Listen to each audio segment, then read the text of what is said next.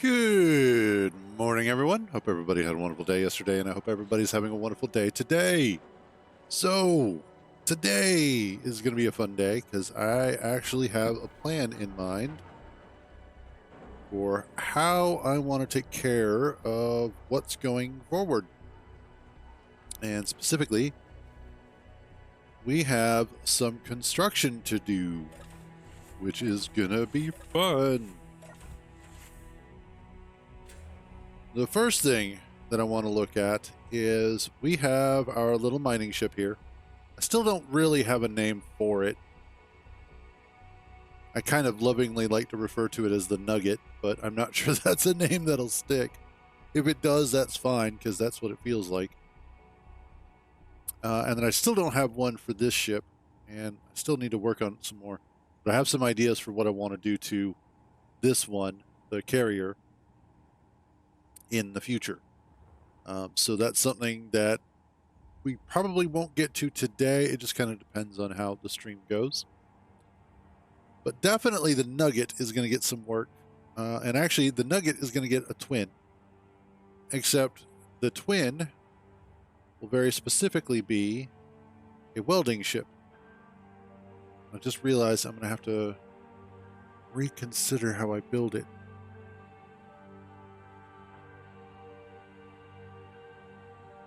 That's right, because, okay, so one of the things with, actually, no, that'll work. Yeah, that'll be fine. So one of the things is that with a ship like the Nugget, what I would like to do is put some welders on the front of it. The overall design is amazing. It's small, it's compact, it does its job. It's very easy to maintain, and it's a good little ship. It can carry quite a bit of stuff overall, so it's a good ship. What I would like to do is create a version of it that has a welder or two on the front of it, specifically so that I can use it to start building a much larger ship, and then eventually start working on the core of the space station that we want to build. And I'm thinking specifically what I can do is build the welding ship out of a blueprint of the Nugget. Once that gets built up, then I can go ahead and use it to build a battleship. The battleship will then be used to start working towards building the station core. And once I get the station up and running, which will also have a shipyard, I can then convert the battleship into an automated ship.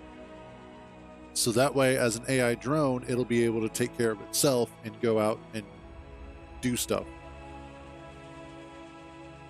So that's the plan. Let's see if we can act on it. We can make good on it. So, first things first, I need to disconnect.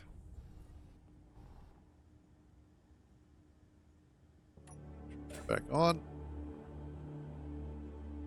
And rename mining Nugget.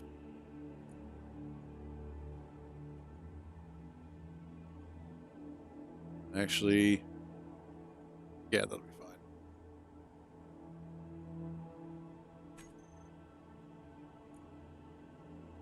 Because that matches with, yes. The reason why I do CCD instead of CCP is because CCP is also the name of the company that does EVE Online. And CCD just so happens to also be the name of my work that I did back in the day as Cruise Coded Designs. So it's just one of those things that I've carried over for years. It just makes a lot of sense. So And eventually I might actually go ahead and release this to the workshop at some point, because it is a cute little design and it is relatively cheap. But we've got this, so let's reattach you.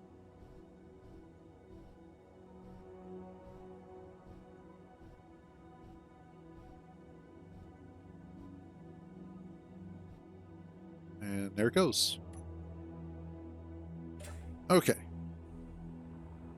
Now that we've got that, what I need is an attachment point and some light.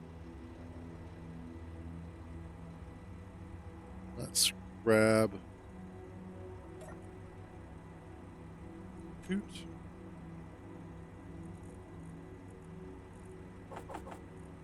Okay, I'm going to need 4 computers, more large steel tubes.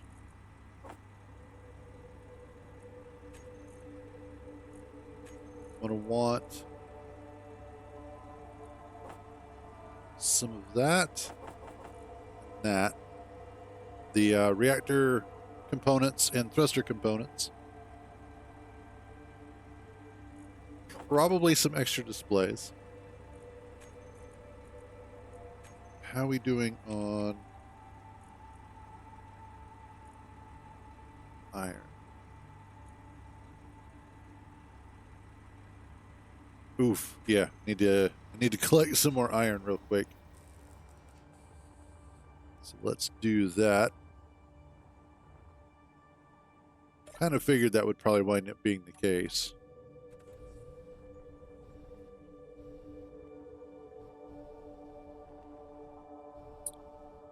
It is fortunate that our home is inside of an asteroid that has iron. You know what? I need to add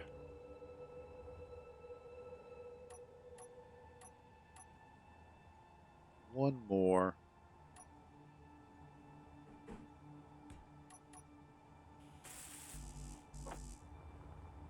Of these flood lamps. Because it's a little hard to see under me sometimes.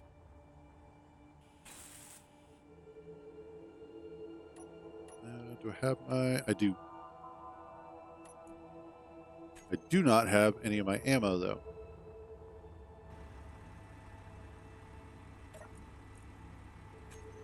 Nope. There.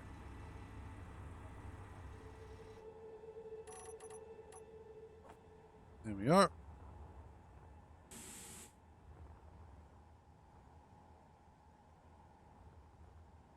Actually, I think that being gray works out really well. It kind of blends in with the bottom there.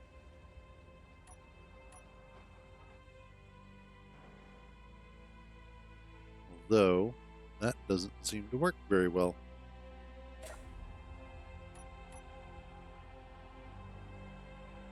What if I take that one?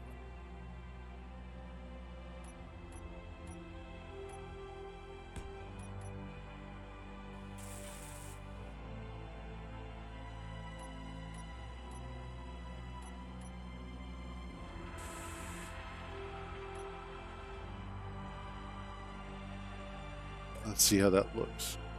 Look the right way. Yeah, there we go. That's better. That feels better.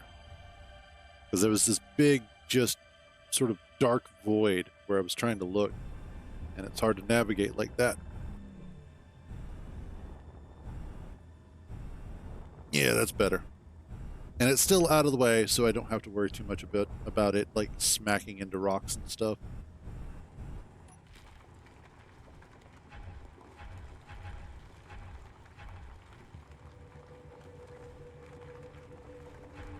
There we go. I might just need to do a couple of runs because we're going to need a lot of iron for what I have planned.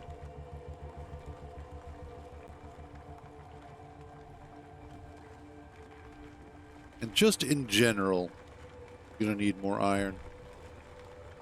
Now, as far as the battleship goes, I have been kind of contemplating how I want to construct it.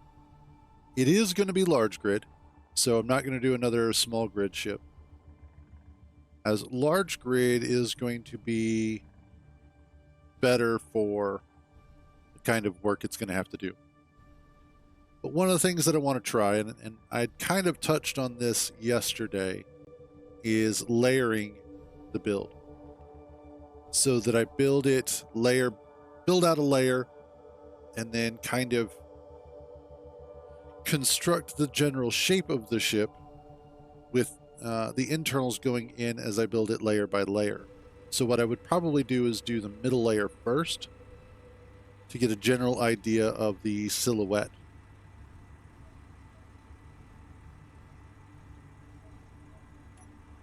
And then from there, once I have the silhouette kind of figured out, I would then be able to start building up the additional layers and adding the parts, the greebling, etc., etc., until we finally have the full ship built and ready to go.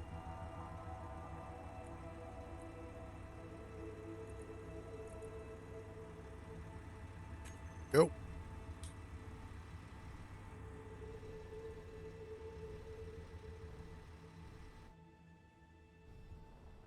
There we go.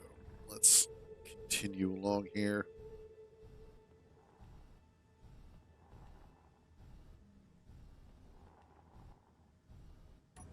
I really do enjoy this part of the game, honestly.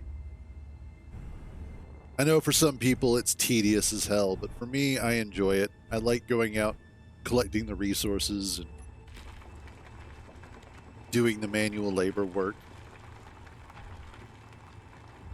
I guess it's part of the reason that I've also enjoyed playing Farming Simulator in the past. It's fun work.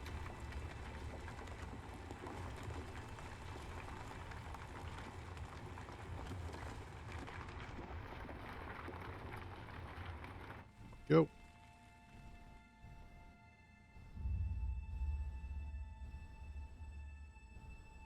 Like, I would absolutely love it if there was a game, legitimately, if you could make Space Engineers into an MMO. Holy shit. Oh, okay, it's just because of where it was placed. It's like, good lord, that is hauling ass, droid. But if there was an MMO version of Space Engineers, and not just Space Engineers alike, but I mean like actual Space Engineers, but as an MMO, I would probably be super, super happy. Like, that right there would most likely be the happiest I could be with an online game. I would sell people's kidneys for that subscription service. What did I just... Oh, accidentally disconnected. That's what.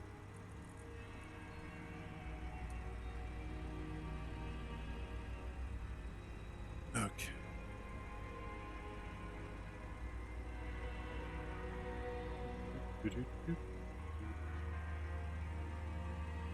Just taking a second while this unloads.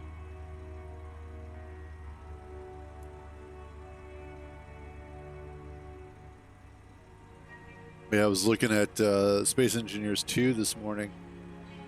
Nobody's watching it because nobody's streaming it. And it feels kind of bad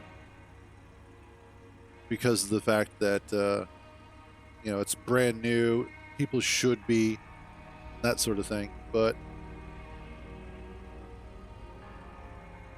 yeah, absolutely. Like, that's one of those things with SE2. It's once they get the survival aspects in, and once they actually get it up to, once they get it to roughly where SE1 is, it's going to be a whole new ball game.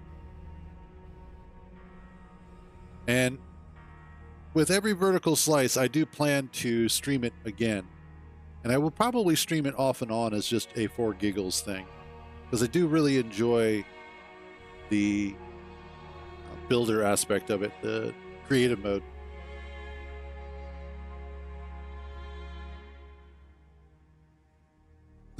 There you go. There we go. Let's grab some more stuff here.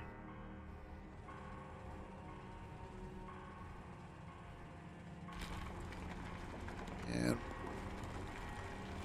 because that's, I think one thing that I would like to see, strangely enough, and they've talked about the new player experience being one of the things that they're planning around, but I would absolutely love to see a slightly longer amount of time being focused on the planetary side of survival.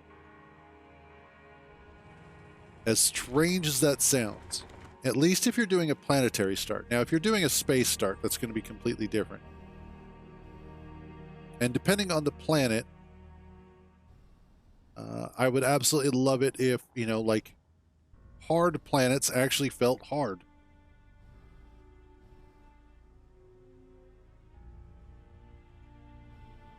I don't know. As far as new weapons goes, it's a balancing act.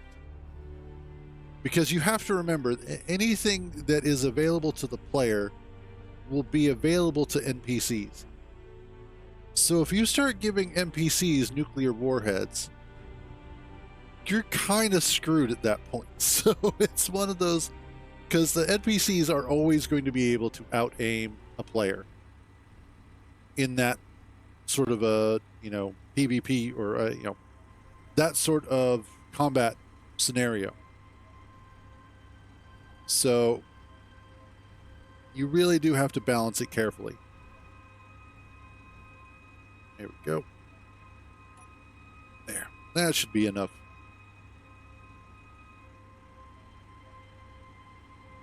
And that wouldn't be too bad. Like, as long as it's something that is incredibly optional, that's fine. But as part of the base vanilla game, something like a nuclear warhead, probably a bit much.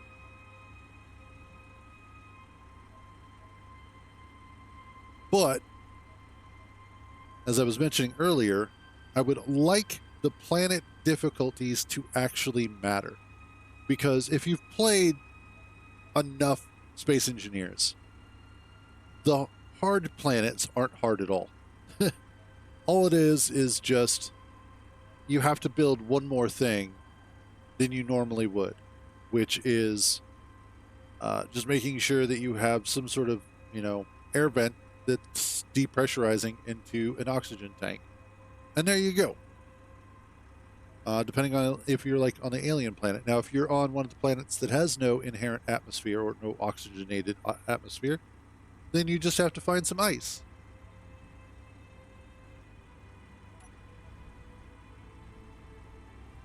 Speaking of ice, I should probably grab some more, which I have over here.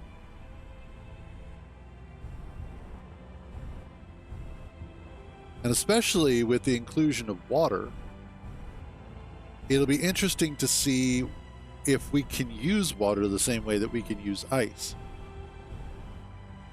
for making, O2H2.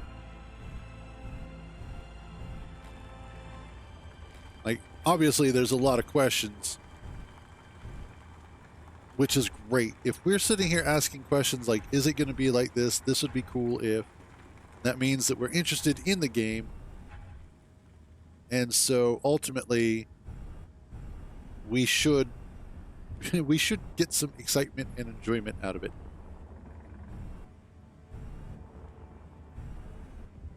Yes. Ooh. Now, here's a question, and I doubt they would be able to do this in any meaningful way, only because of the fact that it would require some really, really good wizard level coding out of the engine. But using the water physics to make a gas giant planet, because gases are just a type of liquid at the end of the day. And So using the fluid system to make gas planets and stuff would be kind of cool. And I think that was something we were talking about last week, is utilizing the fluid mechanics to also make better air tightness. That would be cool. Yeah.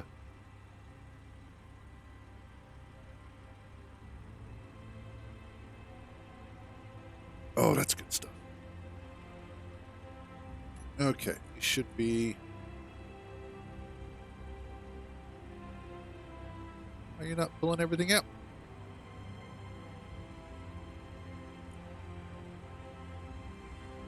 Well, and that would be a difficult. Well, okay, so technically the gravity is realistic. It is an attractive force towards a large mass, which is essentially what they've done. I think it's less about realistic gravity so much as it's realistic flight mechanics. And so therein lies the problem, because of the fact that they can't really do realistic flight mechanics without drastically increasing flight speeds. That's one of the reasons why Kerbal works, Kerbal Space Program works, is because they have much faster speeds available to the craft, so that you can get up to orbital speed. And there is an orbital mechanics mod for space engineers, so that is something that is doable. Why you no pull everything out?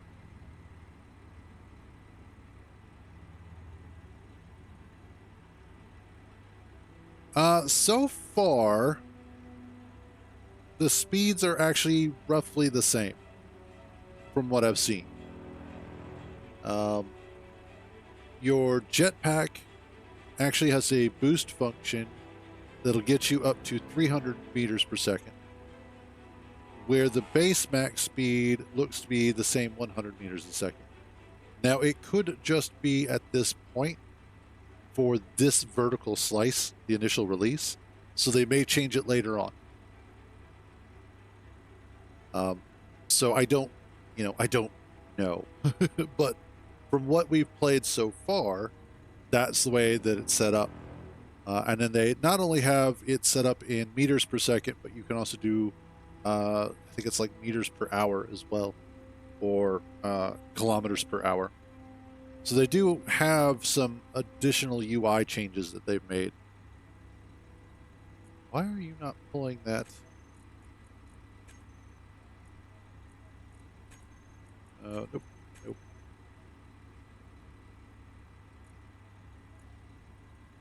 Okay. Why are you not pulling all of that out?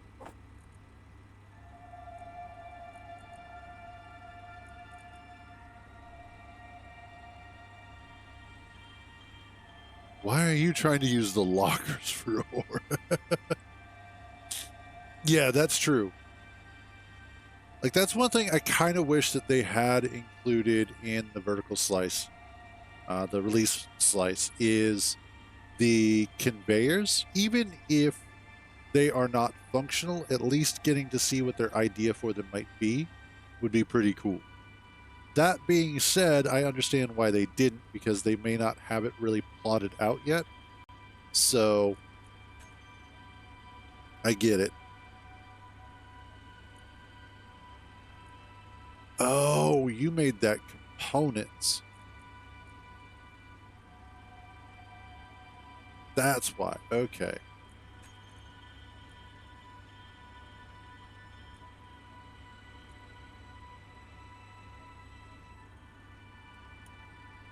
I don't need you guys to be components.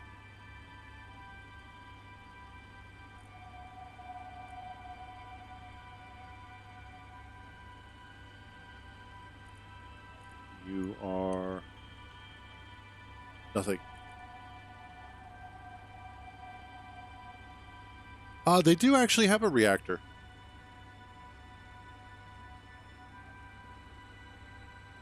It's got the reactor and solar panels, although none of the blocks are truly functional yet. So that's the thing, is that they do have, like, they have the refinery and an assembler in there, and they also have the they have gyros, obviously, and then they also have the gravity generator. But the only block that is really functional outside of gyros, for obvious reasons, is the gravity generator. Everything else, oh, and lights work, but none of the other blocks have functions.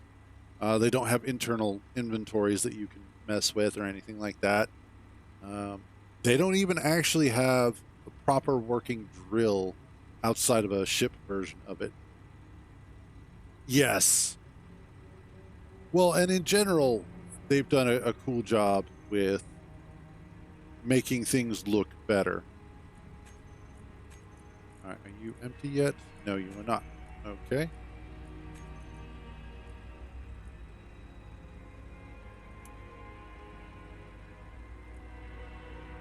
Let's see if that updates.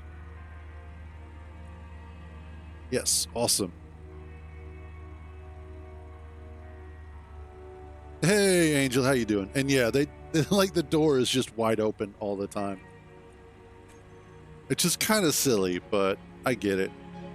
I was thinking about this last night, though, while I was laying in bed. And one of the things that I hope they add, and actually this is a two-part thought. This was actually kind of cool. So the first thing is, obviously I can't wait until they add the action blocks. Rotors, hinges, pistons. That'll be awesome. One of the hinges that I hope they add, though, is a flat hinge. So similar to the way the hinge on your door works, where it has the two plates that sit on top of each other and then open up like that. I'm really hoping they do something similar in Space Engineers, because there are a lot of situations where having a flat hinge would work better. However, the second part of that thought is, I was realizing that the hinge that we have in Space Engineers 1 is literally just a rotor with different attachment points. That's all it is. And the reason why I came to that conclusion is because when you think about it, it inhabits the same amount of space.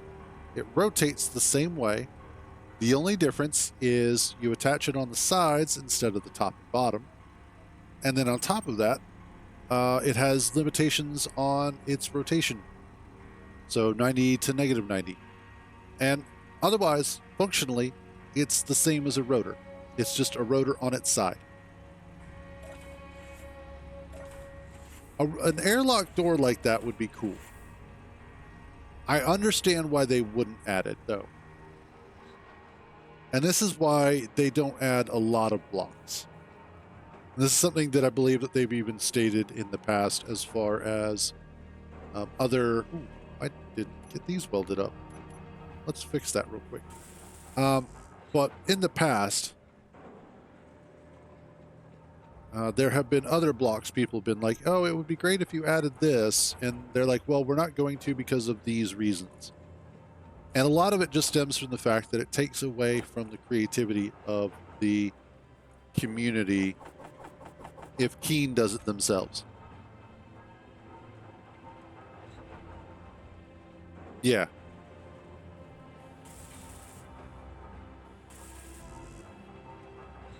And again, yeah, having airlock doors like that really does help. Is that what I needed? It is now.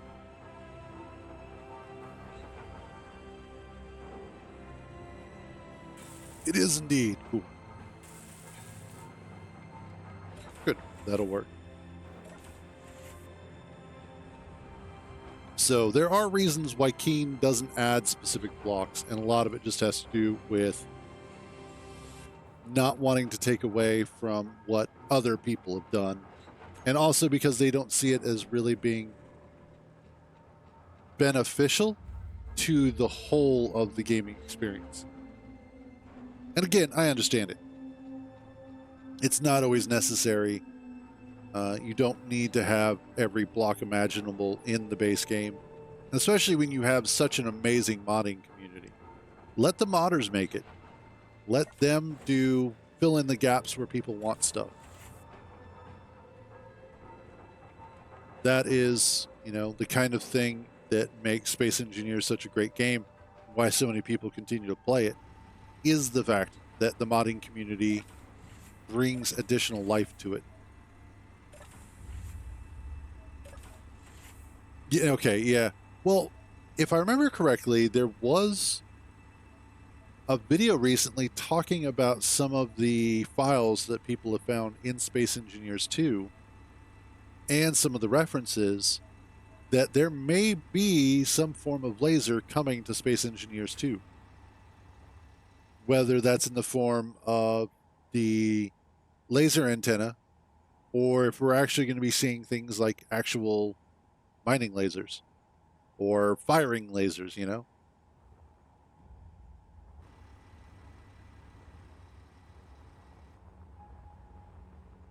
Like, I could see it as being more of an end game sort of thing. Like, once you've gotten to a certain point and you're starting to get more of the high end ores.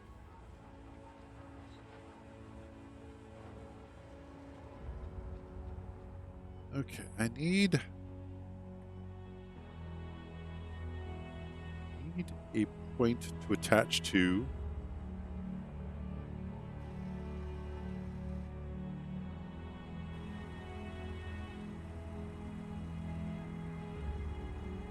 I don't know.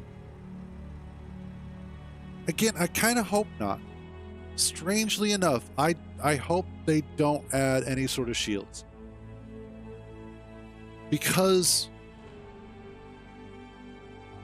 the armor system works really well, and especially with the new destruction mechanics in Space Engineers 2. The way that blocks can be ripped apart individually. Adding defense shields of any sort would kind of take away from that and would be a little bit too high-tech in a strange sort of way. One of the things that really kind of separates Space Engineers from a lot of the other games is the technology level is almost sort of sci-fi modern in a way. Yeah, we have these incredible materials that we're building with, and we are basically just taking raw materials and magicking them into usable components. But that's just sort of the gamified version of it. That's the slightly farther ahead in the future aspect, which is cool.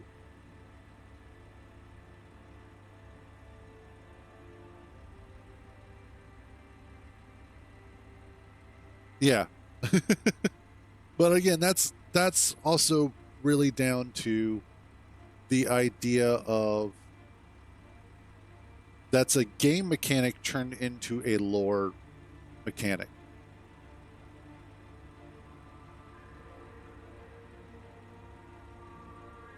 Because at the time that they originally started this, I don't believe that it was easily possible to make a single unified grid system.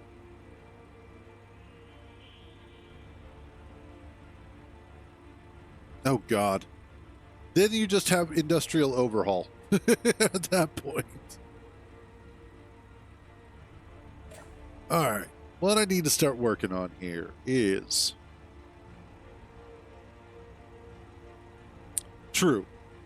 But I think it's more so just the idea of the unified grid. A version of I/O for SE2 would be great. I'm not saying it would.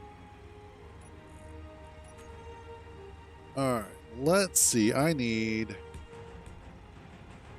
a little bit of space here.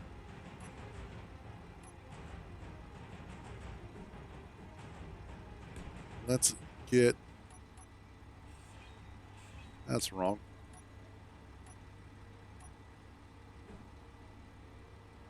Wait.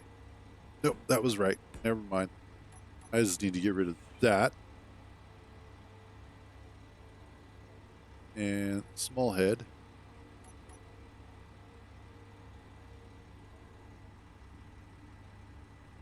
We will rotor lock that.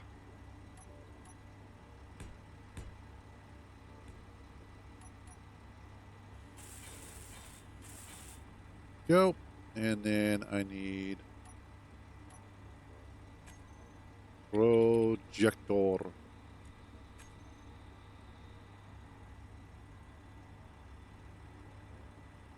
And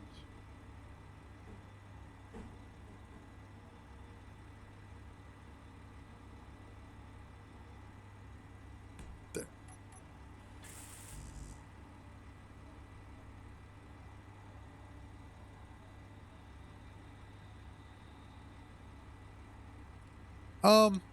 Okay, so I wouldn't say that a unified grid system is actually a simplification. If anything, it's making it more complicated. It's, however, streamlining the building flow. Because one of the biggest issues that a lot of people have really is the designing aspect. And the simplification of the grid system, simplification is really not it's a strange word to use, because it's not simplifying it in the same way as just taking away the complexity of it. If anything, it's adding complexity to it, but it is streamlining the process of building and designing, because you no longer have to worry about, is this small grid, is this large grid? You just have to worry about, this is grid. And so it adds a level of depth because of the fact that it does increase the amount of detail that you can do, but it also changes the way that you build, the way that you think about building.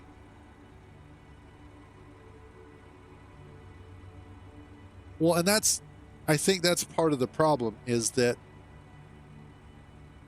Space Engineers 1 is one of the only games that really has that distinction between small grid and large grid.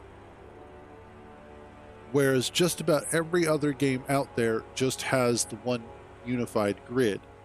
But they also generally only have one. Well, no, because Imperium Galactic Survival has multiple grids. Now that I'm thinking about it. Although that game came out roughly around the same time as Space Engineers. So that was another one of those that, that may have just been a limitation of the time. That's the other thing, is that these games are, a decade plus old. Did I grab this? No, I didn't.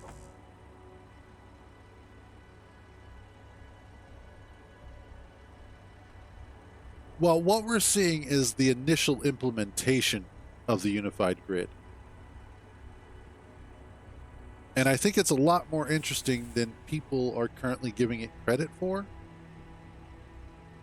Only because of the fact that we don't also get all of the additional working blocks with it. We're not getting the conveyor systems and all of the O2H2 generators and tanks and weapons and everything else that's attached to building. So for right now, it feels kind of dull. But once we get our hands on more of the survival aspects and more of the functional blocks, I think that will start changing people's opinion on the unified grid.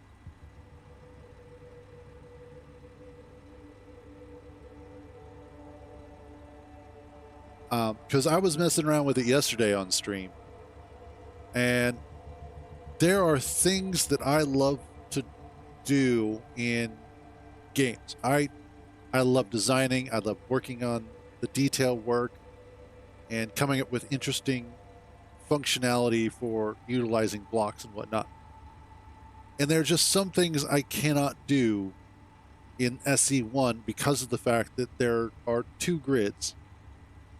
There are blocks that I want to add that are small grid, but I want to use them in large grid, and I can't. And there are blocks that are large grid, but I want to use them in small, that I can't. And so the unified grid means that they don't have to worry about mirroring blocks or making a large grid and small grid version. So that actually decreases the amount of work that they have to do, but increases the overall effectiveness of what we get to play with. Like catwalks, for instance. There are lots of times where I want to use catwalk on a large, small grid build. My Puma is a great example of that because it's a massive ship, but it's all done in small grid. And I had to use a set of mods in order to use catwalks. Freaking catwalk. So the same thing can be applied to the unified grid. Because of the fact that we now have more blocks to utilize, that gives us more of a tool set to work with. And that can only be a net positive because absolutely at that point, we have more blocks. We have more blocks overall to play with.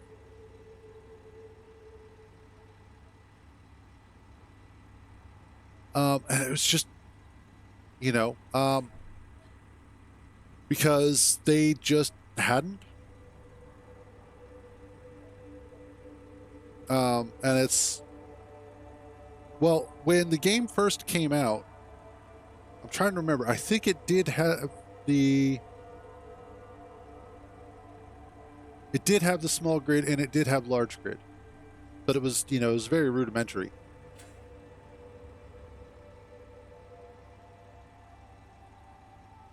So it was never like they were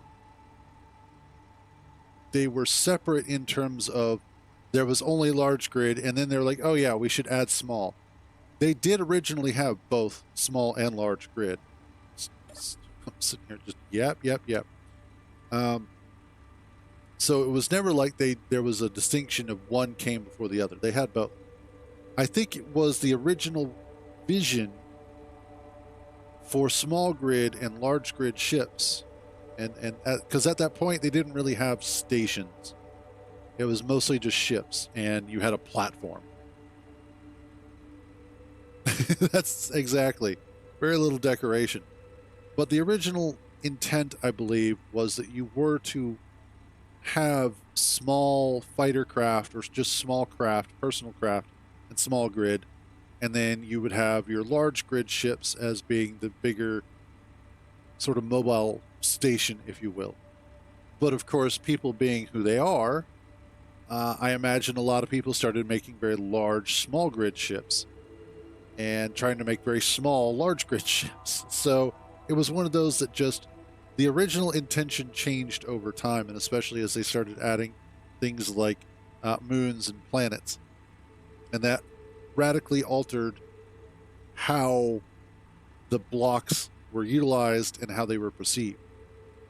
And here we are like 10, 11 years later, and a lot of what the original intention was has changed.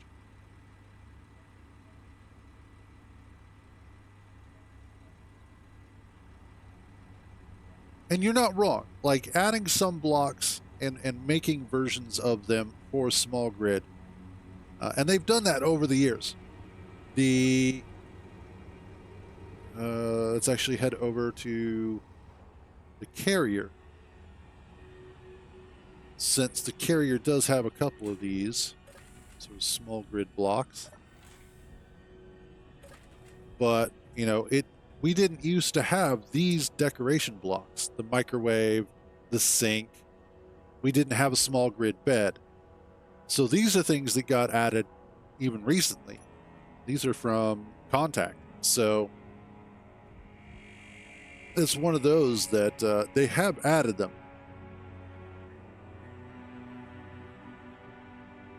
Yeah, that and the small oxygen tank will be awesome.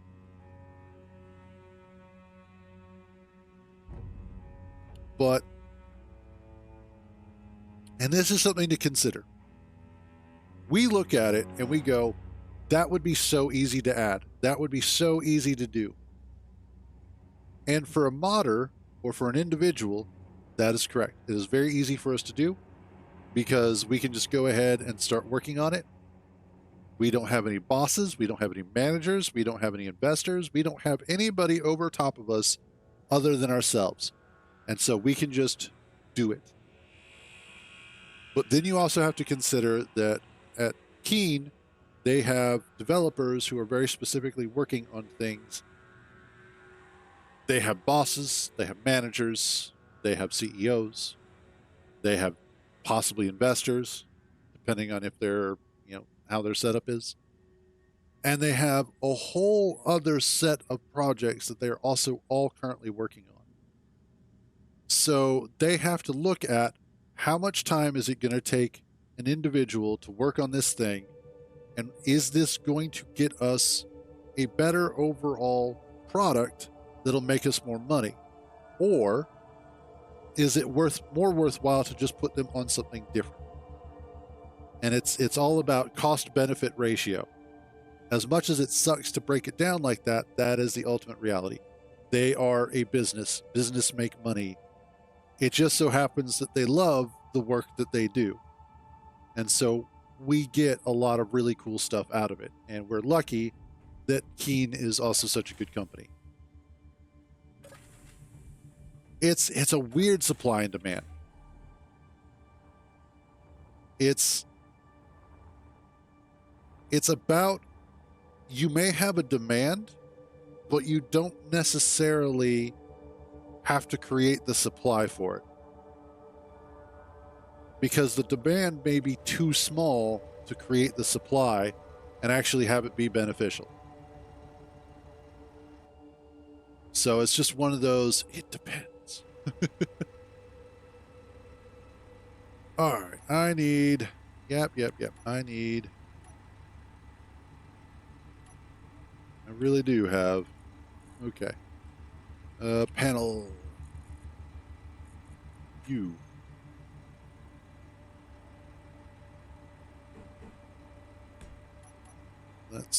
Thank you. Yeah, exactly. All right, you are projector. Projector. Blueprints. Nugget. Awesome. Not that. Forward.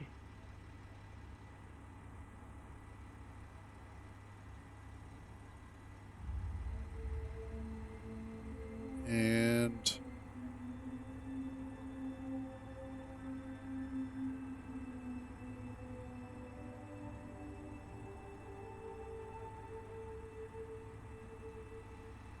let me look in here. Actually, what I ought to do is, second.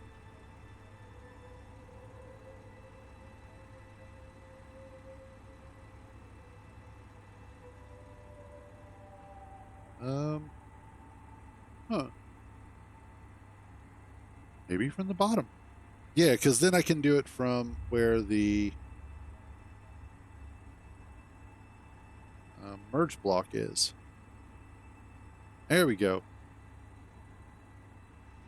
And let's do, whoops.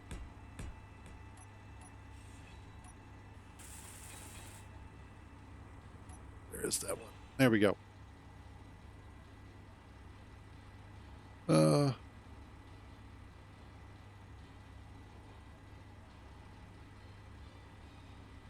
True. And a lot of people are really, really hoping that, and especially with the unified grid, that also means that projectors are capable of handling subgrids. And that alone, if their projectors can now handle subgrids, that is absolutely worth the price of admission instantaneously. Everybody's going to lose their minds, be like, oh, okay, yeah, we're playing. We're good. We will start doing this. We now see the vision. All right, there we go. So now I can go ahead and start welding this up. However,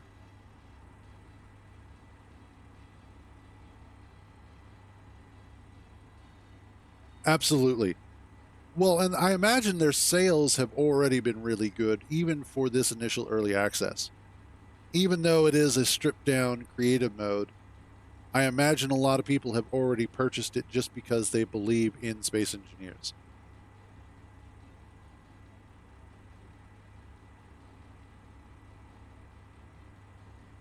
Yeah.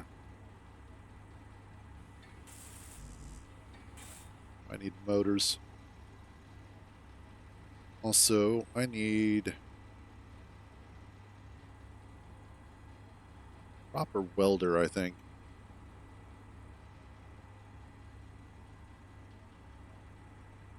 Oh, yeah. Oh, there we go. Yes, that's what I want. Yeah, the DLC is going to be awesome. I'm actually really looking forward to the new DLC, just because I'm always looking forward to new DLC. They always do some really cool stuff with it, so I'm looking forward to that.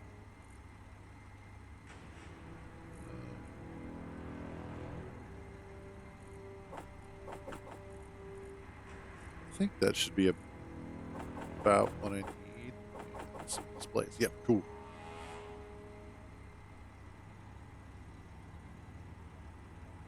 Oh, God, yeah.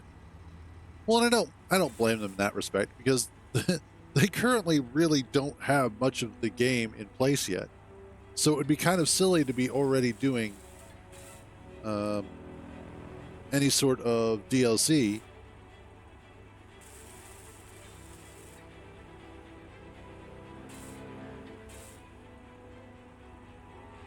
I need some proper.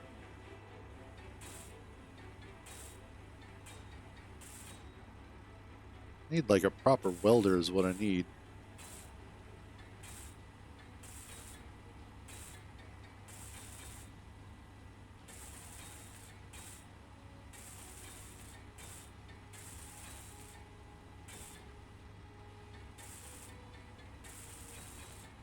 Let's see if we can get. And it, like, and this is something that I have a problem with sometimes with companies that do DLC, is that they tend to drop the DLC at the same time that they're dropping the game. And it's like, you have just released a completed game. And you're also wanting to charge us for additional content. Why wasn't that additional content also part of the original game? If it's day one DLC, that's kind of messed up. And that's where I tend to have some problems sometimes. And again, I get it. Company's got a company. But why couldn't that have just been added as part of the base game? Why is it separate?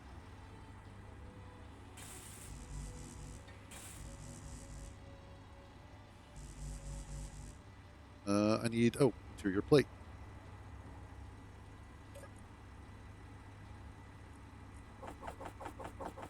There we go.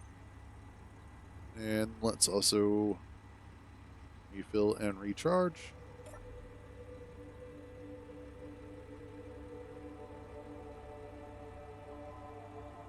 Now, the interesting thing with this build that I'm working on is that I'm going to have to, once I get it finished, I'm actually going to have to tear chunks of it off. Like up here, I need to actually replace a large portion of it.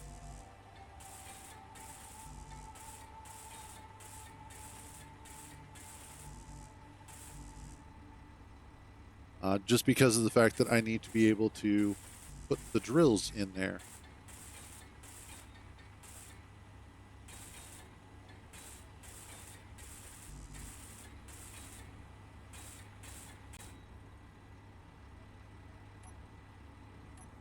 Feels like. Nope, we're good. Okay. Well, sort of. Let's grab. Oh, I don't have any power cells that. Okay. Let's make some more.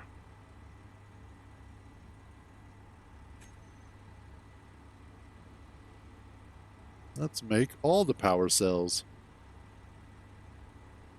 What I would hope that Keen does is not have a DLC on day one. I wouldn't mind it if it was like maybe the first or second month, because that'll give people enough time to actually play the base game, to get started in it. Then go ahead and release some DLC, especially if it's something like, engineer skins and tool skins and stuff like that. Maybe a couple of additional blocks. Nothing too major, mostly cosmetic. And especially if they maintain the same sort of cheap DLC price, I'd be fine with that.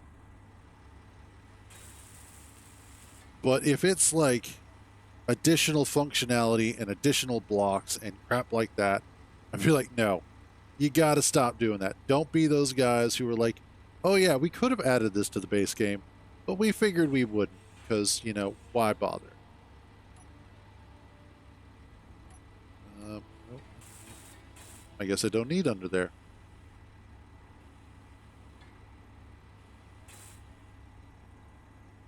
All right. Need large steel tubes.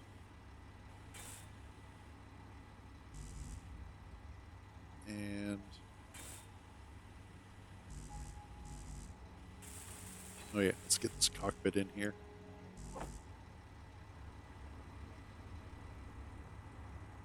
Grab you. Awesome.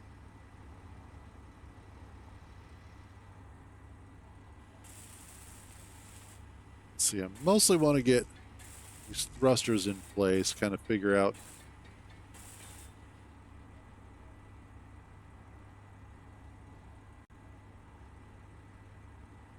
true. And again, that's also a ways away. That could be as much as a year or possibly 2 away from where we're at right now. And that's just because there's a lot of work between a creative mode and what we have at the moment. Let's get all these thrusters in place.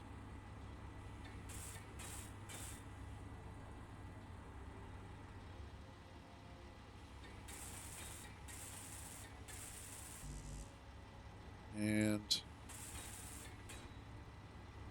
let's also shut this off for now so that I can see what I have built so far.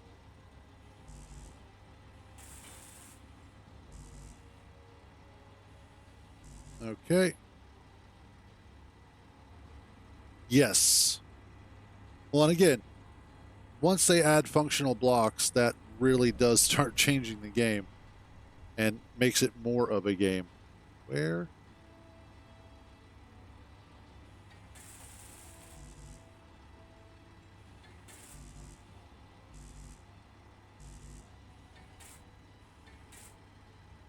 Okay. So we definitely have some work. Okay, let's turn that off.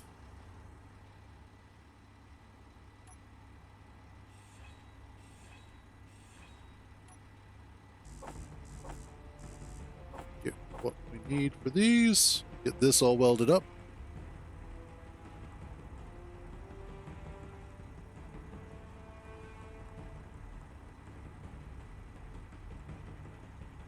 All items will move through the conveyors. Like there's no item that won't move through a conveyor. I think what it is that some items don't go through all conveyors.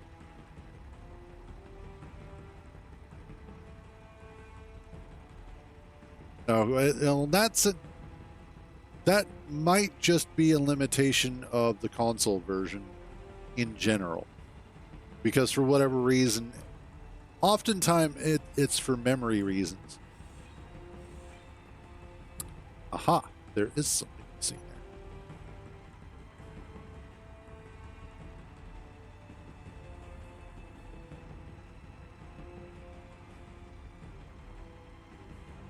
We gonna turn on the... Oh, apparently not.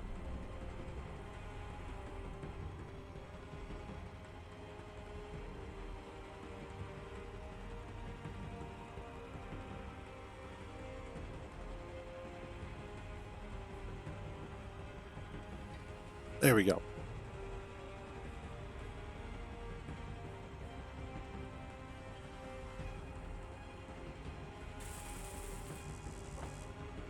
Although, honestly, now that I'm thinking about it, I don't need these guys.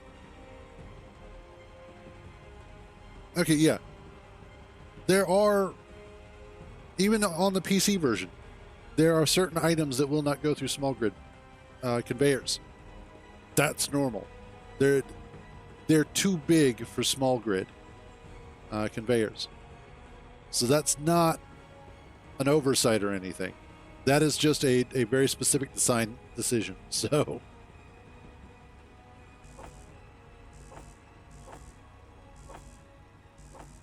go.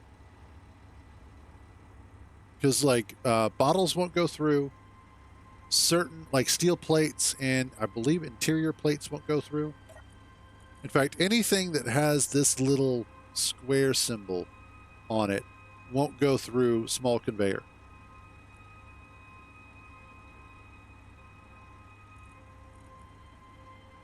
Yeah, that's true. There are actually two different conveyors for small grid, which is weird, but it works.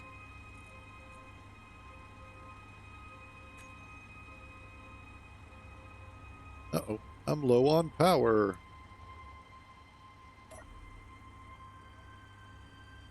Let's get recharged here.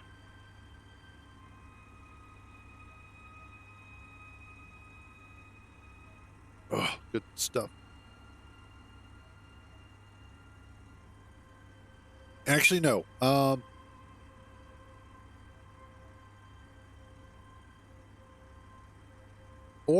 ores will go through all conveyor systems. If you have ore that's not going to a particular container, that may just mean that it's not currently connected correctly. Or has no limitations on what conveyor network it'll go through. And as far as I remember, the little square with the line through it is not build info, but we can double check that real quick. That's a pretty easy thing to check.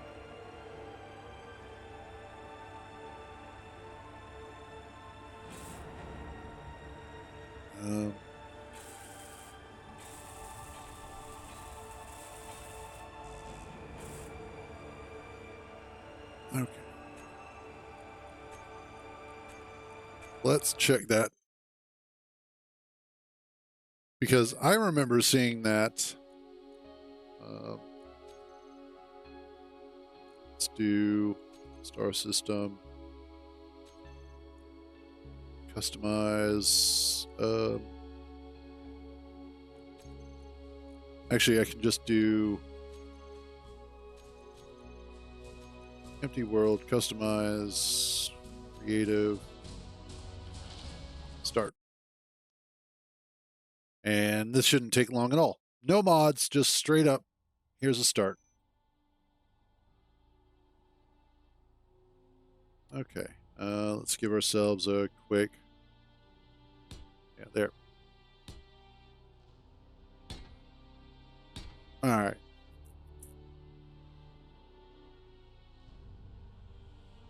Nice. All right, I need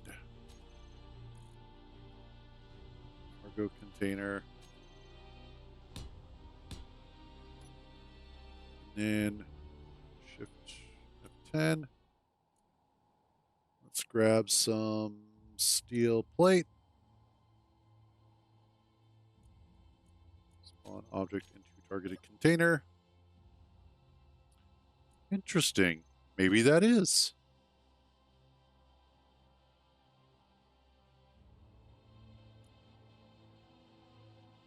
Okay. I didn't realize that. Now, I wonder, let's do this. Let's try it like this. Shift F10.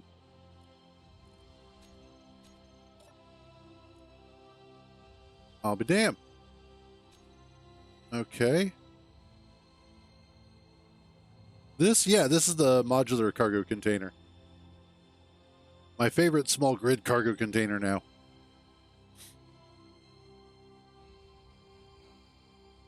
She's beautiful. I think it's what is that? 3 by 5 by something? Yeah, it's amazing. It replaces medium cargo containers for me in most cases. And it's still fairly cheap to make. So, you know, there's that. I need just the assembler.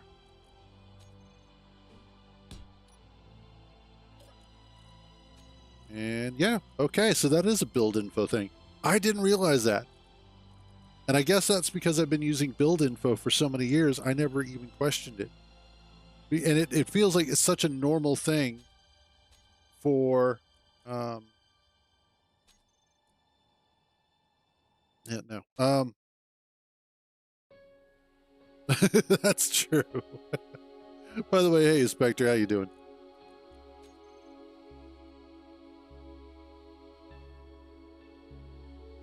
I have made a base and I have used them. I didn't find it all that painful though.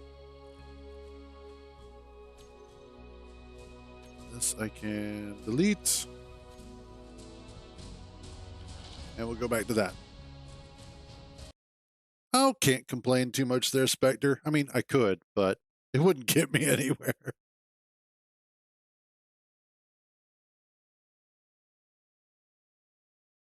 Oh, good stuff. All right, back into our regularly scheduled game. Yeah, no fair. No worries there, Angel. Absolutely, you told me so. Yes, the paint gun is one of those that since it's since I first learned about it years ago through Splitsy, I honestly cannot play without it. Like it's one of those must-have mods every single time I start a new game. And it's just because of the overall functionality it provides far outweighs the fact that it's a mod that I've added to my playthrough. So it's one of those that is totally, I just have to have it kind of thing. Yes, 100%. And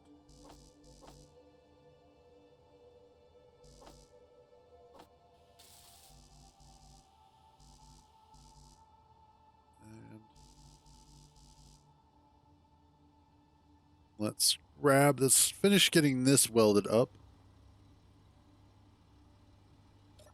I might have a small problem. Where is... Oh, I know why. I know why. I did it again.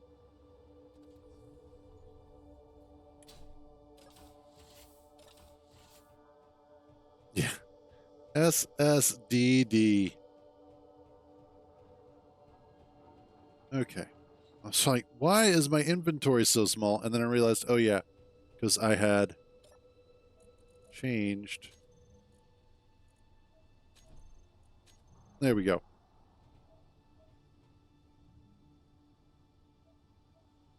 Nice. You know, and it's funny too.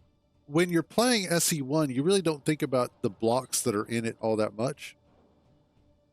But once you actually have to break it down and look at, you know, like especially if you're rebuilding it, you realize there's a lot of really random blocks that are attached to it. You're like, why are all of these blocks here? Why do you have all of this stuff? And a lot of it just like they have the rounded blocks on there a lot for some reason.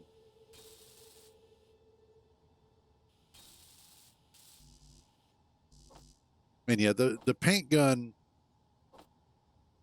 I don't know who the original author of that is off the top,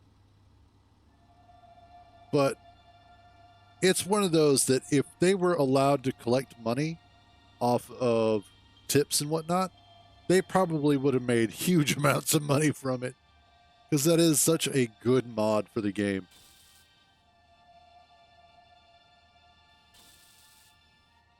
I don't see that the original escape pod is that ugly. I like the look of it.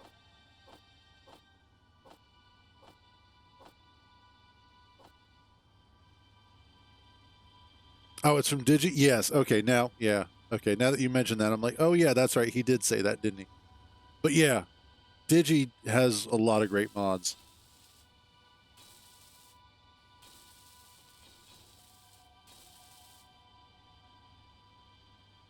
Is there anything? There is. Okay, good.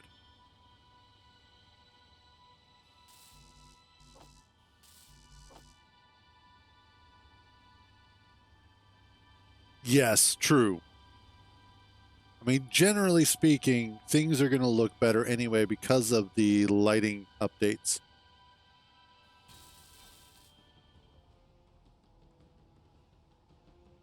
All right, that's...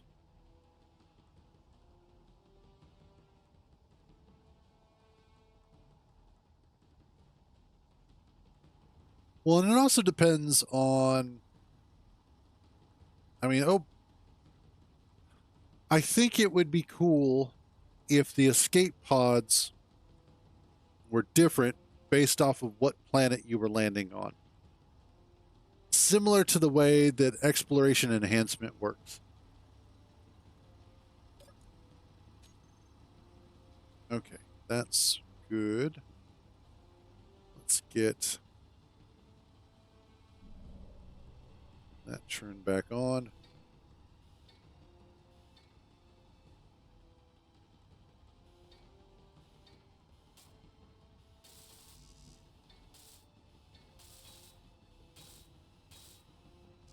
There we go. And also, and I think that's most of the important stuff.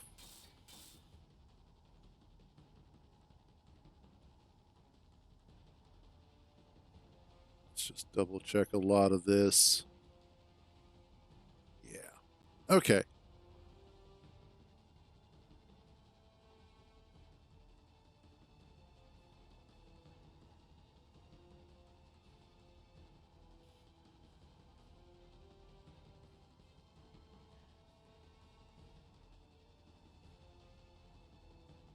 It would be it okay, so better clipping models for blocks would be nice. And I think that's part of the update to the physics engine that they have done.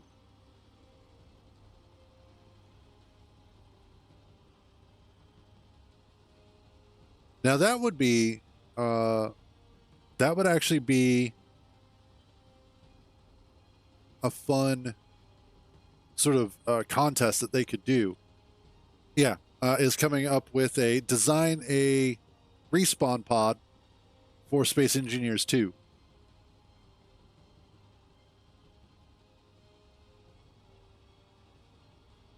Okay. Cargo block off. There we go.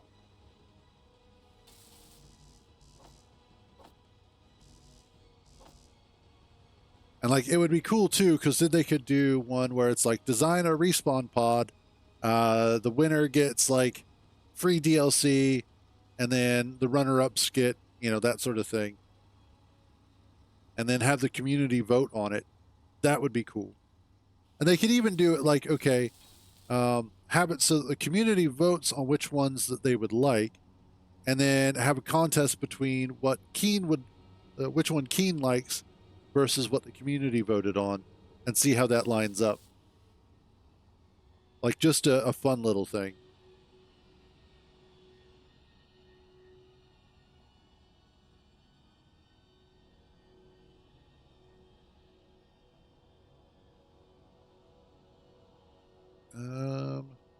Okay. I think that's pretty much everything I need. Although it feels like I'm missing some blocks. Like, I know for a fact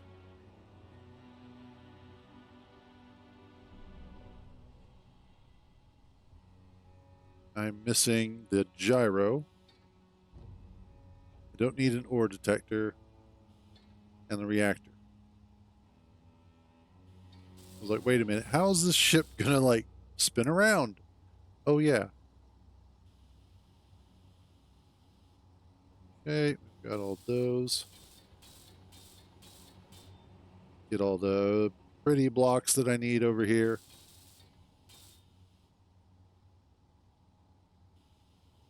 And that's all looking good.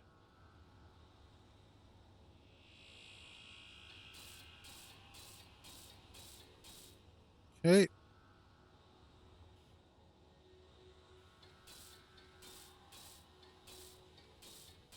Awesome.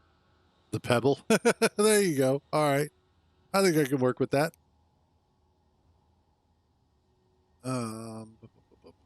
Okay, cool.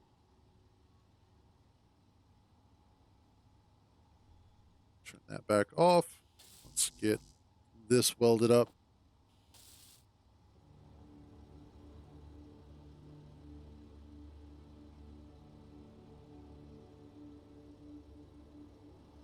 Doot, doot, doot.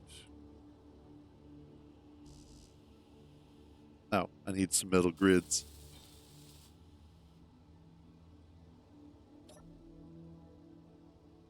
I'm also going to go through and paint the yellow parts.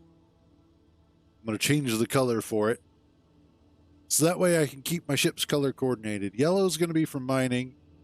Pink is because of Neo. And then I think I'll do maybe blue or possibly green.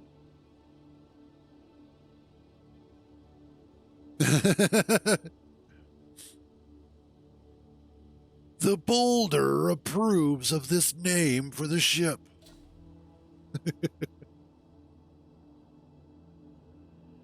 Okay, let's see. I need...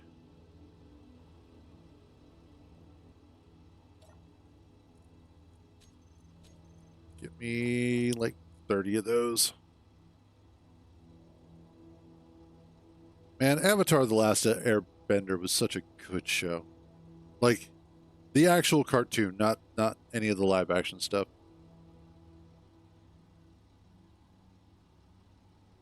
Well, in all fairness, like, where could they take the boulder?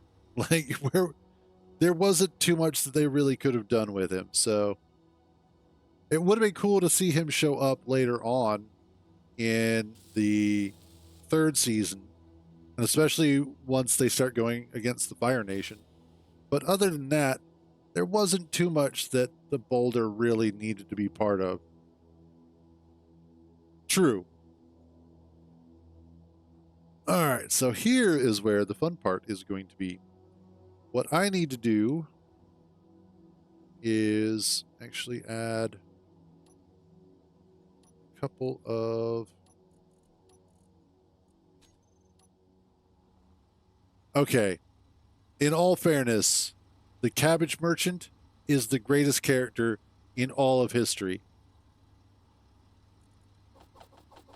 And they couldn't have not put him into Korra because he's greater than even the Avatar. And nothing, and I mean nothing, is going to keep him from trying to sell cabbages. Except maybe everything. But although I used to do that in GTA all the time. When I would be just driving around and just chilling and doing my own thing, and some rando would come through and blow me up for no reason, the first thing I would do is go to chat and yell out, "My cabbages!" And a few people would get it. A few people would, and it would make me happy. And I was like, okay, things are, everything's right with the world. And then, of course, there are some people who are like, I don't get it. It's because you're probably either too old or too young. Let me get, yeah, that much. That'll be good.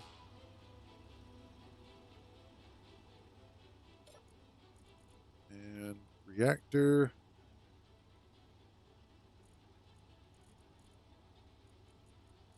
There we go. Awesome. Now we can start charging the battery. Okay, so some things that I need to remove. Yeah. But it's like a lot of the Saturday morning cartoons that we used to grow up watching. All that's gone now. But this stuff we're going to go ahead and remove because this is specifically just for the mining variant. So I don't need all of this.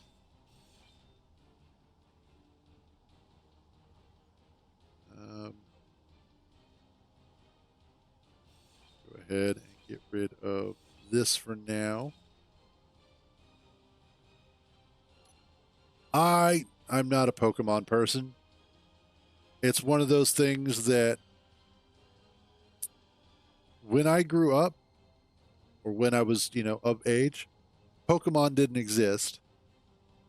And then by the time it started getting popular, I was already beyond that point.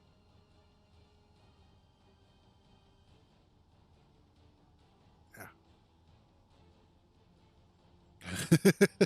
Typical.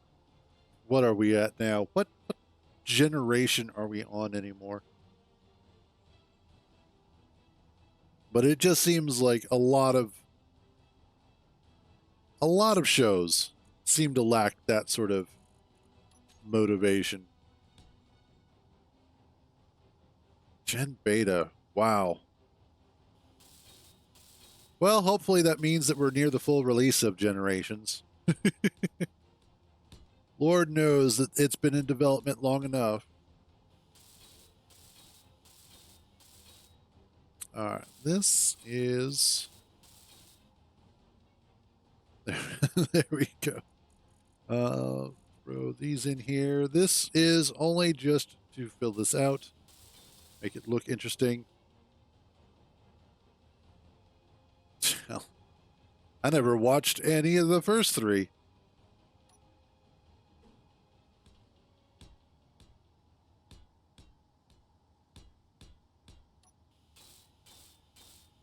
And there we go. Awesome. Okay. That makes me feel a little bit better about this. So what I need to do is I need to put this here.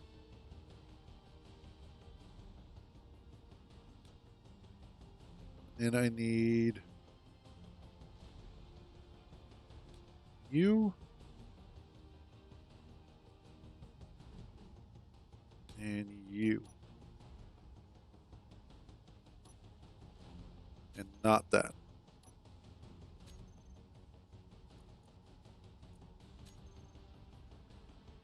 And then Welder and Welder.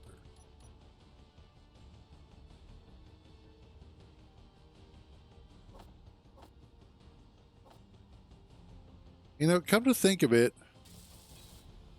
I don't think I actually have a favorite movie series.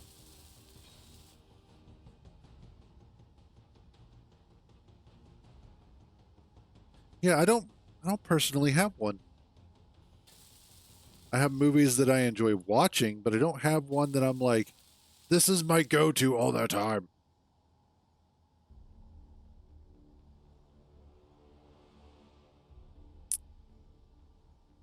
FedEx, well, a lot of shipping companies have had issues lately, so.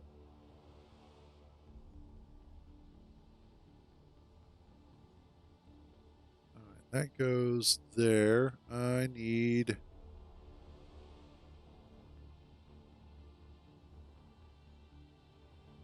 I could probably...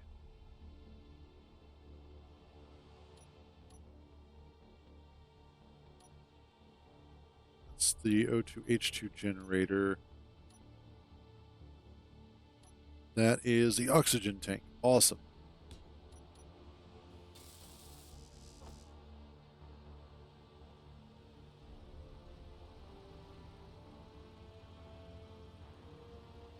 And there we are. Now I have an oxygen tank. That's sexy. No, that's a regular oxygen tank. That's just the small grid version of it. The small oxygen tank will look most likely like that.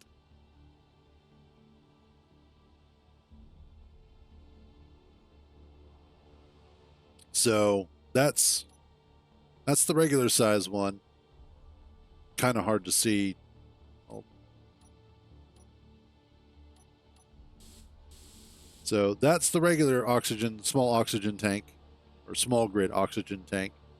And then this is pretty much what the small oxygen tank is going to look like. It's basically just a small hydrogen tank. Which there's already a mod that adds a version of this. So that's not anything new as far as most players are used to. Good way to do it. All right, let's repaint that. And I want...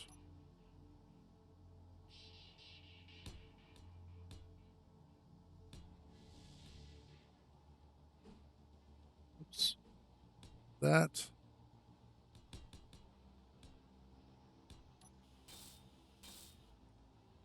I think I'll need to repaint these.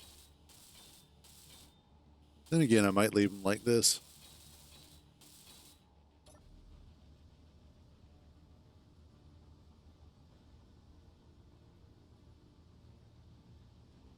Okay, and then I also need to get rid of those.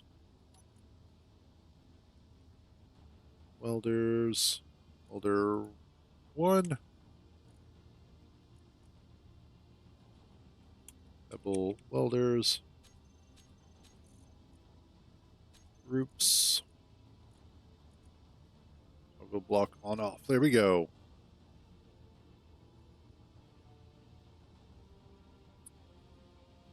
It kind of depends. I think with each vertical slice that comes out, we're going to see it getting streamed more and more. When planets come out, it'll start getting streamed more, yes. But survival is the vertical slice that is really going to cause it to explode. That's going to be the point where more and more people are jumping into Space Engineers 2 because there's actually going to be some gameplay there, some actual meat and potatoes to the game, and not just more creative mode. And I think that's really what a lot of people are waiting for right now, is just the survival mode. Possibly, I don't know. Let me look up the Space Engineers 2 roadmap.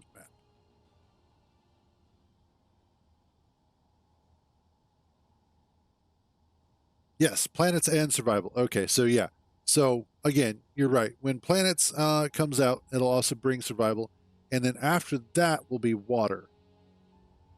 And then after water is when we get all the rest of the stuff, and that's going to be multiplayer. That's going to be NPCs. It's going to be a campaign. Yeah, so you are correct.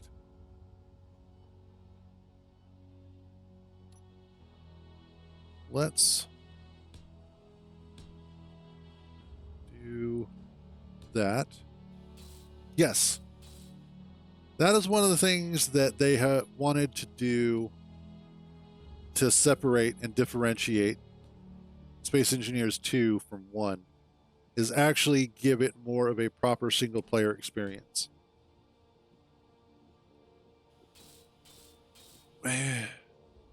We kind of do, but we kind of don't. It's done through scenarios.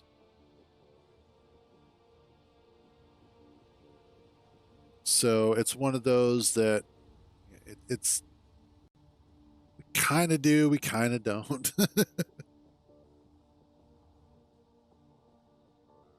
All right, now what I need is put a light there.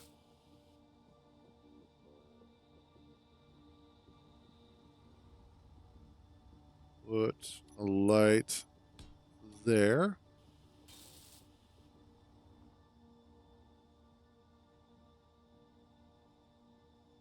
Let's get some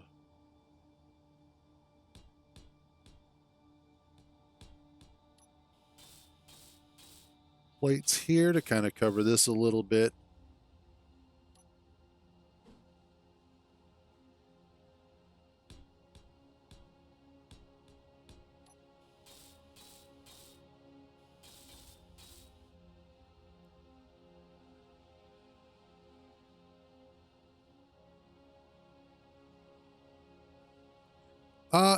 It kind of depends, because that's one of those things that can be a tricky experience to balance. I know personally I like to turn progression off when I remember to do so, because I've been playing for so long, progression just gets in my way. But for first-time players, and in certain circumstances, I could absolutely see that being an important thing to have in. So progression is one of those, it's kind of a mixed bag.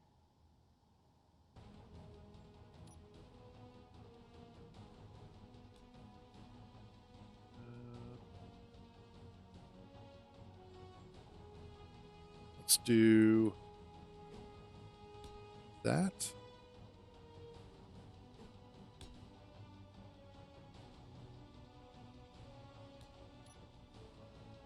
True.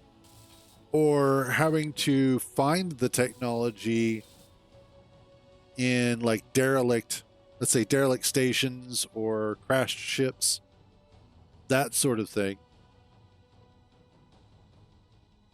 And so there's like if you find, let's say, a new type of thruster, grinding it down allows you to research it that way.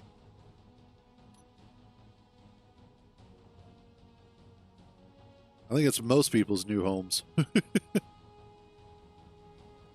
Let's get... I need more steel plate.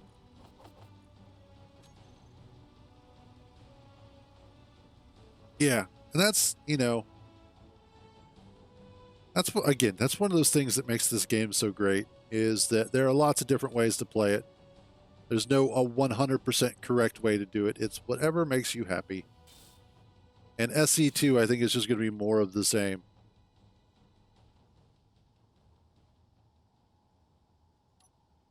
Let's switch over to this.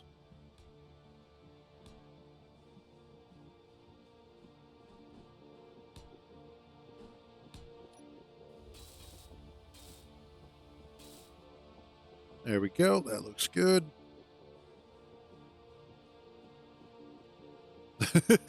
That would be cool. All right, I need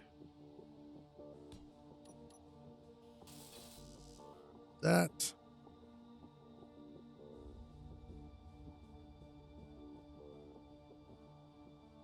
And I think that's primarily what I need.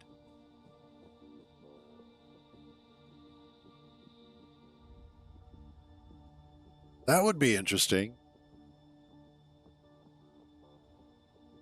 But the other thing is, they could absolutely do it so that instead of it being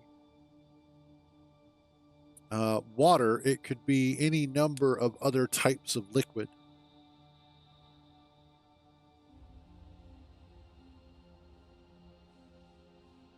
So it's one of those that there are a lot of options and opportunities for fun gameplay elements in that respect. Yeah. Liquid methane will just have me go to Taco Bell. Okay. She's a little chunkier, but I like it. I like it a lot, actually. Let's go ahead and pop this off. Make sure we fly well.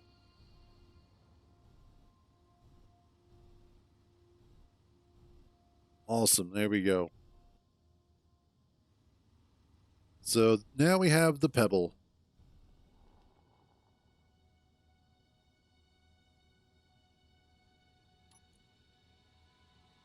Well, yeah, out for delivery just means that it's out for delivery. It doesn't necessarily mean that you're the first stop on the delivery route.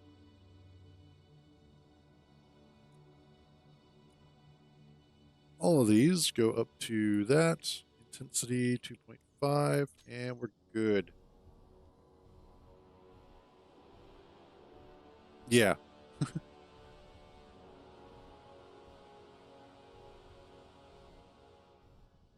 Okay.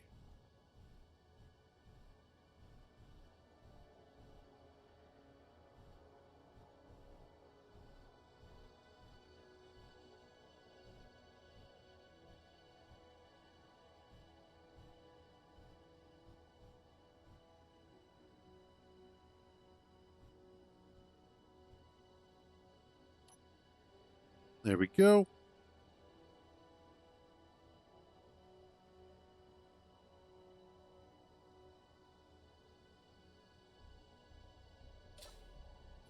That's true. Not having a flash drive to help with the setup does change things a little bit. Why did I set that so far out? What was I thinking? Why is that so far out?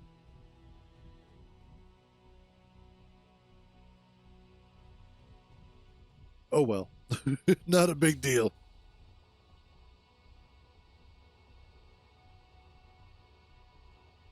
All right, now that I've got the nugget and I've got the pebble.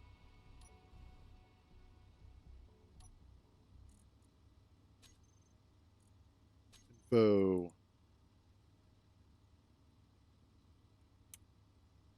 Nugget. There we go. Oh, you might be right. And it wasn't really a warship. That was just the get us into space ship. And it just so happened to be useful for a number of things. But I think you're right. I think that was my setup for it.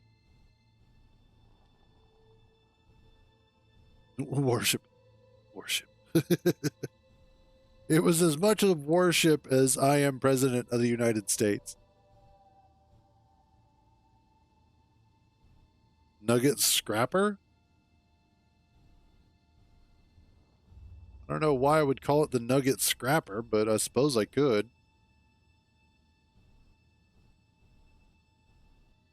I could basically just take the pebble, make a copy of that. Fair enough. Fair enough.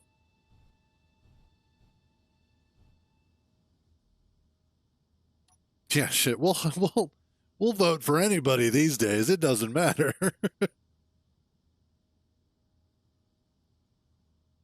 All right, there we go. We've got the carrier, we've got the nugget, now we've got the pebble. One of the things that I wanted to do specifically for this, let's disconnect, is I need to set the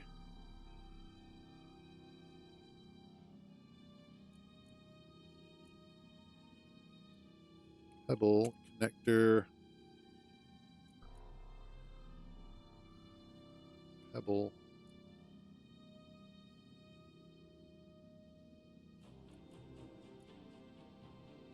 minor thrusters. These are now pebble thrusters. And pebble reverse thrusters.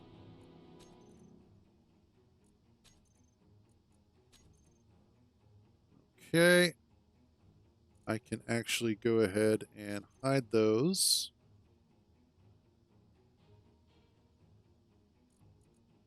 March block. Pebble. There you go. Yes. Let's defund the Factorum. We're spending way too much money on Prototech when absolutely we could be sending it to the orcs. Or we could be helping to fund the Reavers because obviously they're fine, upstanding factions and they need more of our investment money than the Factorum does.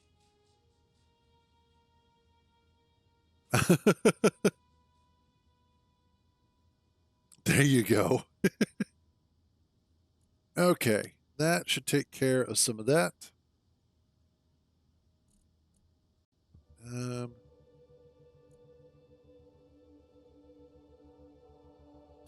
Make space great again. Yes, there we go. Let's see. The other thing I needed to do was the connector. Was it no sort, I believe? If I remember correctly. Let's double check. Control panel, PB.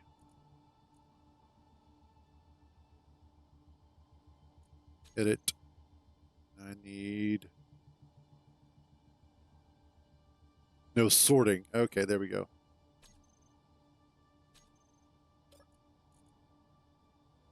Control panel, no sorting. There we are.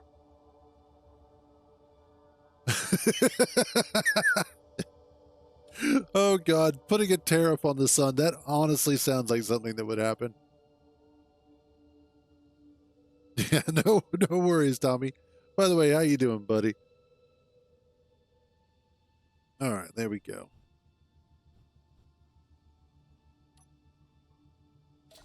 Now I need to see if this worked. Let's see. Mod CC. Make sure it's not pulling anything out. I think we're in good shape. Excellent.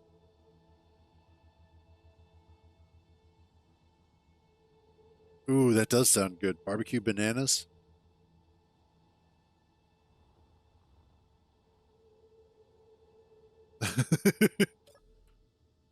Yeah. The sun is sending us too many photons. So we're going to go ahead and we're going to send ice out to round up all of these illegal photons, and then we're going to deport them off the Earth.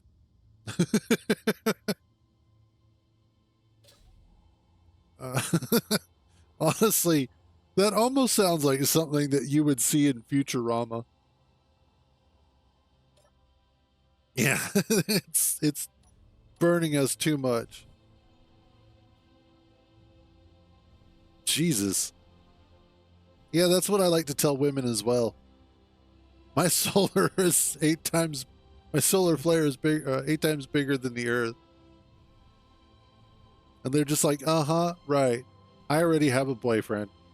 Okay.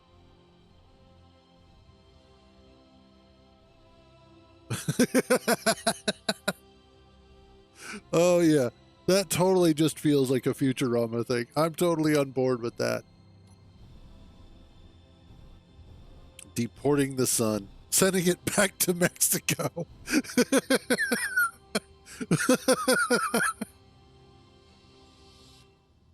Oh yes. Oh God, I love the internet sometimes. You guys are awesome. Thank you for the follow there. What is that? Hoo-habab?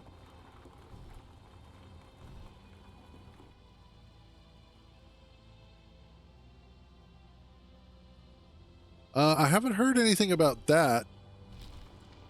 I haven't heard anything about the possible collisions with asteroids. But then again, there's always a possible doomsday scenario, so. Sun back to China. Yeah, unfortunately, the current sun was made in China, and we're just not happy with its current build quality. So we're gonna see about we're gonna see about getting some American-made sun here instead. That's how that's gonna work. However, we are keeping the moon. The moon is pretty cool.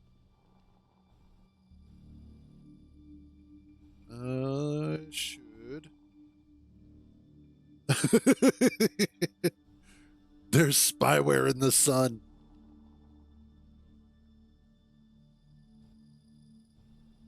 Oh yeah, yeah, the one that, and actually, the reason why that particular meteor was as impactful, no pun intended, as it was, is because it was actually an airburst meteor. Strangely enough, from what I recall, the explosion when it hit, if I remember correctly, it airburst before it collided with the ground, and so what damage it did was different compared to what a normal meteor might do on impact. Yeah.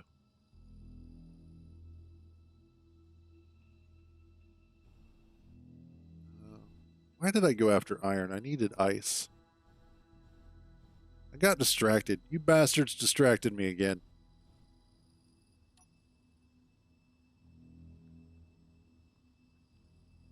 There you go. Oh man.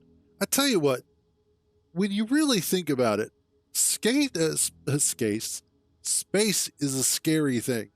Like outside of the planet Earth, it's freaking frightening out there.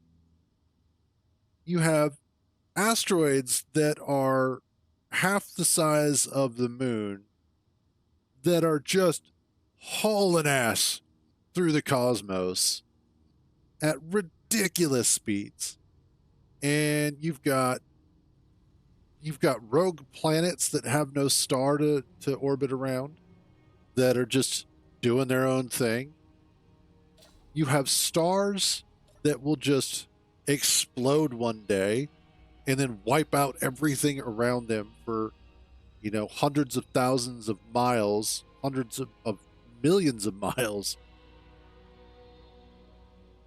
There's gamma ray bursts that are happening at the edge of the known universe that are so powerful that they had to create a new word for what they are capable of doing. Like it's absolutely frightening the level of beautiful creative destruction the universe is capable of. And here we are, tiny little humans thinking that we actually matter. We'll do a pretty good job of, well, oohing and awing over our own destruction, sure. All right, let's get rid of this. Don't need it now.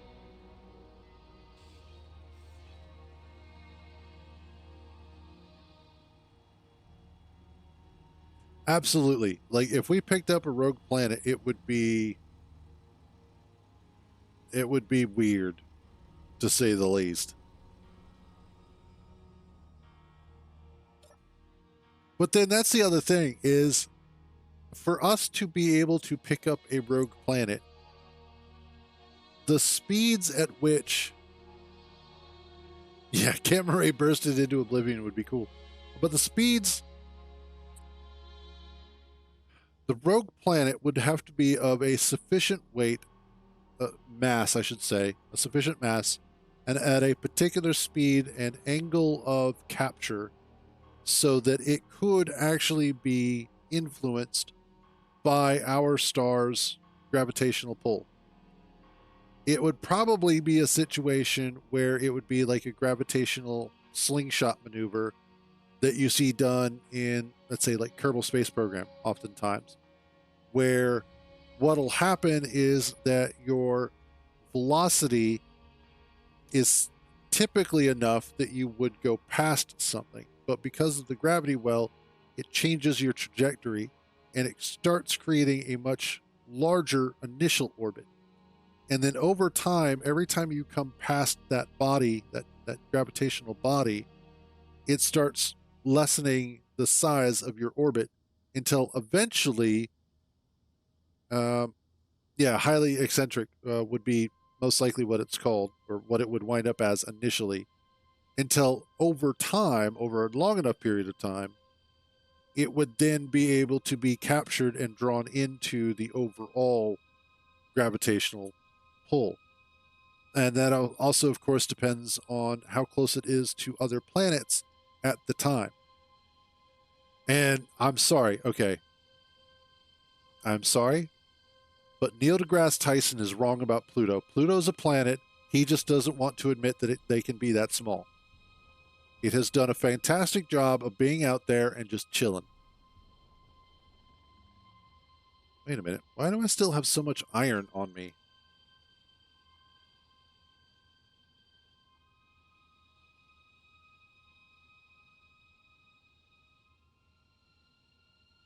I have not seen that video. Why do I not have... Why did this not pull all of it out? But I do know that our time in general has been surprisingly short so far.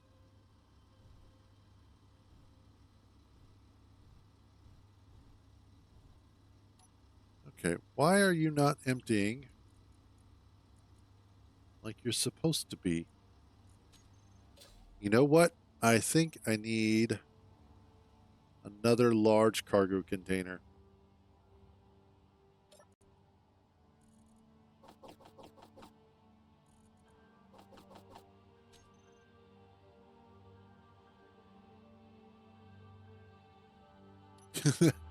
Oh, it's not so much the fact that we'd have to learn about them. It's just that I think Pluto has been incredibly important to the overall sort of health and longevity of our current solar system. And I think it deserves its place within the pantheon of planets.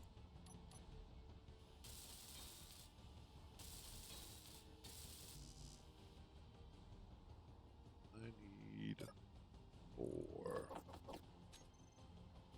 More. There we go.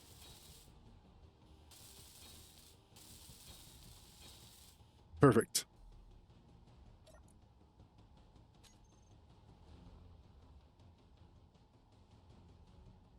Not that one. That one. There we go.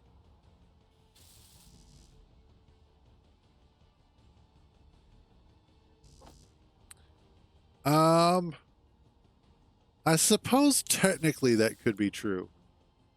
I'm just not sure of the reality of that being true.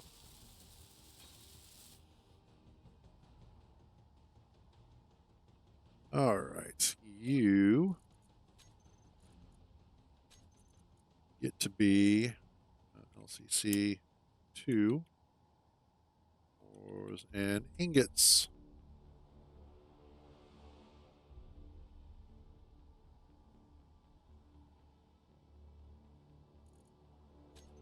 Awesome. That's what I wanted. Okay, yeah, seeing Wally would be kind of cool. And kind of sad at the same point. Same time. But yeah. Real life Wally could be kind of cool. Alrighty. Now you're empty. That's what I wanted to see.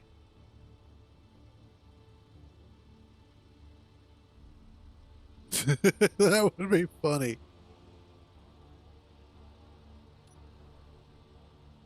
I mean, honestly, a good set of tentacles can go a long way.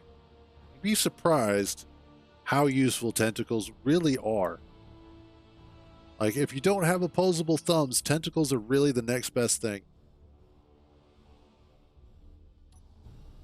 And imagine instead of having a tentacle hentai fetish, you have a human arm fetish. That would be hilarious. Oh man, the possibilities are endless in that respect, and would be truly mind-boggling, and yet quite enjoyable to explore. Wall-E was an amazing new movie. I think Wall-E is probably one of their best.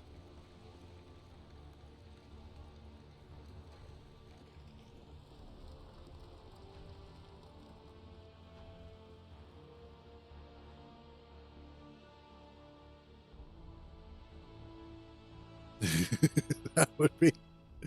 Oh, man. when you start considering the alternatives to what we have here on planet Earth, it starts becoming a frightening proposition.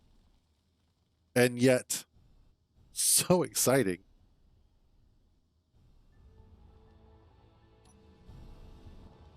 And yeah, Wally was kind of sad in the fact that, like, it was very definitely like it had a good ending, but in general, it was kind of a sad movie because of the fact that it also kind of foretells a direction that we as a people, or at least as a country, are kind of going in. Those of us who are in America.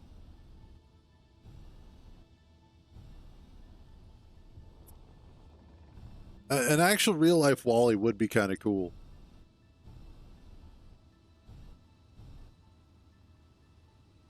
We actually have an R2 toy, which is funny, that we got my dad years ago, long before he passed away. But it never really got used a whole lot. It was funny. We were notorious for getting things that people just didn't use.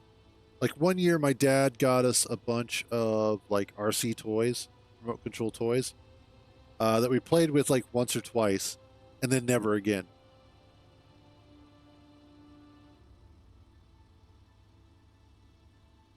I honestly don't know there, Lucinkus. I think it's one of those that people just like to feel like there's something more than what they're currently experiencing, because it brings them some level of comfort to think that there is something greater than right now.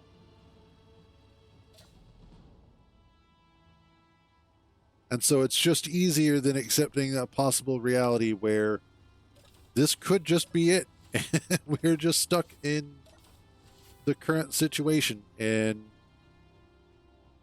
some people are just like, I can't accept that.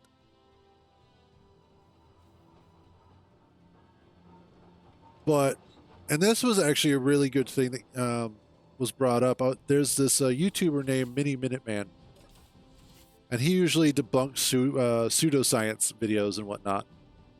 But he said one of the biggest problems that we are facing right now, and why there is so many people believing in things like pseudoscience and giants and a flat earth, and the government is hiding everything behind giant ice walls, is because with the way that science has been continuing to grow and the direction it's been growing in, the fields of science have become very specialized to such a degree that the only people that you can talk to about that field of science are the other people in that field of science.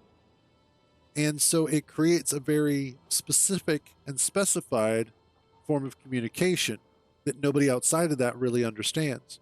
And so the gulf between science and the common person continues to grow. And to fill in that gap, we start then looking towards potential explanations that are not based in science, but simply based in bad observation. And I think that's something that we really need to consider, is that academia has gone away from us again. And this is something that's happened in the past. You look at a lot of former empires, and there became a gulf between the common person's capability of becoming educated and those who were truly educated. And eventually that gap, that gulf, became so big that the general intelligence level of the common person dropped to a point where they were no longer as productive and capable of keeping the empire running the way that it needed to be. And it went past the point where the nobility of the time could continue to control it. And that's something that we need to rectify, is being able to educate people and actually have them believe the education they're getting. It needs to be, we need to go back to being more science fact and less science, I feel like. And we need people who are better at communicating higher level science at a more base level form of communication. Neil deGrasse Tyson does a fairly okay job. I just don't necessarily personally like his attitude about things. He can sometimes come across as a little full of himself. Brian Cox, though, I think that's his name. Is that his name? Uh, yeah, Brian Cox. There's actually two of them. But Brian Cox, the physicist, not the actor, he does another good job of explaining science. And I really like him.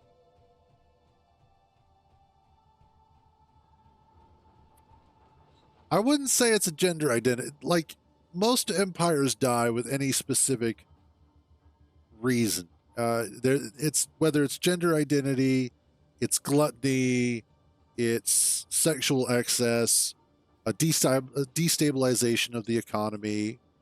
There are lots of different reasons why empires fall. It could be religious reasons. It doesn't matter.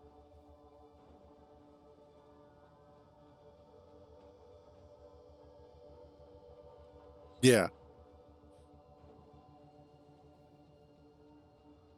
exactly. Whatever it is, there's always a linchpin reason, and there's always that point where the empire just falls apart. And we, at this point in time, have a perfect opportunity to keep that sort of thing from happening because of the fact that we have thousands of years worth of history to learn from. The problem is that so many people refuse to actually learn.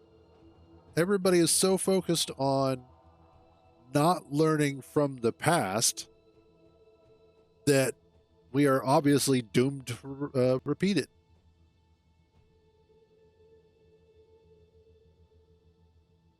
So, at the end of the day, though, the best part about all of this is that we have opportunities, and a lot of us, I imagine, also have the curiosity to learn more stuff. Whether it's Pluto being a rogue, or Pluto being a planet. Hey, what's up, Chaotic? How you doing? Or learning how to engineer ships, or just any sort of number of things. Always want to learn. Always. Never stop learning. Well, I'm fantastic. I don't know about everybody else, but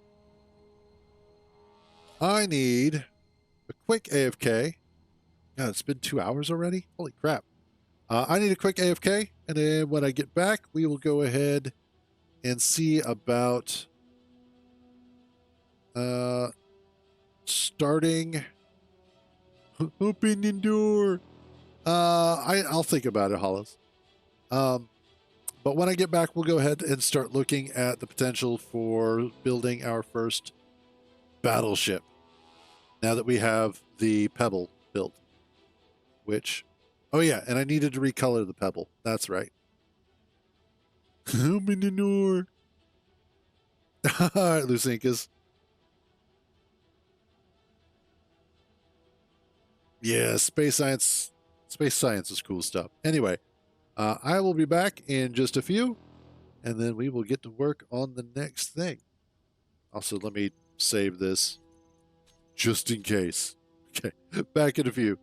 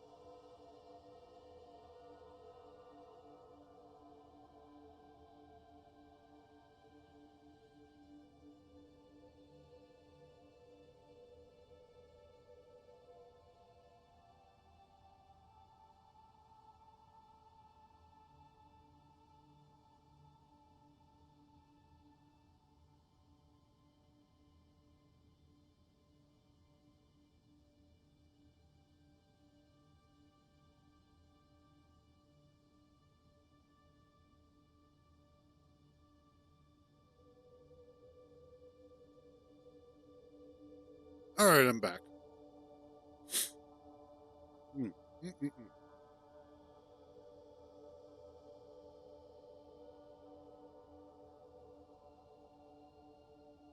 have to excuse me.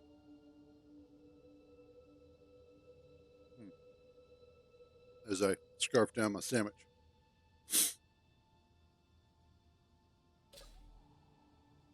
Okay, so warship. This is going to be fun.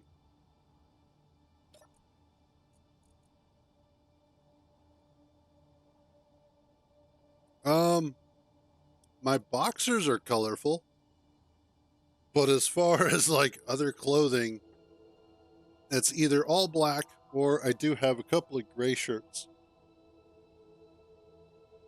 But nope, it's all black. Okay, hold on.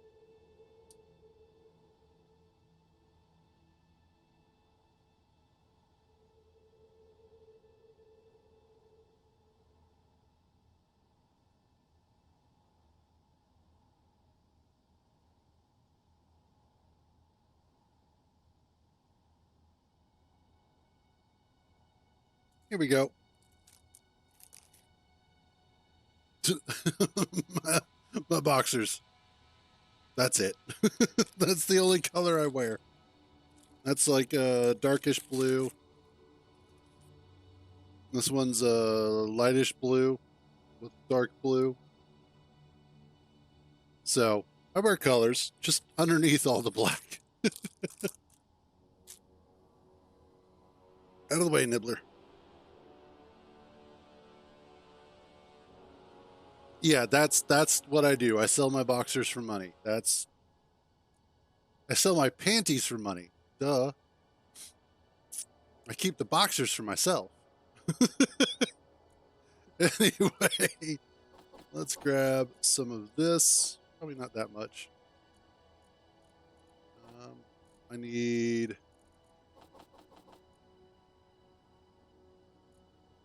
get some of those. Also, how am I doing on iron? Oh, sweet. I have a lot of iron to go through. Cool. I also have a lot of uranium to go through. The door had been open. What are you doing? What are you doing?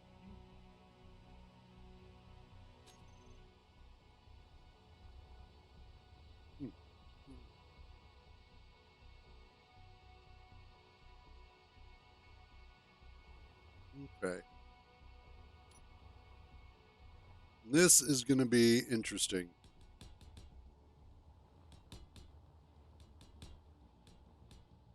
Let's. Oh, yeah. Sorry. Thank you.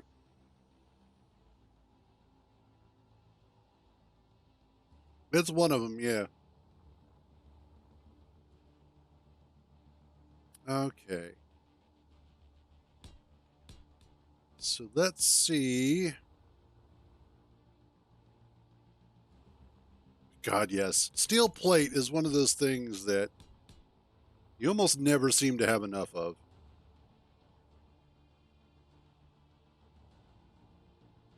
All right. As far as this ship goes, what's up, girl? Gonna come over?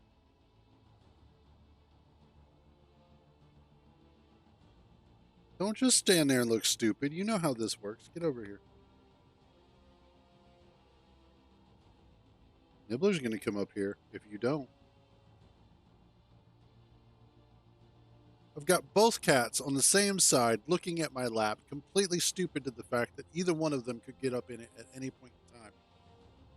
But they're just looking at it like, okay, now what? It's like, you know how this works.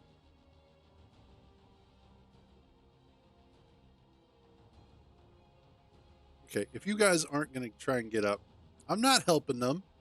They're cats. They know how this works.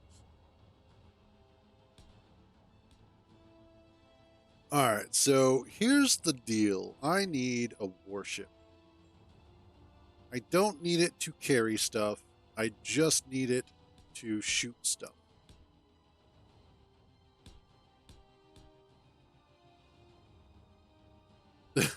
Yes, I know how this works. They don't seem to. They seem to have forgotten how to cat. That's not my problem. That's theirs. Well, and maybe yours as well. All right. So this is going to be kind of the rear of the ship. I'm debating between. I think I might do hydrogen. Hydrogen and ion.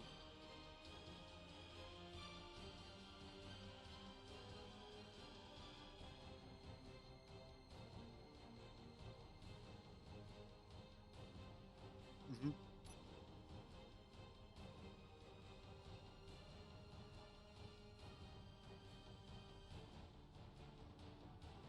I'm never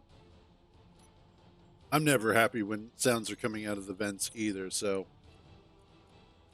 let's go ahead and clean up all of our bars again.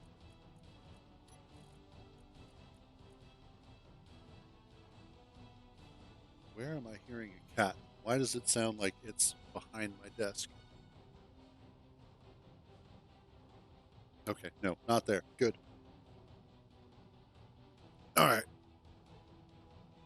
As long as they're not on the desk, I don't mind. Let's clean up all of this. So many bars.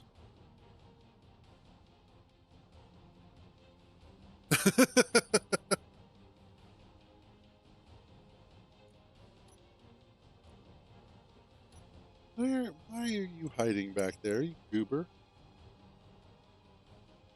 All right. Let's see. We've got the connector. That's fine. Let's grab the control seat. Hydrogen tank. We'll use a small one.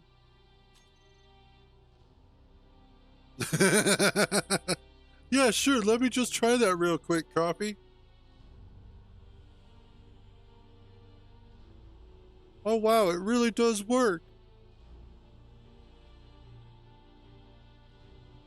Just a sandwich. Black Forest ham with the mesquite chicken.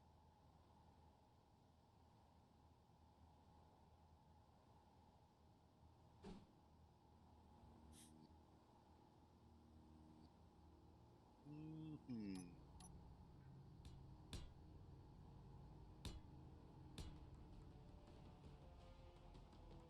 Let's do this.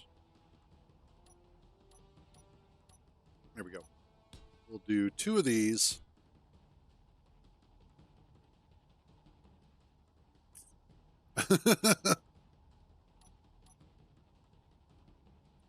We're not bothered by the people in the vents because the people in the vents are not bothered by us.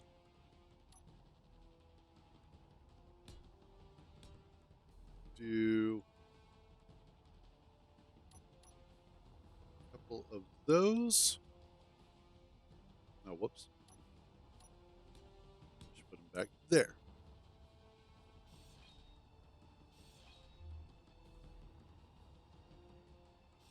More specifically,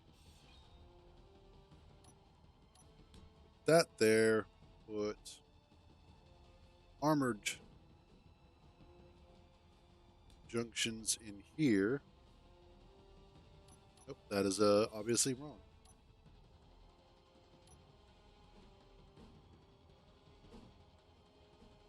Right. That one there. That one there.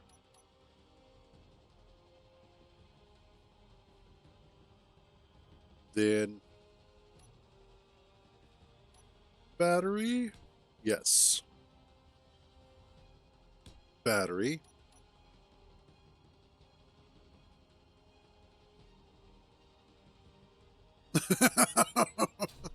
Yeah, that probably was just an alignment of planets so perfect that it actually worked.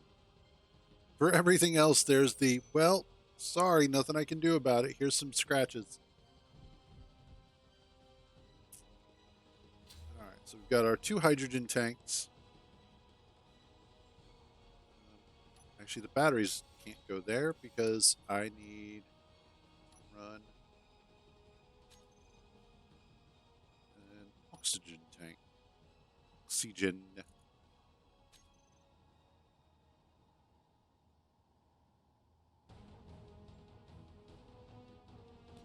we'll run that there. And that will go in place there. And cool. And then I could do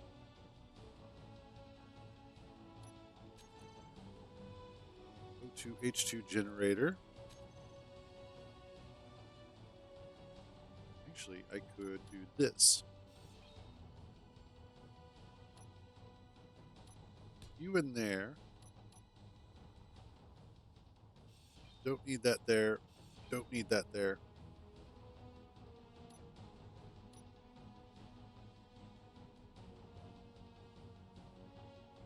Put you there. You there. That now connects all 3 of our tanks together,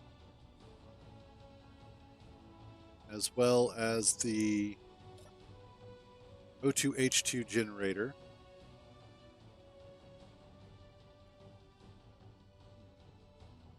Give me a second to finish this.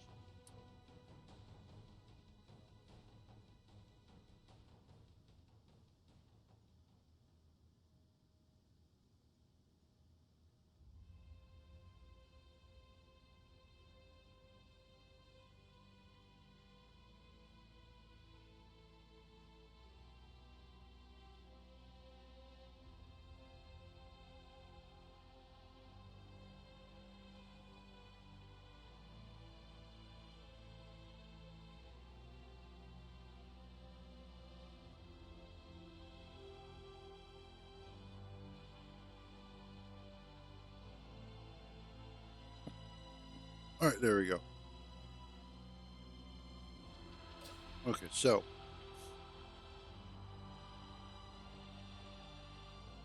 we've got 2 small hydrogen tanks. And the reason why I'm going with the small tanks is because I'm also going to be using ion thrusters. So I don't necessarily need giant tanks. Also, as far as a battleship goes, this one's going to be a little bit on the smaller side, mostly because I don't want to sink a whole bunch of resources into it yet. I want to iterate on the ship as I get better at the combat aspect, and as I get more familiar with going against specific targets. I want the ship to be able to reflect that growth. So learning to add specific things,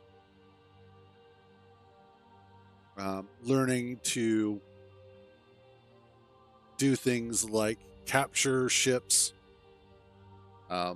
being able to take a certain amount of damage, that sort of thing.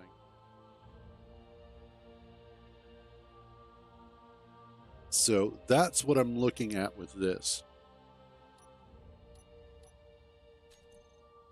Let's also grab, excuse me,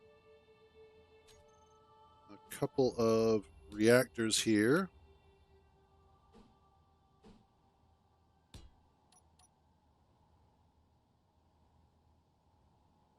And then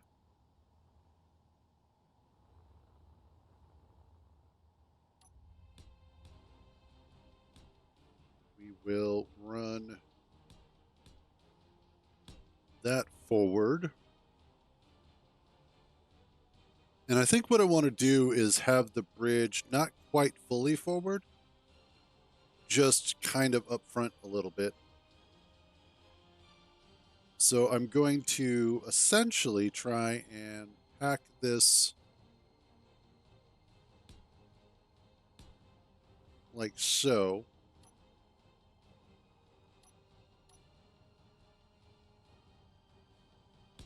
Let's get a couple of these in place. And then, yeah, this will work.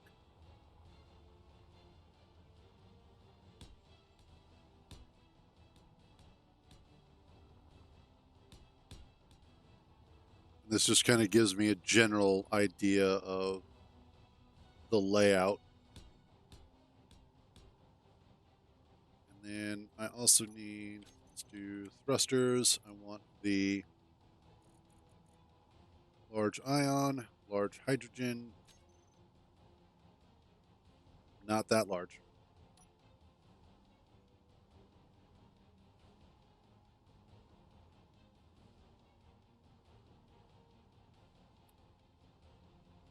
I could do that. Just one large main ion thruster, although that is going to use so much power. That is going to be ridiculous. Kind of want to do it, though. I'm kind of going to have to do it.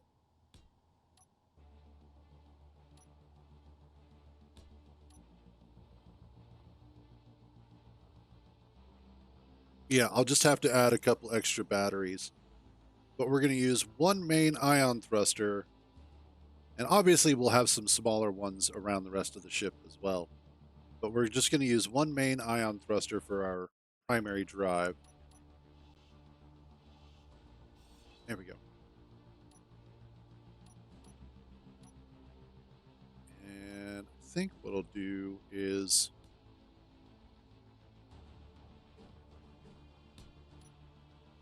There we go. Yeah, that'll work. Just kind of getting an idea here when it comes time to start building out the armor. Yeah, that'll look good. And it also gives me, I think I want to keep it within the 4-block height here.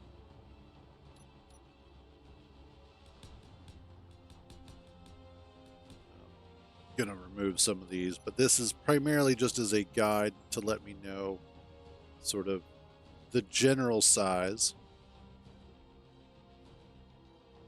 The other thing I need is going to be a couple of cargo containers.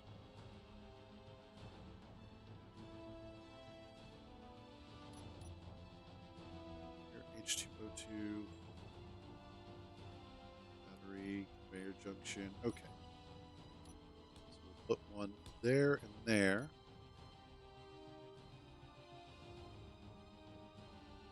And then as far as getting around, I think what I'll do is need the doors. We'll do sliding door there. And one there.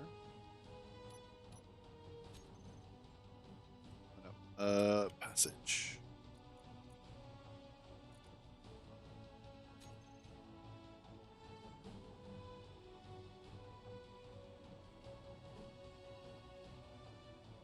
Yeah, we'll do passage blocks through here, leading to the cockpit. Because I don't use them enough. Actually, passage 3 I think will look better.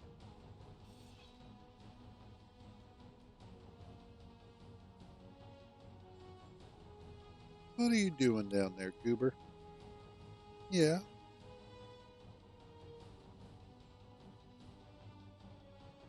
Go on. There. Okay.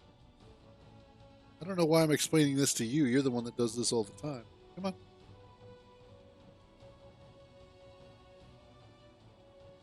Come on, Smudge.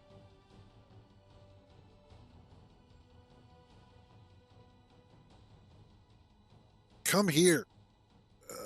Let me grab you properly. There you go. God bless it. Ugh. Such a pain is what you are. Nibbler, why are you over there laying like that? The cats, man, the cats. Big old pains in the ass, that's what you are. Yes, you are. Yeah, she really is. She is a sweetheart.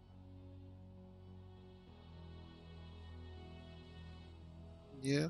Say hello to everybody.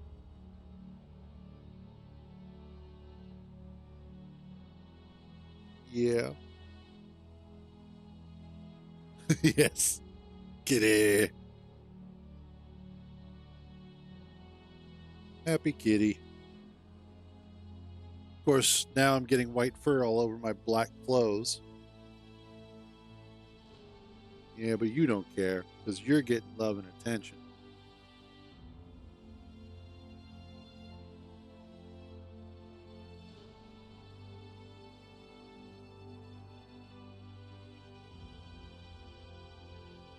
Oh, absolutely. Well, this one is Smudge. Nibbler is the one that's on the floor, just hanging out over there. Instead of laying on the nice, comfortable bed behind me, she's like, I'm going to lay on the floor where it's hard.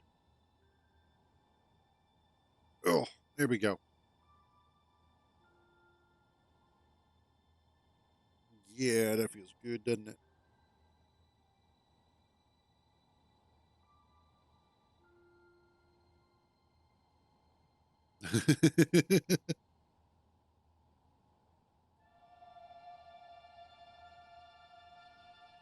Give you a little bit of a beat down, huh?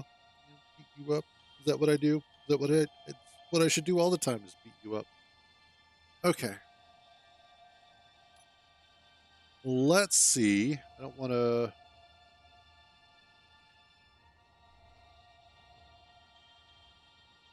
I should probably see about welding up some of this. I shouldn't put these in yet. We'll get back to them in a few. They really are. By the way, welcome back, Lucinkus.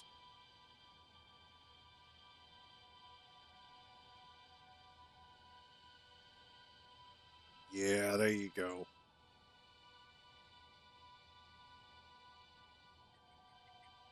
Give you a nice little back massage.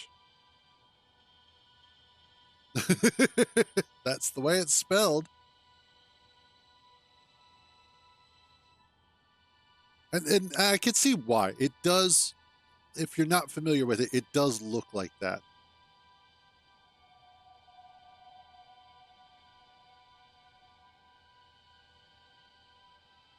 Okay, girl. Down you go. I love you, but I got work to do.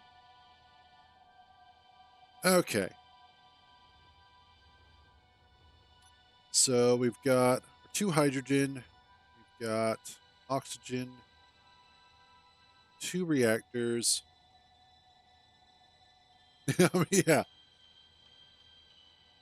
And that's the thing is that it is with the names that we come up with. Sometimes we do have to make certain what's the word I'm looking for? Consolidations for people mispronouncing them. However, that being said, I'm still trying to figure out how people look at Cruise Coda and get cruz out of it. And especially with the prevalence of Hispanic culture, especially in America, how much of the Hispanic, pronunciations of things has moved into the U.S. Fuzz code playa. There you go. Yeah, people will say cruz. And it's like, what? Oh, Shazbot. How am I that low on O2?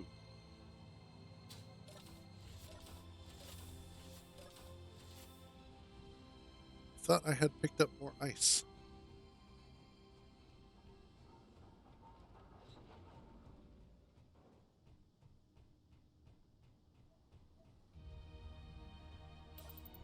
There we go. Exactly. And that is the original spelling. It was actually supposed to be Cruise Coder. So that is the original source of the name. And it was a name that my dad gave me back when I was like 15, 16 years old. But I shortened it to Cruise Coda and made it into kind of a character a long, long time ago. And then it's just been one of like the three main names that I typically use these days. But it's the one that I typically use the most as a sort of a generic online name. Thank you. I would thank my dad, but he's kind of resting as a pile of dust in the closet upstairs. So, but I'm sure he would thank you as well if he was not a pile of dust. Okay, now that I've got oxygen again, and also, why did that get reset?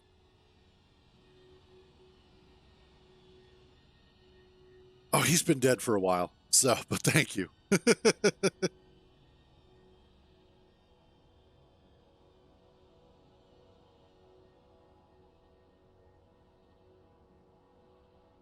um, okay.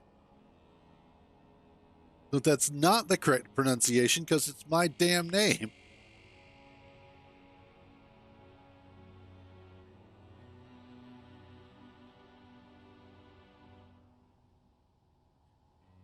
I totally understand that, Lucinkus. That is one of those, like, you look at the two words and you understand how they go together.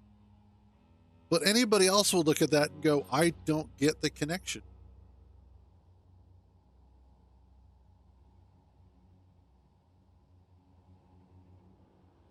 Oh, gotcha. Yeah. Name generators are fairly popular. A lot of people get them that way.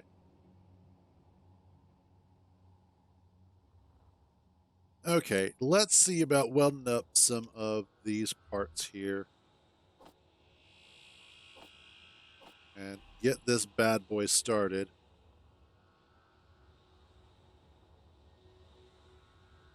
And I know I made the pebble here, but I don't need it quite yet because it's going to be mostly for the bigger parts of the armor.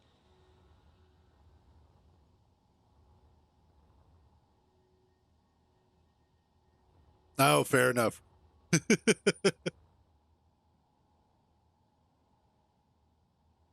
It is amazing how long we wind up with the names that we have. That is not what I was wanting to work on. Okay, isn't it? What did I don't know.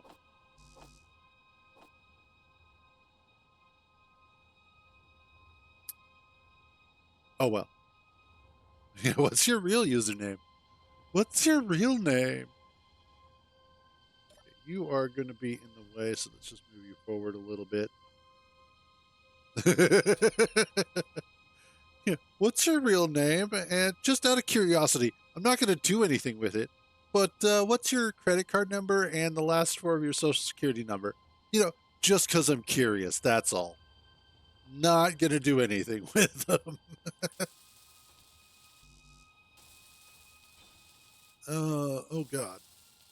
I need a lot more reactor components. Oh, God.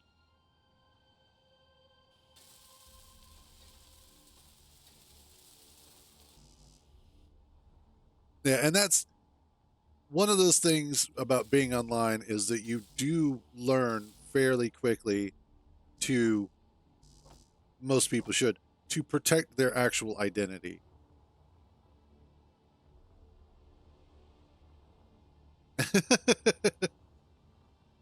And what's your mother's maiden name? And just a couple of your indiscreet passwords. You know, I don't need anything like I'm just curious to get to know you. That's all.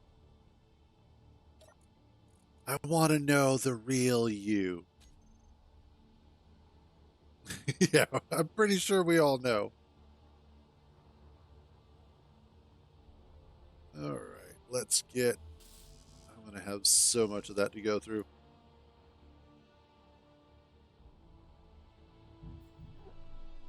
Oh, whoops, wrong key.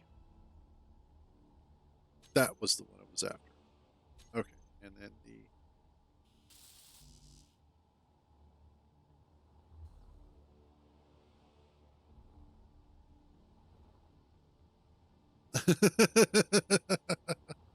Yeah, that would be annoying.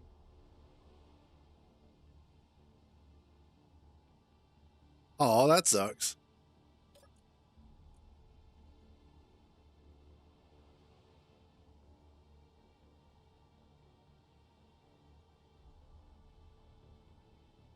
Yeah. I need the reactor stuff. Give me all the reactor stuff.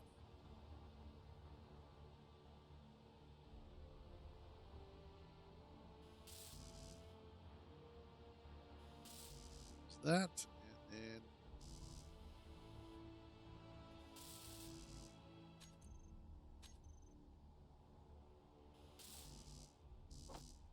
that should be finished already. Apparently, it's not.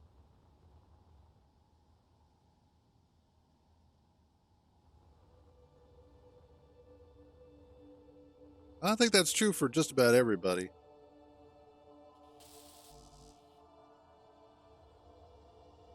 Not always. There are some people who are like, damn it, why does that one get to survive? What are you doing, Goober?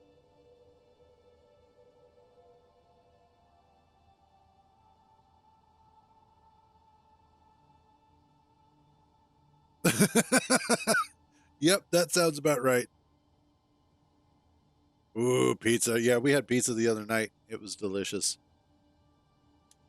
Oh, crap. I just realized. Nope. Okay. Do that. Oh, her name's actually Nibbler. I just call her a goober because she is generally.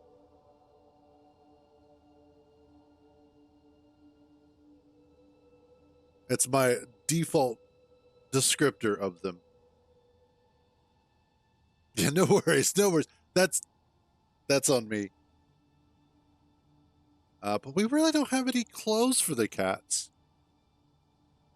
There you go. Hollows knows my cats, which is a little frightening.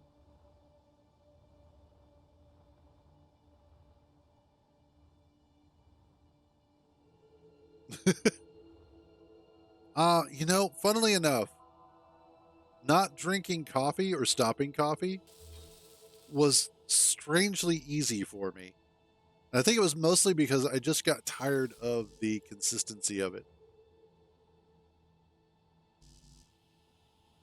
Funnily enough, Lucinkus, that's why we call Taz Taz. Well, kind of. We were coming up with names with them for them when they were kittens, and I was kind of coming up with the names. Nibbler was easy because she was always nibbling on everything. Smudge was easy because she had a gray streak on her forehead. She was all white otherwise. Runt was the runt of the litter. And then Taz was just really feisty and kind of fighty and bitey and whatnot. And then we had a fifth one, Snowball. She was completely white. Unfortunately, she had to be put down. She was like, I think 4 or 5, because she had a habit of eating string and it did not agree with her.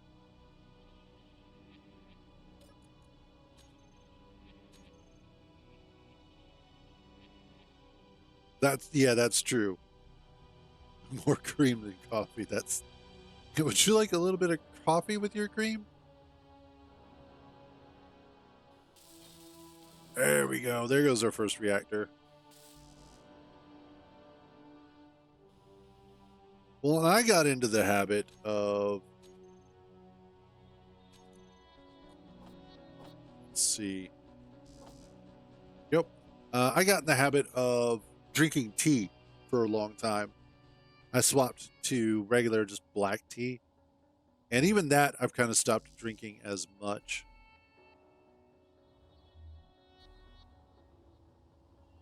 Now I mostly just drink water. We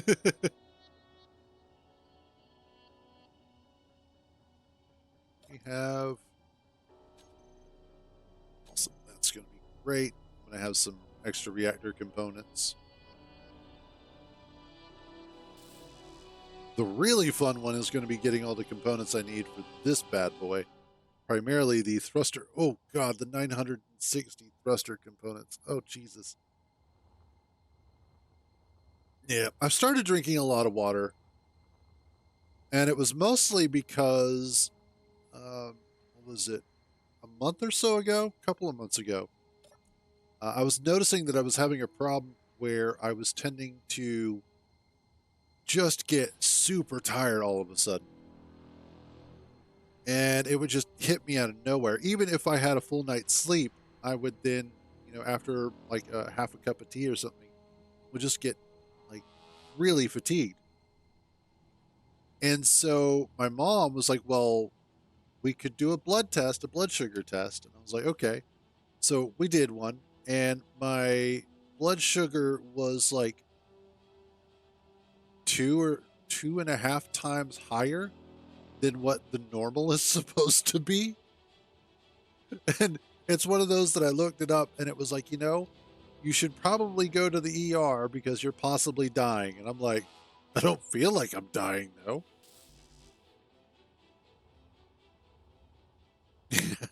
That's called drowning. Yeah, exactly. But it was one of those that I was like, okay, so I had to start I started cutting out my sugar, or as much sugar as I reasonably can. I'm still going to have some. So one of the things that I stopped drinking as much of was the tea, which makes me sad. But it's been good for me. More water, always a good thing.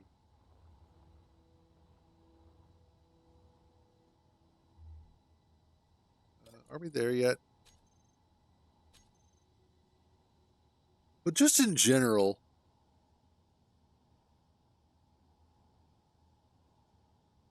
yeah.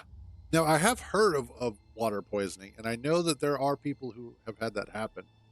It's such a weird thing.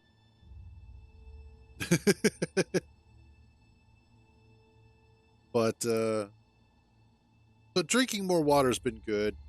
Cutting out as much sugar has been good.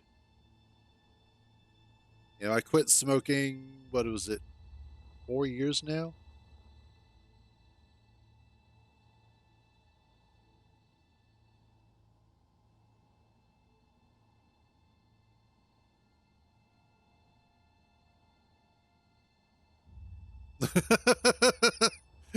Just gotta love doctors. It's like I'm pointing this out to you, and you're telling me that I need to watch. Yes, I already know.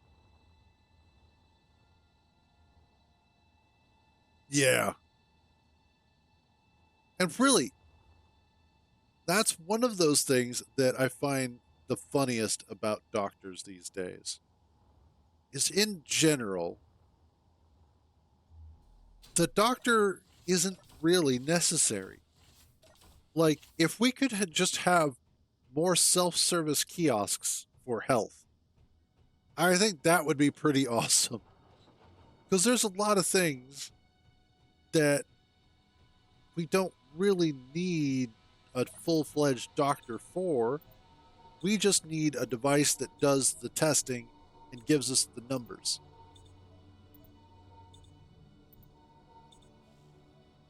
Yeah, and yeah, but there you go. Not quite like that.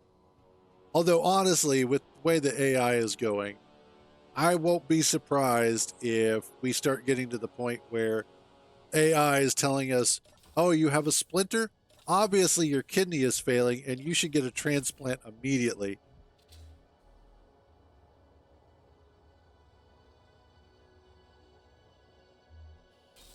Yeah. Okay. Let's get these two done. God, that is going to be a lot.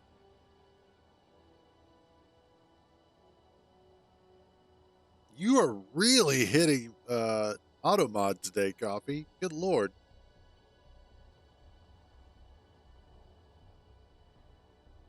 There you go.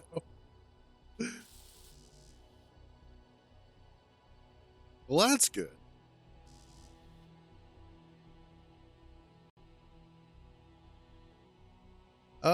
The first two, yeah.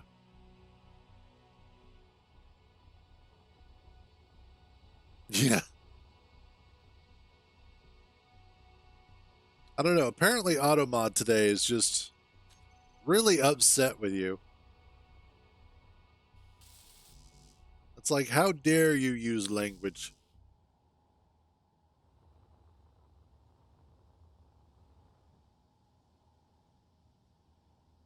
I know, right? But again, Automod. So I think the way the Automod works is that any time that there is a particular word or set of words that have been previously banned, it then learns that and uses that as part of its overall filter. And so oftentimes things that have been shortened, it'll still catch because somebody else, some other streamer, has blocked it at some point. Or a number of streamers, for all I know. Yeah, that's the other thing is how dare you actually chat more than once per minute.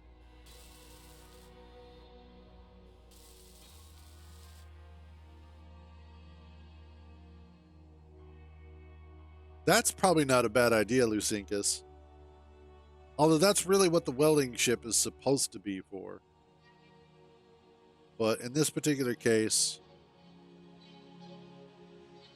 it really is. Although, honestly, with the way that Icy Eyes would come in and chat, I'm surprised more stuff isn't already, like, approved. So, I don't know. Alright, let's get these.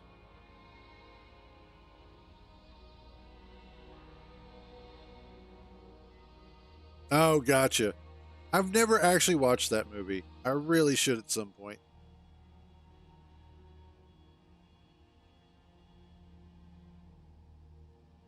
There we go. It really is.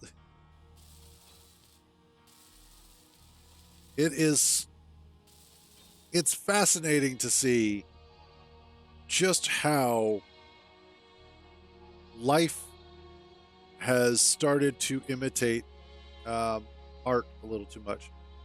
Wait a minute. That's not going to work.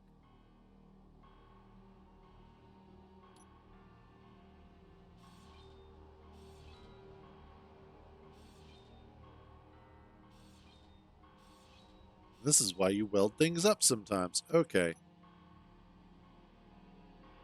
Bayer. Bayer. Bayer. Cargo. Cargo. Cargo. Cargo. Battery. Battery.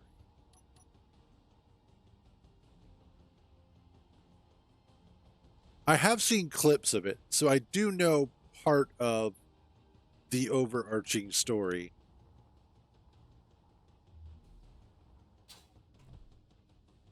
Let's see. The other question is, should I put a gravity generator on this? I'm not so sure, though.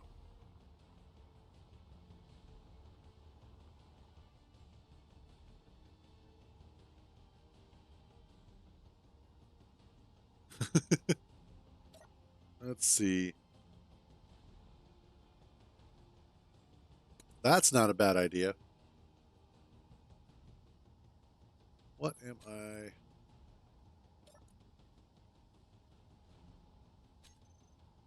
What am I doing? Oh, that's right. Got distracted there for a second. Production. I need a whole bunch of Probably not that much. Start with that, which is going to require lots of gold. It's how much gold do I have? I should have enough platinum. Got a lot of gold that I haven't refined yet. And I have a lot of gold that I have.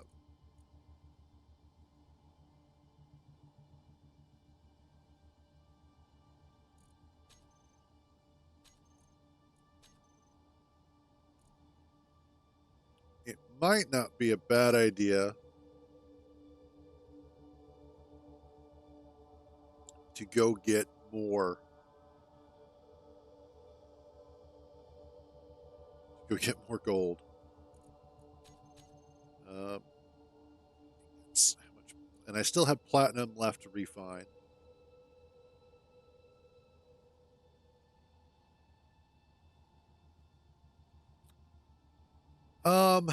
So I don't think it would be possible for us to go back to the Stone Age. And the reason why is in order for that to happen,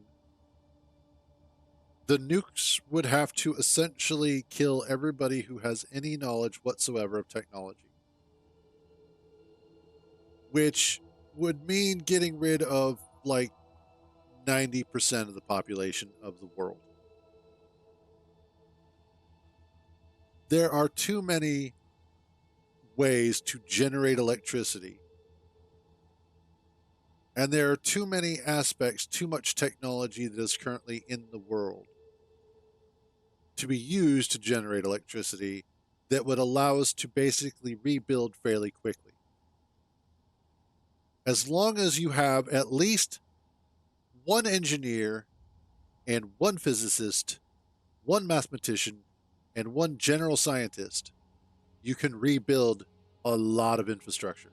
And then you just need a whole lot of people who are capable of handling labor. And that's it. And pretty soon you can rebuild small pockets of communities back up to where they need to be.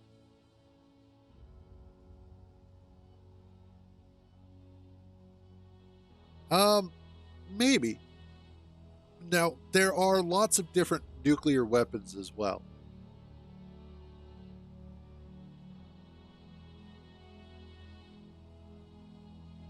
I haven't seen the show, but that does kind of remind me of the game The Long Dark.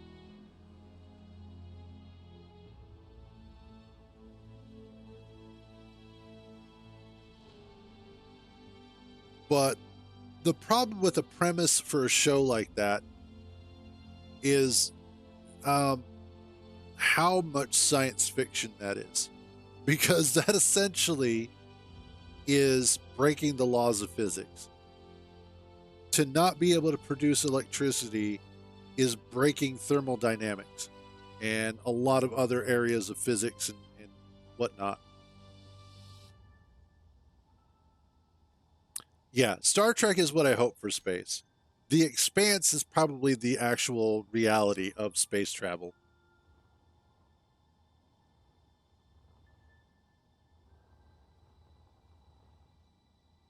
Can I just get in there that way? Nope. Okay.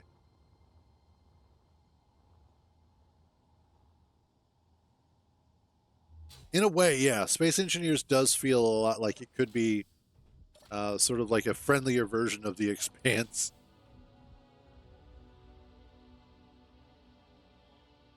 Oh, good. I can recharge this way.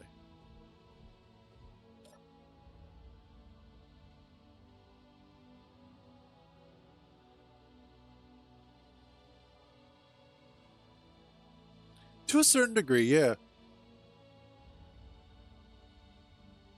And as far as Star Wars go, the really cool thing about Star Wars is it's sci fantasy, whereas something like Star Trek is supposed to be more science fiction, and they both have their place within media and within entertainment. Now,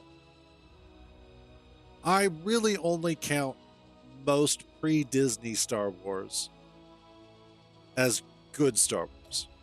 There are a couple of exceptions, obviously. I think we've talked about this previously. Oh, yeah, Jabba the Hutt.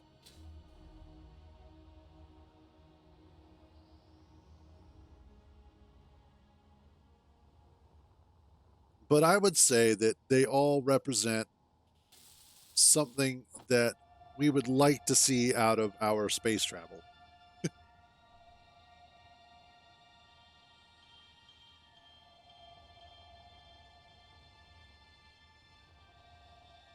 Well, okay, so it's difficult to say that Disney ruined Iron Man. The only reason why I say that is because Disney was already involved to a certain degree, if I remember correctly. Oh, Pizza the Hut, actually. Pizza the Hut sounds delicious. Spaceballs, though, is an amazing movie. Just hands down is fantastic. Um, but in the case of Iron Man 3, there are aspects of it which are really good. I liked the fact that Tony was dealing with emotional baggage. I liked the fact that it was weighing on him mentally, and he was having anxiety and panic attacks and things like that because the one thing that Tony is best known for, aside from drinking and womanizing, is just how much of a genius he is. And so having a problem that challenges him mentally is a great storytelling vehicle. It's a great way to create sort of an internal protagonist for him to deal, or antagonist for him to deal with. The stuff with Killian was I didn't really care, and the whole Mandarin thing was played and written really badly, and they could have taken that in a different and better direction. And then removing his arc reactor was the dumbest thing I've ever seen, but oh well, what are you going to do? Hell yes. Or combing the desert. Man, we ain't found shit. But at the end of the day, I don't need all that. Get me back to those. The decisions that were made were the decisions that were made. The movie is what the movie is. And the best we can do as the audience is either enjoy it or not enjoy it.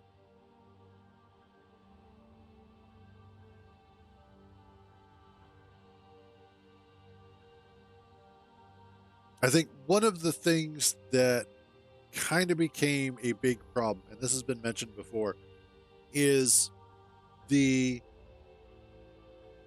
right. I think a lot of people enjoyed aspects of it. They just didn't enjoy it as a whole. But one of the problems that Marvel has been facing lately is that the the stories aren't building up to anything.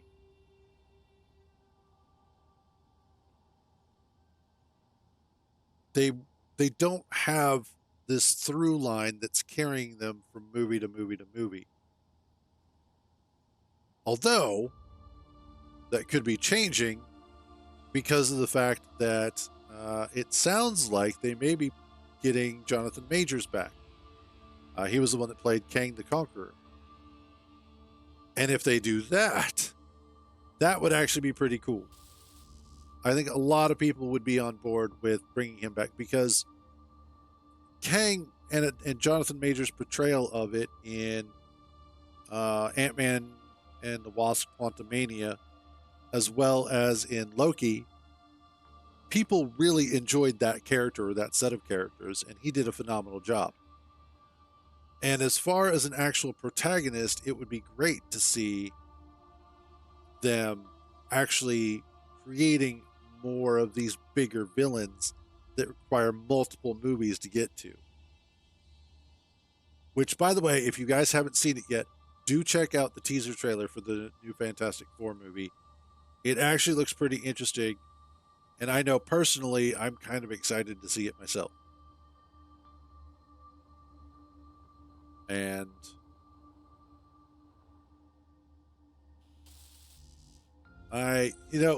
Galactus is really cool.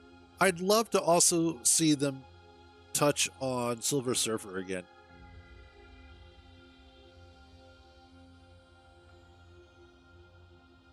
I'd love to see them actually bring in more of the galactic side of heroes and whatnot. Because Guardians of the Galaxy was great. Thor was pretty good for the most part. I think it started misstepping after Taika Waititi took over.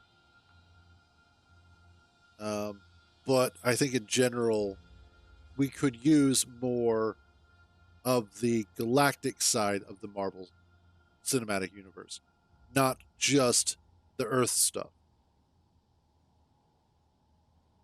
But they also hopefully can focus more on smaller stories building up to bigger ones. Sort of like the way that Daredevil and Punisher on Netflix had kept their stories fairly self-contained, fairly small. It wasn't always end of the world type stuff.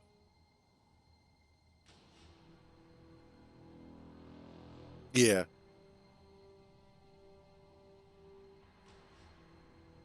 Come on, give me more thrusters.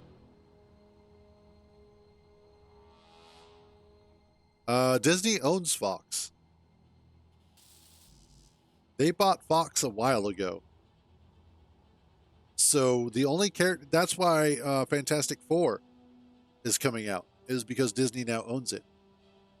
The only characters that they don't own is anything that Sony has their hands on. And that is primarily like Spider-Man and his villains. Yeah, they bought Fox like several years ago, at least. Let's see. When did Disney acquire Fox? Yeah, they acquired 20th Century Fox March 20th, 2019. So they've had Fox now for a while.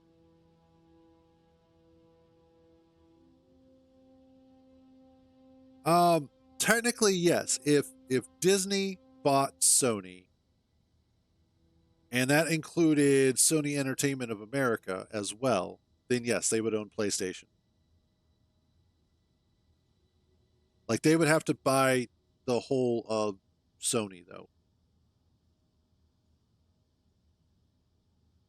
Yes, she's back again, aren't you? Yes, you are. My little pain in the ass.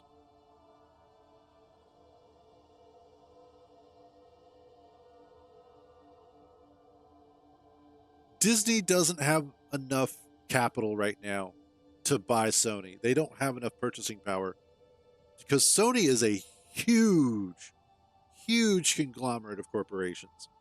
I don't think people realize just how big Sony actually is. Because Sony is not just video games, Sony is not just movies. They're also lots of different hardware. Not even Microsoft could. Well, no, Microsoft could, because Sony is. Let's see, what is Sony market value? Currently, Sony's market value is 136.79 billion.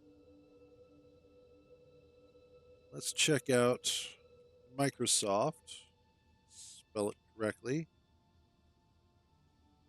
Oh shit, never mind. Microsoft's market value is 3.07 trillion. So Microsoft probably could if they wanted to. But the problem is that with a merger of that size, you would have the FCC involved. And that would start to create the possibility of a certain type of monopoly. or at least a certain type of market domination. And so the FCC would probably rule that that merger, that purchase, could not go through. Because essentially, Microsoft would not only get access to Sony, they would also get access to PlayStation when they are already a market competitor. And the only console that they could then, like, at that point, they would have a complete corner on console um, domination. There you go, Hollis. Absolutely. Hey, what's up, clone? How you doing? And I'm good. Just sitting here loving on the cat a little bit. Yeah, like there are some companies that are just so big, it's ridiculous.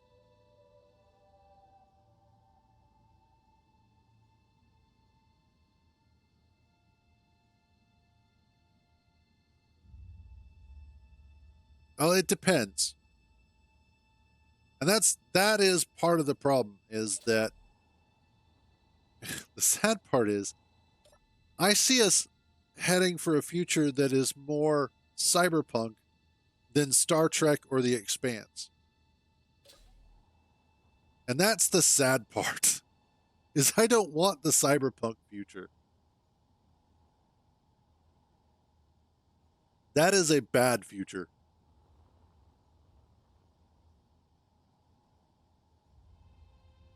There we go. Let's get more of this welded up. Not just a spacefaring one, but one that is a little bit more optimistic.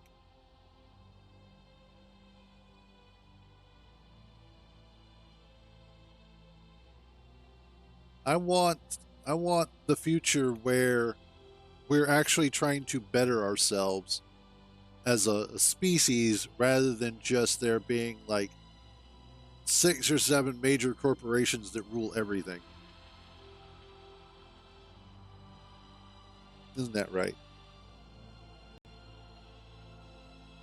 But it is definitely a direction that we were heading in, and nobody seems to want to try and fix it. Yeah, exactly. You're kind of chilly, aren't you? Yeah, you're getting cuddled and you're happy. Pop your head right off. Just boop. Oh, now, oh, wow.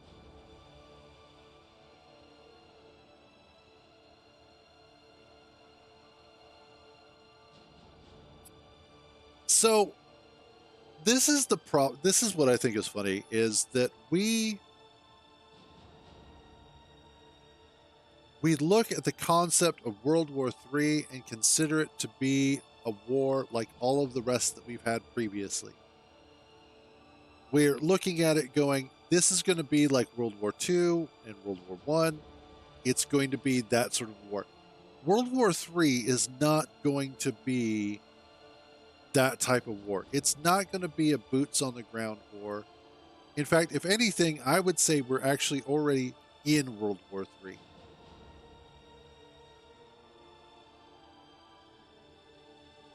And it's World War III is not a war of attrition. World War III is a world of ideology and politics and economy. And we're already seeing it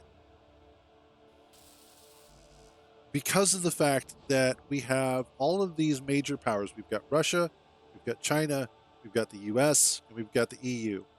And all 4 of those major powers are currently fighting against each other for economic dominance. And they're employing every tactic possible to do things like destabilizing the populace, eradicating culture, destabilizing communities, everything they can, and are trying to do to make it harder for a country to remain cohesive. Because the weaker a country is from the inside, the easier it is to take over from the outside. And at this point in time, when you look at the power structure of most countries, at least most of the dominant countries, militarily, the US is still the strongest country in the world. We have the best planes, we have the best bombs, we have the best everything because we spend way too much money on it. So the overarching thing is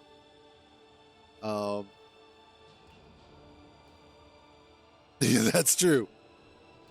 When you look at a physical war does not make sense because the amount of resources necessary would make it too expensive for any country or even any conglomerate of countries to really go to war. So, I wouldn't say we have the worst president. There are countries that have way worse presidents than we do. But what I will say, though, is that we don't necessarily have the best or the best leadership that we could have. Our leadership could be way better. But anyway, a war of economics is the most efficient war because of the fact that it's easier to, what's the word I'm looking for? It's going to be cheaper for a country to win than an actual war. And you look at World War II. Trump has many husbands. Um, you can put frosting on a muffin.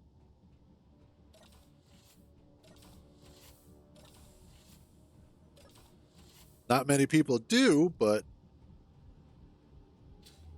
at the end of the day, if we are in, I personally think that we're in World War III. It's just a much quieter war than most people realize.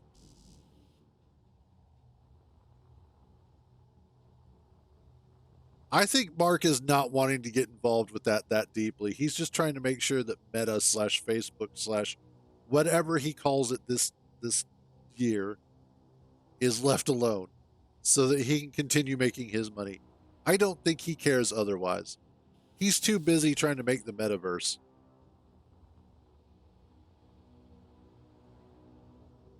which in and of itself is a failure.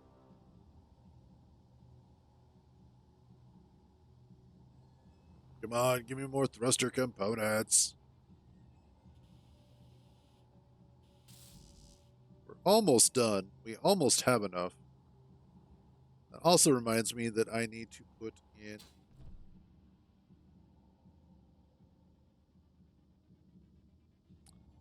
Um, well, so from what I understand of Jeff Bezos, or at least of CEO in general, is that they tend to be a little bit more left leaning of center. They're not full on left, but they are more center left, if that makes sense. And so they're doing their best to remain mostly neutral because that's where the safest amount of business is going to be had. And you're going to have extremes on either side, right and left. I mean, you can go ahead and move to China. I wouldn't want to. I'm completely fine in the US. Yeah, I know, right? I've got nothing with the Chinese people. Nothing wrong with the Chinese people at all. I've actually had a few friends from China. They were pretty cool. However, the government, on the other hand, there goes my social credit score right out the window.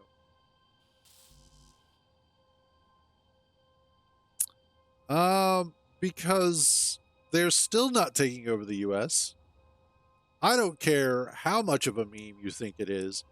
There's no way China is actively going to be able to take over the US. We, again, have too many college students. who are still going to liberal arts classes. They can't handle that.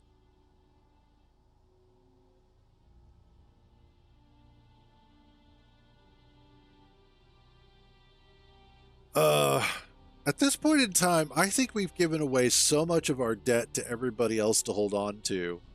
Like, we've got IOUs that need to be delivered to every country at this point.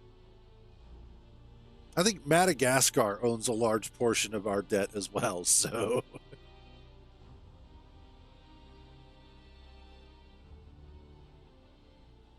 yeah. See,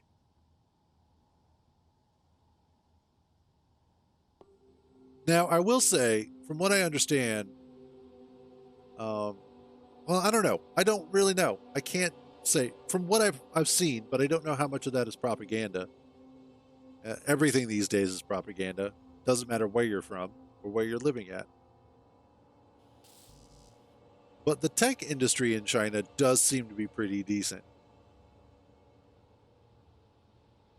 Because you do look at a lot of their tech companies, like Tencent is freaking huge, and they own parts of just about everything. They own just a little bit of everywhere.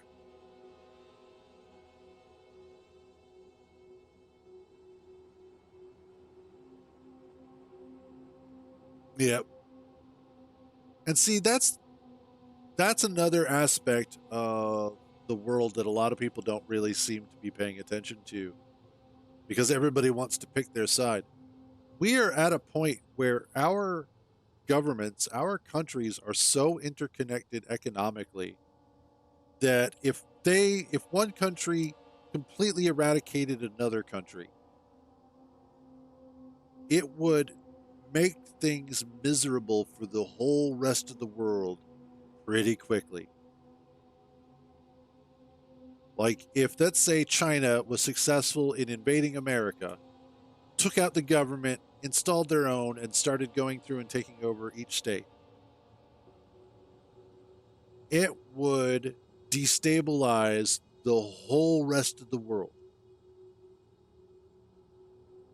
because there are a lot of countries that rely specifically on what the US exports and imports.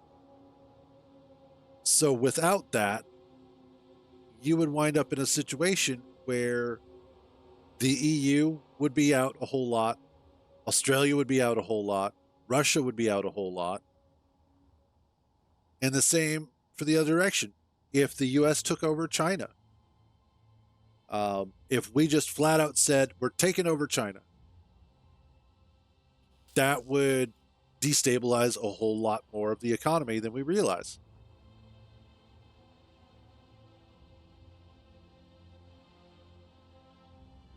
Yep. Well, and the problem, and this is an issue that I think Trump needs to backtrack on, is putting tariffs on Taiwan is a bad idea.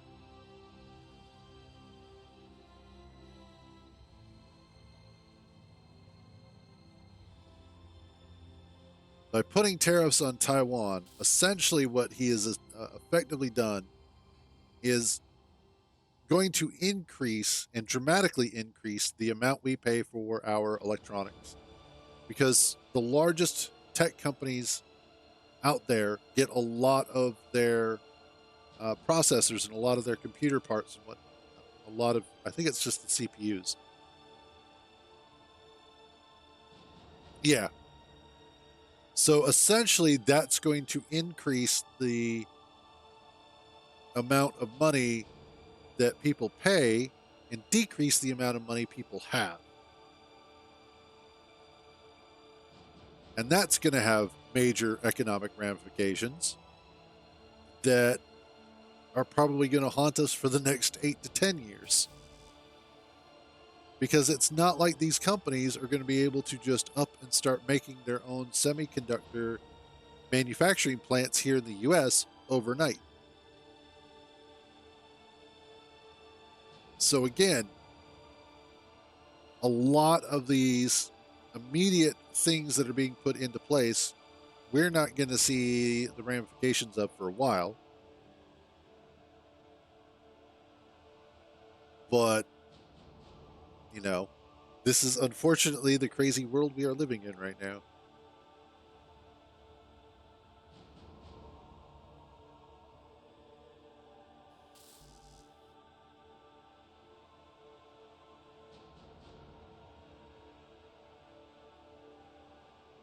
Yeah, and that's something that I've seen, Angel, that you're talking about, is that I have seen a lot of reports coming out that they have that has been a problem for China for a long time. Is that they will oftentimes dump a lot of money into a particular market, and oftentimes they do it specifically to compete on a worldwide scale. And then after that wave has died out, that industry then dies out and they just move on to the next one. And so it's created an overall economic problem for China. But also, we tend to trend chase as well here in the US. Like, one of the biggest problems we've been facing is chasing after AI. Like, right now, that is such a huge thing. Everybody wants to be the next big AI developer, they want to have the next AI breakthrough. Most likely, if I had to guess, yes.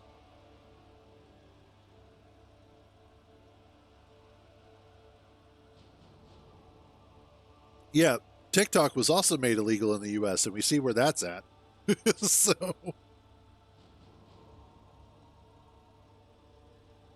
let's see. See, illegal US.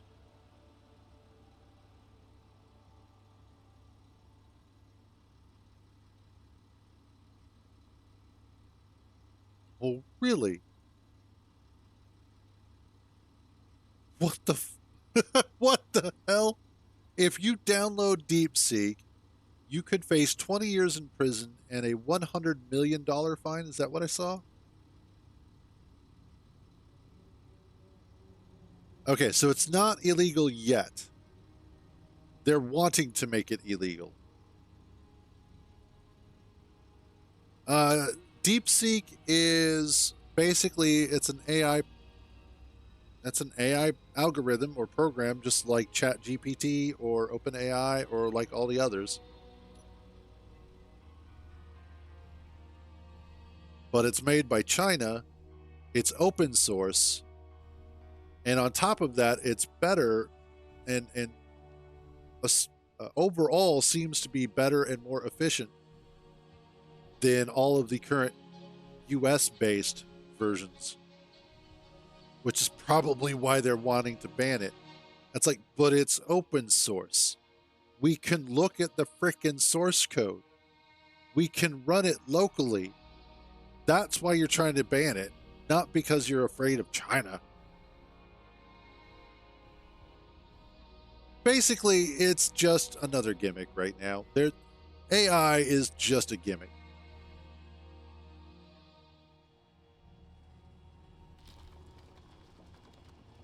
There's very little that AI is actually doing that is so groundbreaking that it is making life infinitely better for everybody.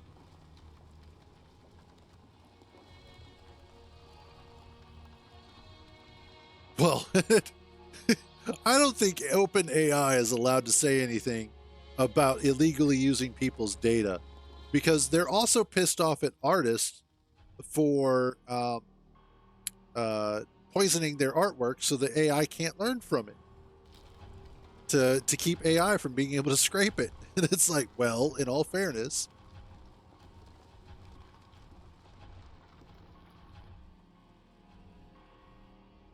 I don't know. I think calling it AI actually is fairly correct because it is still more intelligent than most people, and it is artificial. So I think AI fits. Yeah, exactly. OpenAI and most of these AI data centers, most of these AI developers are essentially stealing all of this information, claiming that it's their right to do so because without it, they can't train their model. And then they're regurgitating it all back for a service fee of some sort. You know, pay us a subscription so that you can use the prompt feature. And then getting mad when people are finding ways to keep them from doing that.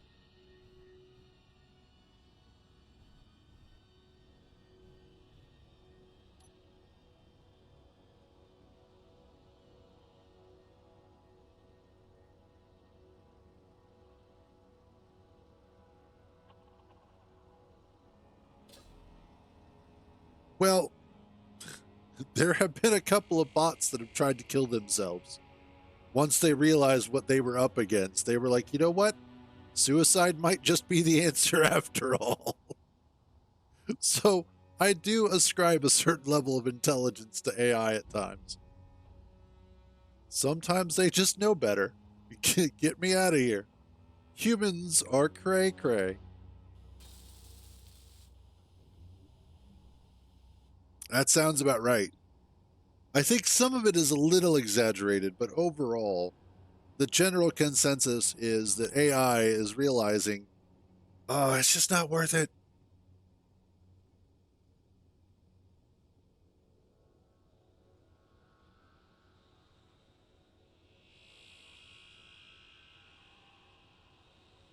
Yeah. And that's ownership has been a problem for a long time. A really great example of this is Blizzard. Um, after Valve acquired and created Dota 2, one of the big things that Blizzard went back through and did was updated their end user license agreement, their EULA, and their terms of service, so that anytime a person made any content, any custom content through their editors for Warcraft 2, 3, and StarCraft 2, anytime a user made any custom content or map, that the work was not already previously licensed by anybody else. So with the inclusion of, like, let's say Star Wars or anything like that, but it was completely custom work. Models, textures, audio, all of that immediately became the property and uh, licensed in perpetuity by Blizzard Entertainment. So if you came up with your own personal custom stuff and put it into one of their editors and released it into the wild, it automatically became property of Blizzard. And they did not have to monetarily compensate you for the uses of it going forward. And on top of that, you could not then take that, and that included things like game mechanics and gameplay designs and things like that. You could not then take that and create something else. You were locked into a lifetime contract with them that they owned all of the rights for that. So you could not then take it and do something else with it yourself. And that is a great example of how companies will contractually lock you into, we own this, we don't have to pay you. Yes, exactly, Lucinkus. That is exactly how it works. Because they weren't smart enough to take advantage of all of the massive amounts of creativity um, that their fan base was making. The same way that Valve looked at it and went, "There's a lot of money sitting right there, so let's just go ahead and grab them up and give them the tools that they need to make what they want." That's why you don't see a lot of these other games coming out from some of the more popular game modes that are out there that have been on, like StarCraft 2 and Warcraft 3. Yeah. And that's why, again, despite some of the shitty stuff that Valve does, because they're not perfect, but they're still the best bad guys that we have out there. At the end of the day, they care more about about the people, about their customer base, than most other companies do. And so if I had to choose the lesser evil, I'm going to choose Valve every time.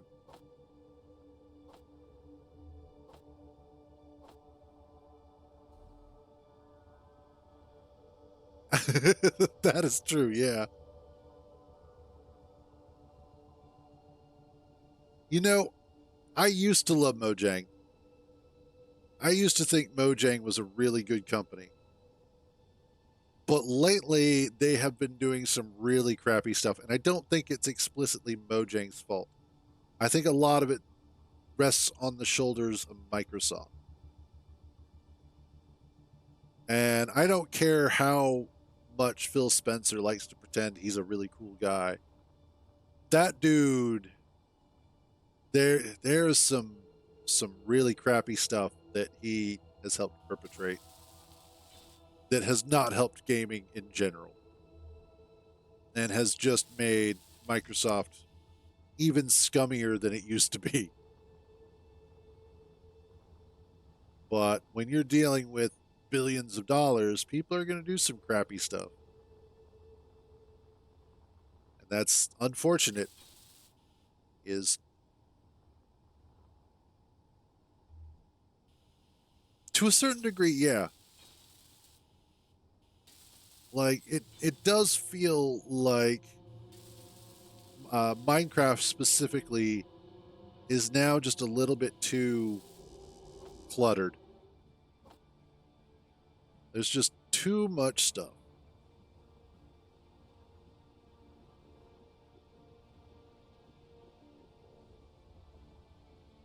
Overall, yeah. From a development standpoint, Microsoft has made it.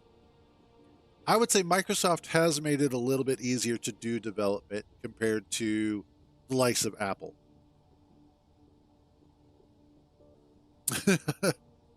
Spectre, I hate to tell you this, but lots of people can't wait for Hypixel, and a lot of people have been waiting for it for a long time.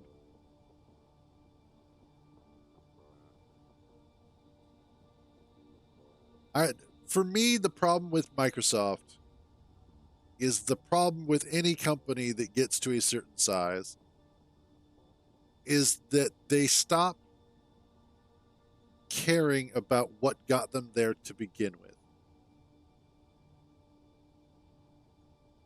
I think Windows 11 is a perfect example of how Microsoft sometimes pushes it too far without understanding its user base.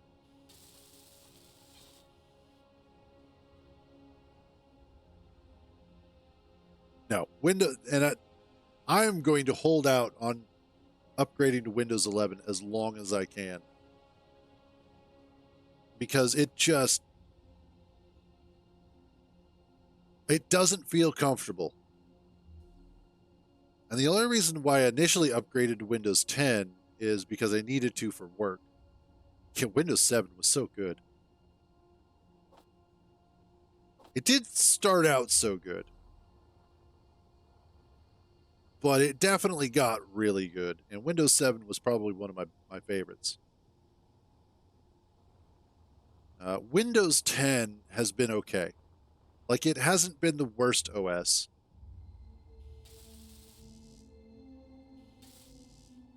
but it very definitely it's not been their best. Now, it's still better than 8 and 8.1.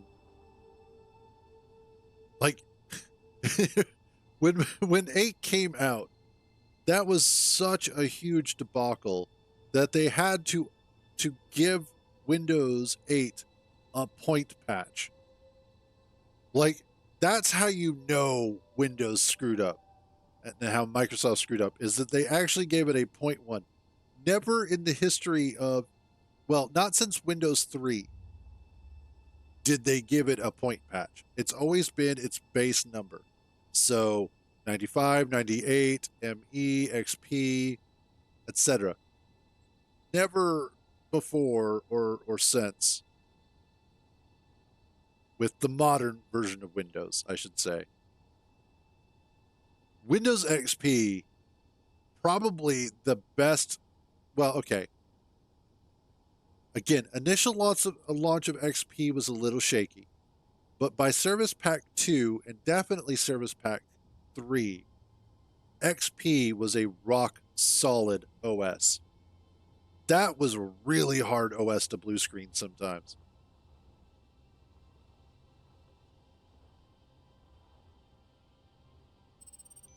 Man, I was freaking, and like usual, X4 Foundations is currently on sale. It's on an amazing sale right now. It's like $15, 70% sale. And I can't freaking get it. Damn it. I'm so pissed off about that.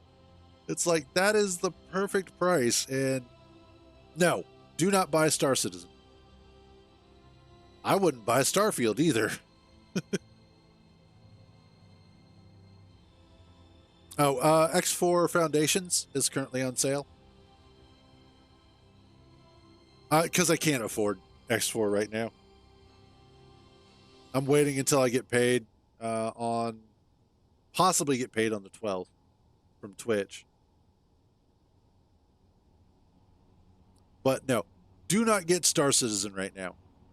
And I hate saying that because I genuinely love the game. But it is in the worst state it has ever been in. It is nigh unplayable. Even with server meshing and with the 4.0 and 4.01 updates, it is in. You didn't you? God damn it. Now I owe you more cat time.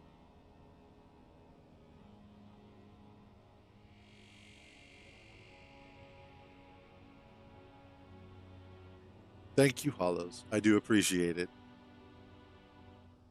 Speak of the devil, who shows up but Smudge?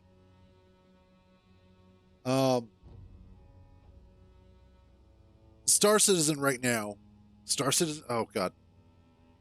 So things that make Star Citizen unplayable. If there are times where you will spawn into your hab when you log in, you will go to the elevator. The elevator will show up. You can get into the elevator, but then the elevator will never allow you to get off. So you will get trapped in an elevator if the elevator even shows up.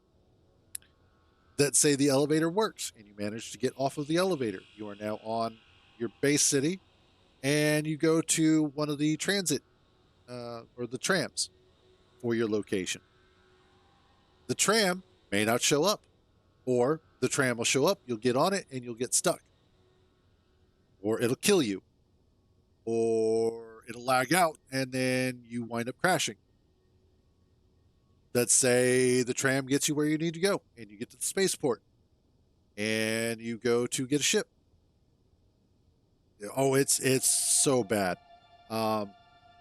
If you, let's say you go to get your ship and the elevator takes you to your personal hangar or to a personal hangar, may or may not work. Let's say that works. Let's say every step up until this point. So you get to your hangar, you go to call your ship doesn't get called because for whatever reason, it doesn't recognize that you have a ship.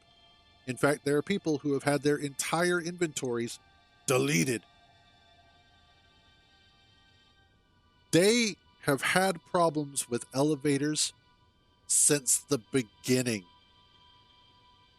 There was a short period of time during 3.17 and 3.19 where elevators actually almost kind of worked pretty consistently. And then after that, they broke it again. They keep breaking it over and over. When they changed hangars over to instanced hangars, that broke a bunch of stuff. So you can contact ATC in order to leave your hangar. You go to leave, and there's some invisible debris at the top of your hangar that blows your ship up as soon as the doors open and you go to leave. So now you've got a blown up ship that you have to claim. That claim can take anywhere between 15 minutes to 4 hours, depending on the size of the ship. You now have to deal with all the possible broken elevators and broken trams. And then, let's say you beat the odds and you manage to get through the elevators, through the tram, through the hangar, and you actually get to leave the city. And now you're flying. Now you have to deal with a crappy flight model that keeps you at either a really slow speed, I know, right? A really slow speed, or you get to actually do a decent speed, but you have no defense because Master Modes sucks ass. Now you have to fight against being able to possibly quantum jump to where you need to go to. You need to deal with a contract system that may or may not actually get you working contracts to try and make money. And then, if you wanted to go to their new star system, Pyro, you get to try and go through the jump gate. You get through the jump gate, and on the other side, there's some asshat with a warship or some sort of combat ship who immediately just murder hobos you because it's funny to them.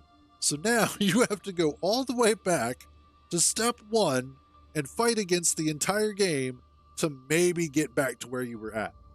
So right now, the game is in the worst state it has possibly been in. It's unstable, it's buggy, it crashes. And the good news is there's a new ship on sale. So you can give them more money to deal with this bullshit. So that's why I recommend not buying Star Citizen right now. It's not griefing. It is not considered griefing. The reason why it's not considered griefing is because CIG actually condones that kind of play, because it's called piracy. Even though everybody else is like, that's bullshit, CIG is like, we wash our hands of it unless they are specifically harassing you. And even then, if they're harassing you, they still may not do anything about it. And if you report it, they'll probably ignore it. And if you mention it on Spectrum, you'll either get your thread locked, or it'll get moved, or you will get banned from Spectrum, which is their forums. Because, fuck you, that's why. So, right now, they are in just the sorriest state they've been in a long time. And it sucks. I have to get my hands on Space Station 13.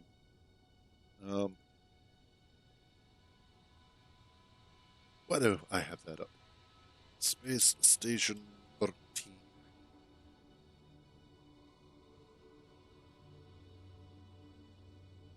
Okay, I see what it is.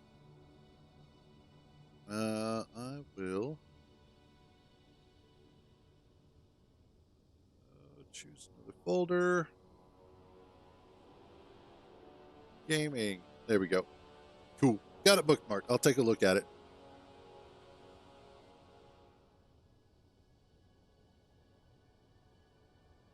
Archean. I've not heard of that one.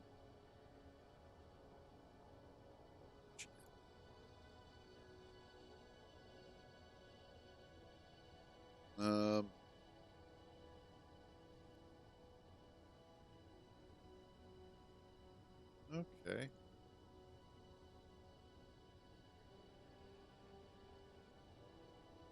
Library, store, featured.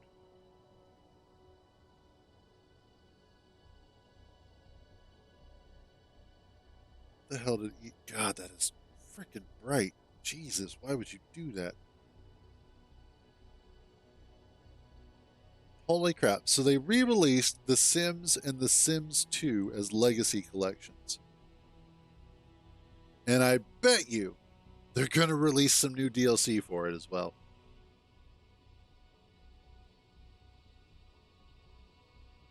I would be a little concerned about that as well.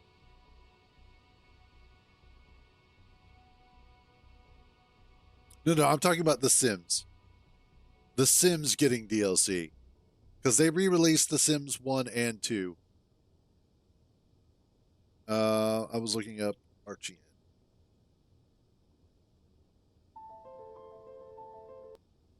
Archean is a realistic, immersive multiplayer engineering sandbox and space sim featuring one of the best in-game programming systems.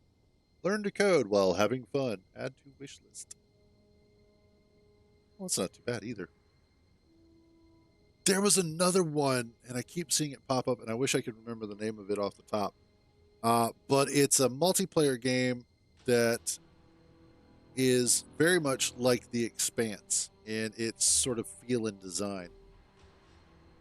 And I wish I could remember the name of it because I keep seeing it pop up from YouTubers who generally discuss like Star Citizen. And people are looking at it as a possible go to instead of Star Citizen. That looks really, really good. I think it's called Space Age. Let me double check that. Space Age. No.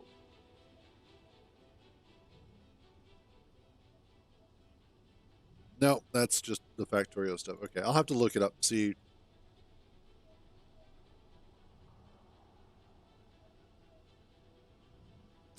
Yeah. Yeah, anytime that you're waiting for something to show up and it takes forever, or it's going to take forever, that's the problem.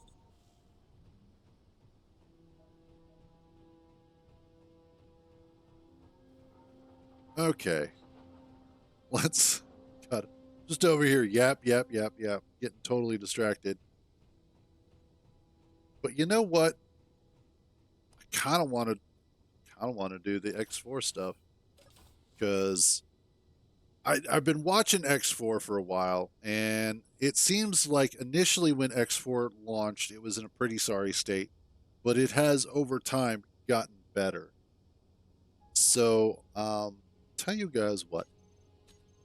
Let's go ahead. Where are we at?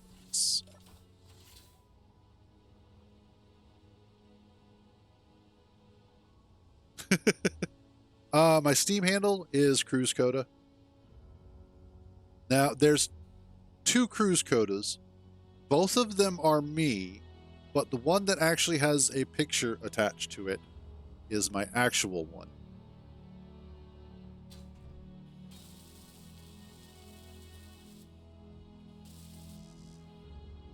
Yeah, that one. So,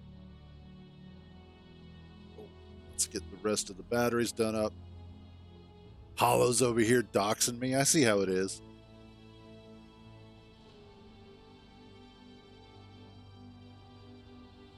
That's one thing I really haven't done is any GOG versions of games, even though I probably should.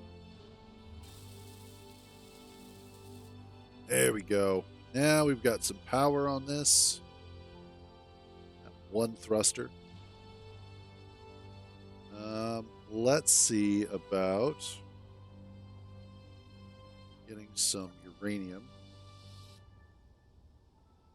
Oh Jesus. Yeah, I could see that being a little bit of a problem.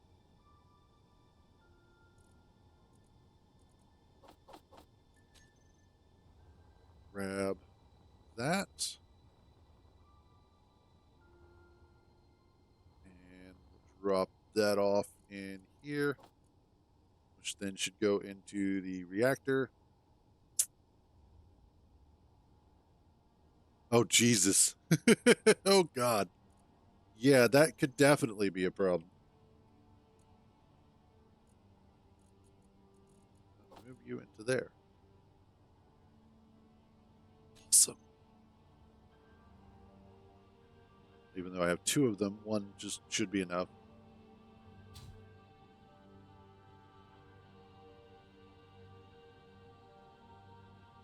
Okay.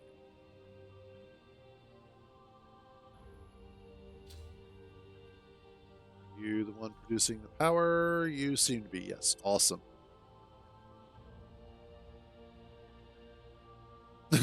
Yeah, that's messed up. Good way to handle the situation, though. All right, now that I've got that stuff in place, I also need to figure out attachment points and what weapons I'm going to attach. That's the other key thing, is what weapons we're going to use. Obviously, a mix of Gatling turrets, probably some artillery turrets as well. And then, I don't know what else. I want to use... yeah, I can't click on that. Yep, I got it. Accept.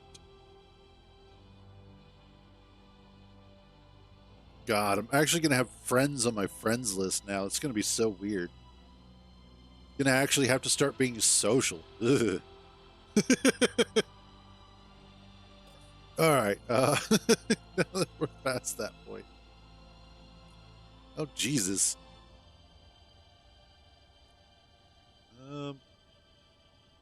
Yes. Accept. All right, whoever that one was.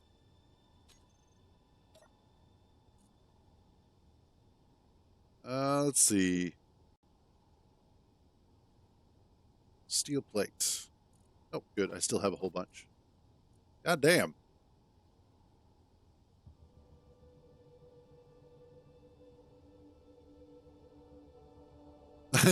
I know, right? Okay, gotcha, Spectre. As long as I know who is who, it makes it a little bit easier.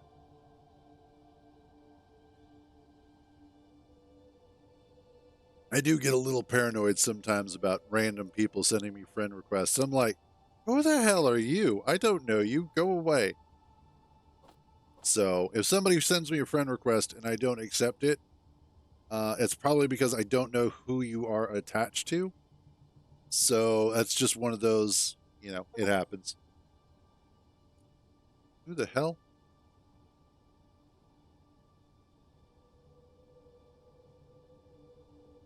What did you just send me? Oh. I heard Hollow's already sent me the game. There, buddy. So I'm gonna have to decline that gift.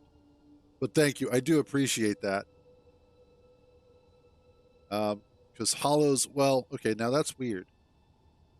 Because Hollow sent me, which version did you send me?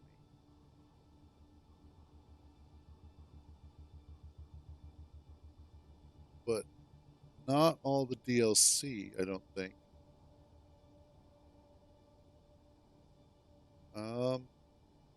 Okay, so I wonder if, because she just sent me the base game, but not all the DLC.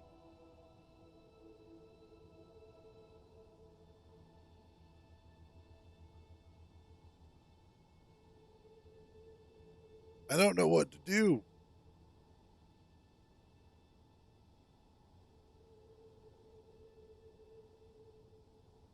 Well, I don't know if I can refund yours.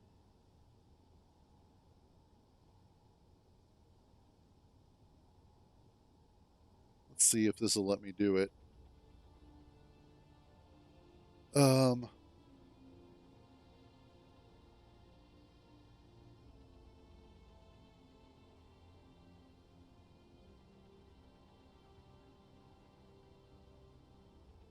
Okay.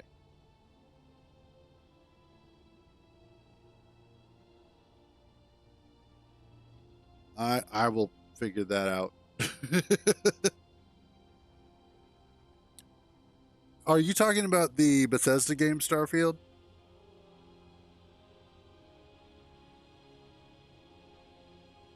Because oh yeah, I tried playing that. It is so boring. Yeah, that's fair, Angel. That is like, I don't know what to do. So I'll wait until afterwards, and then we'll take a look at that because that requires like paying attention to crap. But I tried playing Starfield, and the problem was if I had not played Cyberpunk 2077, Starfield might have actually been kind of an interesting game. But I played Cyberpunk. I also put I've got hundreds of hours in Skyrim. And I've got hundreds of hours in Fallout. And all of those games are better experiences. Plus, I've got thousands of hours in EVE Online. And I also had Star Citizen at the time, which at the time was just a much better experience. So the problem is that Starfield came out, I think, too late to be a genre defining game again.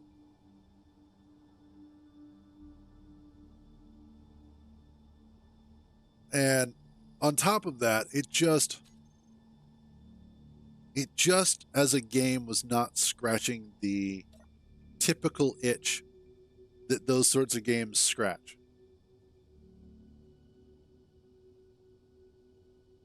And in all fairness, you also had the Outer Worlds, which had come out a few years before that.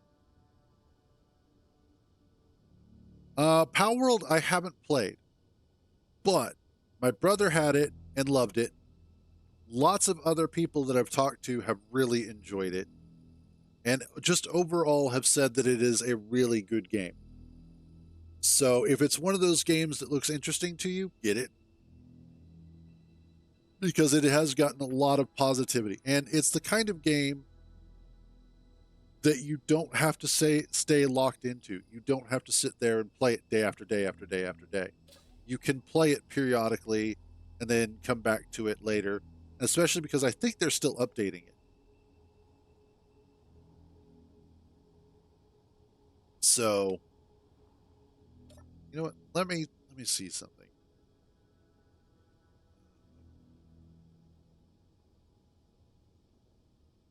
View over here.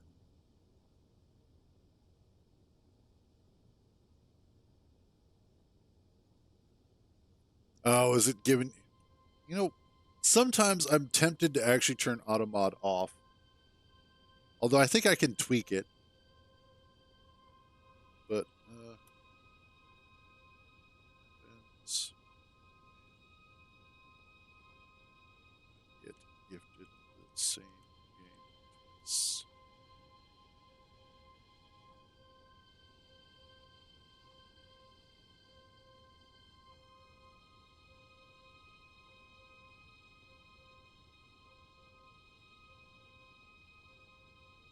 Okay.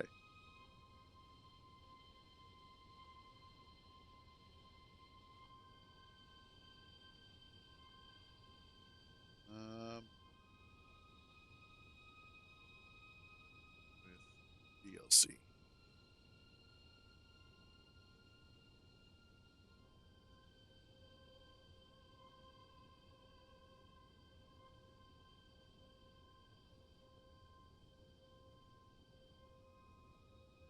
Okay. So, I know, right?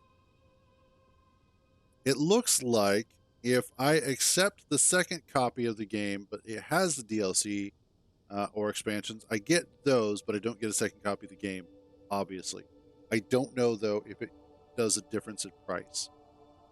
If you don't mind an experiment, I'll go ahead and accept it and see what happens. I'm all for bettering our understanding of knowledge here. Okay, you have oxygen. Why are you not? I bet because Cruz is dumb. Cruz is dumb right now, and I know why that's not getting to where it needs to go.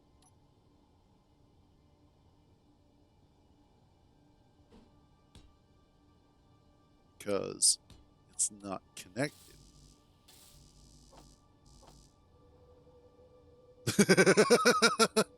I would be all right with that, honestly.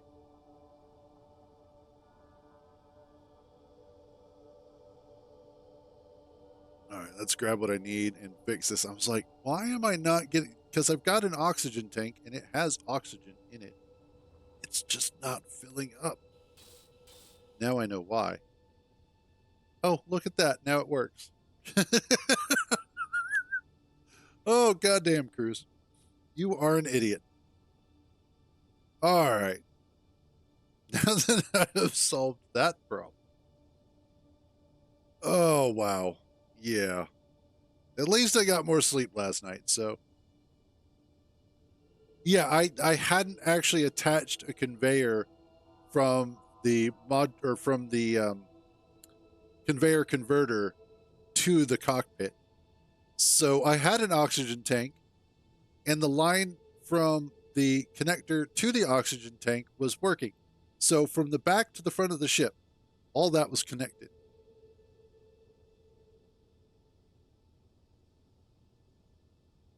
Um, so yes, I have tried Space Engineers 2.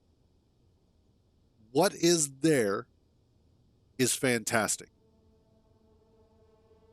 What is there, however, is very little. Essentially, it is just a creative mode demo for Space Engineers 2. It has a limited block set. It has a limited number of additional blocks that are not for decoration or for structure. It does have access to the refinery, to the assembler, to a gravity generator, to a reactor, a solar panel, and a couple other blocks. Most of those are non-functional. So there's no survival mode, there's no planets, there are asteroids, but there's no personal tools aside from a debug tool for destroying blocks and the paint tool. It is a very stripped down version of a creative mode. However, what it does do is show off the new rendering engine, the new V-Rage 3 engine. Enables the ability that if you have an RTX video card or a video card that handles ray tracing, you get to see that, and it looks amazing from what I've seen. I have a very old video card, so it doesn't do that. The worthiness of it as something that you want to purchase is entirely subjective. That is up to you. Do you feel like pre-ordering now is going to be worthwhile in the future? If you feel like it, then yes, the answer is yes, go ahead and get it. If you feel like in the future, when they actually get more of the game released, you are going to enjoy it. If you love Space Engineers 1, you will most likely love Space Engineers 2. Or at least like it. I can't say that you will love it. If you're not sure, then wait until, like, I would say 6 months down the road and check back in again. See if it's one of those that it now has the features that you're looking for to get you invested in it. Or just wait until it's full release. Yeah, and that's pretty much what it is. The pre-purchase is making sure that Keen Software continues to be able to afford making the game. And what's there right now is incredibly promising. I am absolutely looking forward to the full release. And it is, for me, a worthwhile endeavor. Now, granted, I didn't purchase it. I got it for a Christmas gift from my brother. So, but even then, I still would have put the money into it to get it, because it's still one of those that it is an upgrade to Space Engineers 1 in nearly every way, and is going to give us so much more. And I'm really looking forward to the next 10 years of Space Engineers. And no, yeah, exactly. 30 is a very reasonable amount for the game. So, again, if it's one of those that you feel like you have enjoyed Space Engineers 1 and you are looking forward to Space Engineers 2, get it. It's a no-brainer. Ooh, that sucks.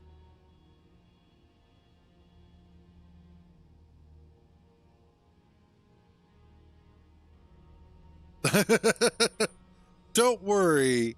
I am a streamer of multiple talents. I am capable of also being addicted to a lot of different games. Currently, I'm also addicted right now to World of Warcraft.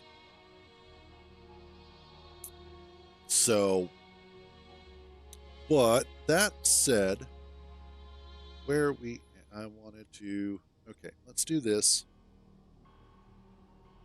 You received a gift, accept gift. Okay.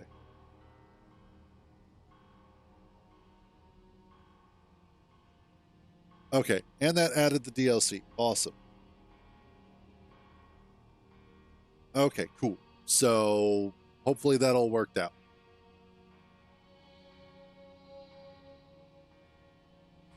Oh yeah, so much energy.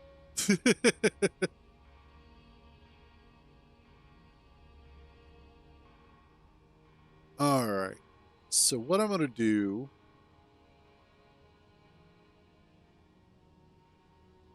um okay. Yeah, I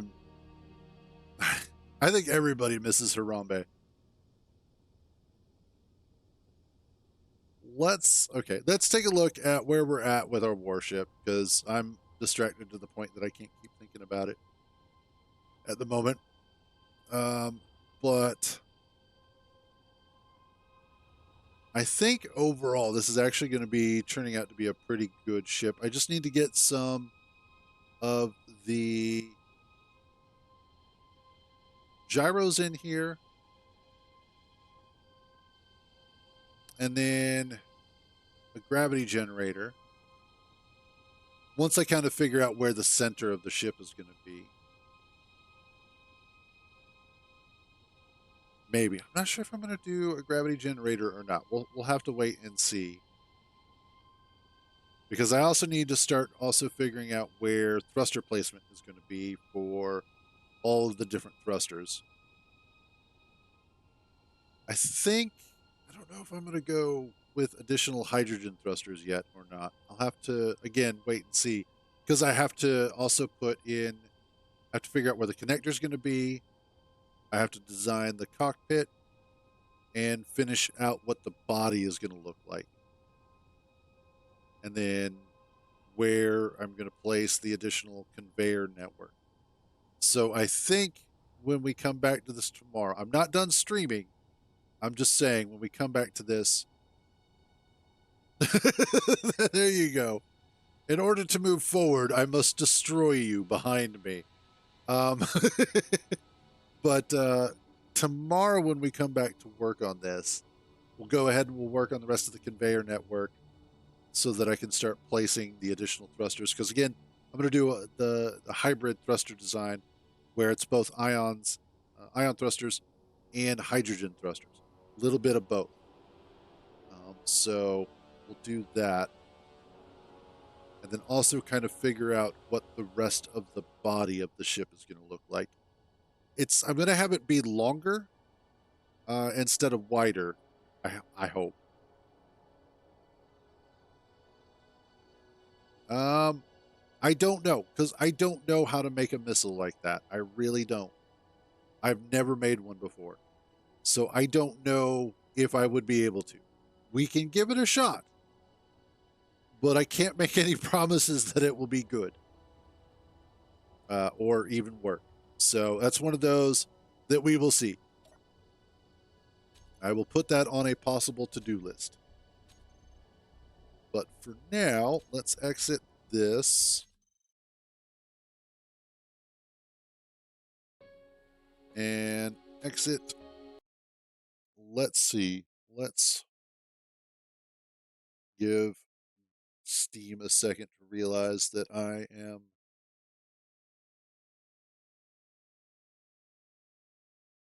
not playing Space Engineers at the moment.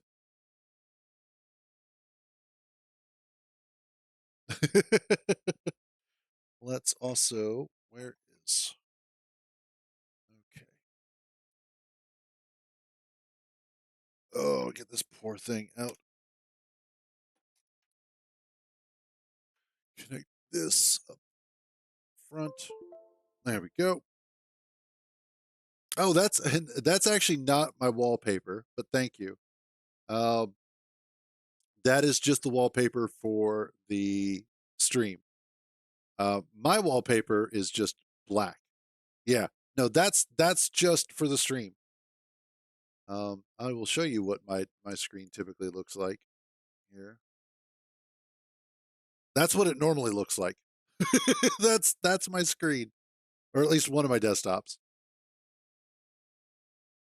So that's what it normally is. So that's why I have for the background.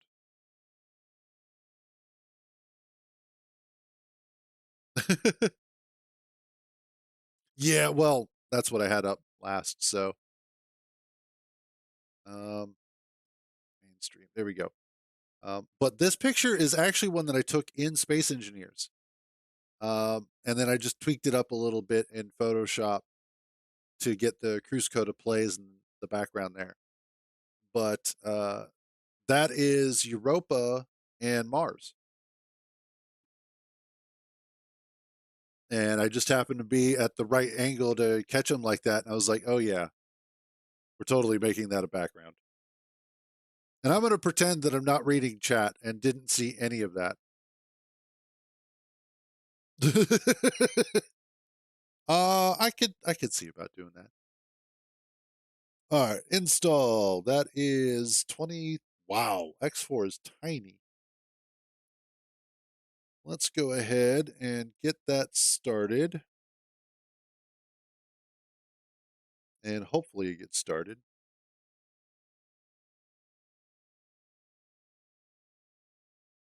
Come on, anytime now. Anytime now. I don't know what it is lately, but Steam has been weird.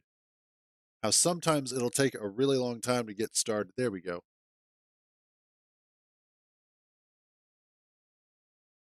Funnily enough, I do actually understand what you're talking about. And the reason why I understand what you're talking about is because I have X3 and then I have what's the other one? I'm not a noob to the X franchise.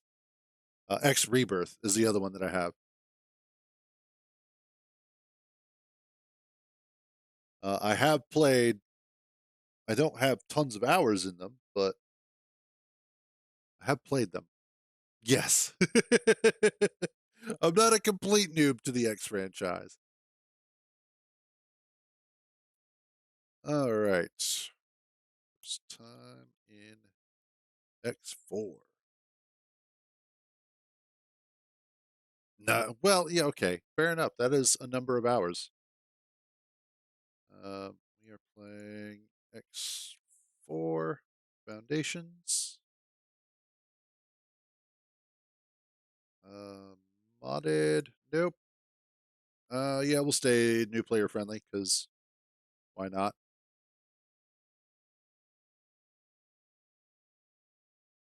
Oh yeah, and I have actually been getting news about X4 off and on over the past couple of months, primarily because of the fact that they contracted the guy that worked on Star Citizen's last good flight model that everybody was really enjoying. And so I do know that they have been making updates and changes to the game itself. And I have been keeping an eye on it anyway, just because of the fact that I did enjoy X4 as much as I did.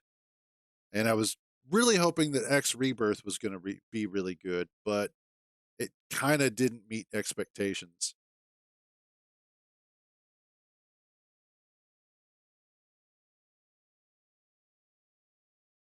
But let's see. Still got about how much longer? So about 13 minutes ish to finish installing. I'm going to take a quick break, a quick AFK. Let me get some music going here. Hopefully, I can do this without crashing everything. No. We'll just get some music up in the background. Where is my music?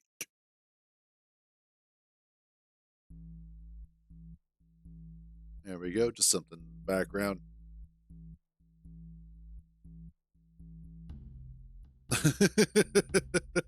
There we go. Space game for noobs. That's what we need to make a game about. And actually, it would be a funny game if every time you started it up, it would just randomly change certain rules about the gameplay itself. So, like, the first time you play it, it's a normal space game. It does everything that you expect it to.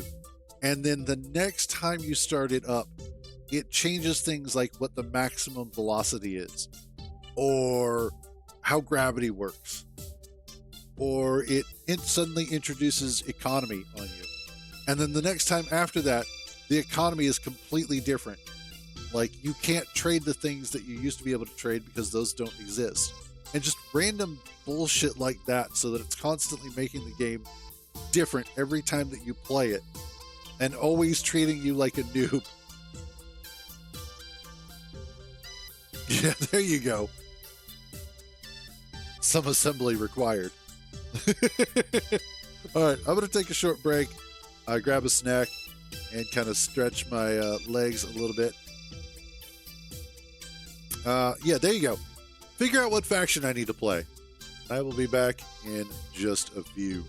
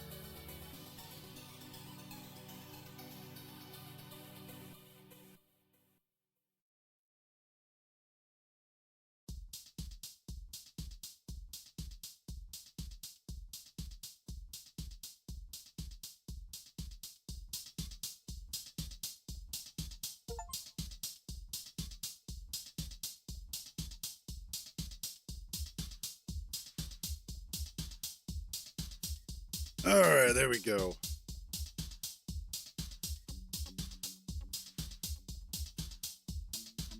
Let's see. Ugh.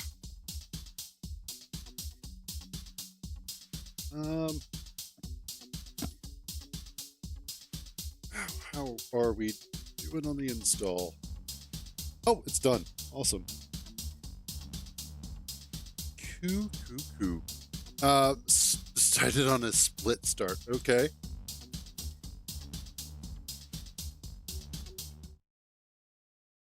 And fade back. Oh God, I have a feeling that this is going to go horribly, horribly wrong, but we'll see how it goes. We'll try this out. I also brought some snacks with me. A little bit of Hershey's chocolate. Oh yeah, I need to add this to assets. Not that one. Asset games. Dude. Everything can go horribly, horribly wrong. X4.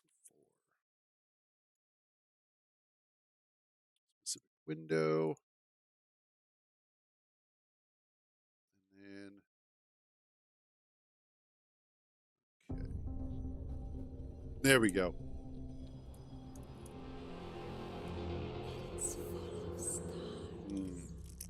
Hershey's chocolate, good.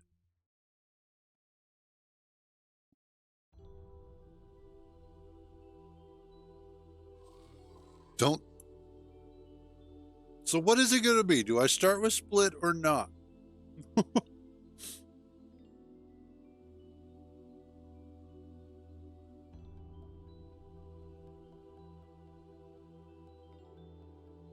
No, okay. All right, so if this is your first time in X4, we suggest you try out some tutorials.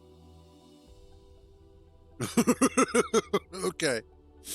You'll try out some tutorials and then dive into the timeline story before starting your journey into the open universe of X4. Timelines will give you an introduction to some of the features and activities that are available in the open universe. Your suggested next steps are marked with a star symbol in this start menu. Once you are ready to dive into the open universe, there are a number of game starts to choose from, giving you different ways to start the game depending on how you want to play it.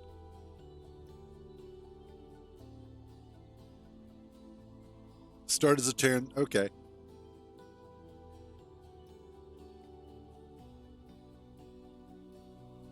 All right, gotcha. First thing we're going to do, though, is settings. Graphic settings. Display mode, borderless window.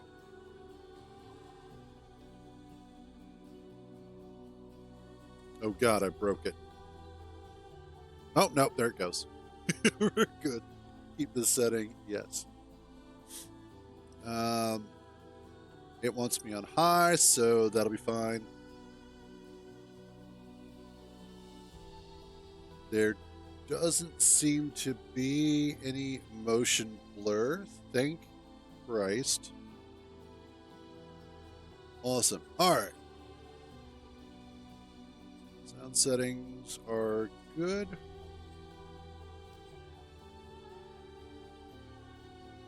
Okay, cool. So we're doing what? Open universe?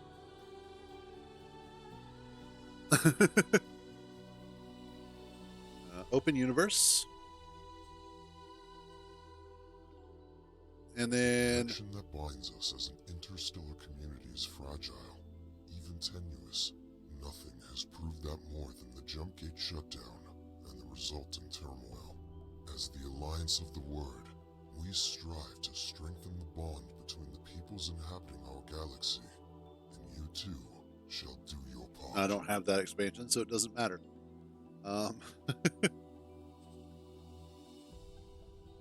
In the settlements of the Reach, a peculiar sort of nobility holds sway, one characterized by a rather sedentary nature. Consequently, it's not uncommon for descendants of notable families, particularly those lacking immediate inheritance prospects, to seek out adventure and renown Gotcha. elsewhere. Upon their return, laden with treasures and tales from across the cosmos, they're embraced by their families once more, despite some disappointment regarding their initial departure.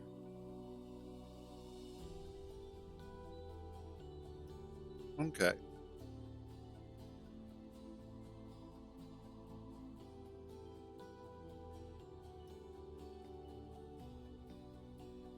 No, it looks like it was just the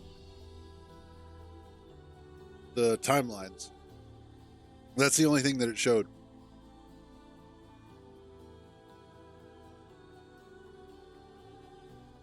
Oh God, spinny thing. I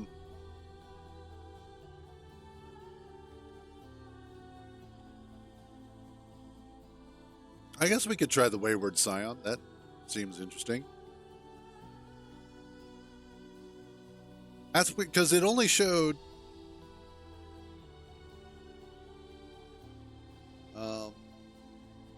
so it may have refunded back to you the gift. So double check that. You may have gotten refunded.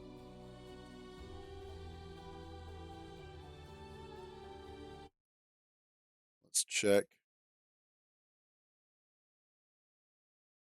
Yeah, because it's only no, it didn't. It's just showing me timelines.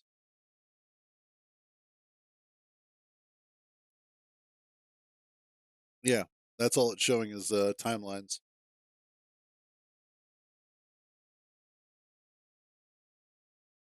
And not Kingdom End. Not a big deal. Like it's not a huge thing. Hopefully it did refund back the difference because usually Steam's pretty good about that. If not, we'll figure something out. I'll try to play less than 2 hours, or just figure out a way to get you back.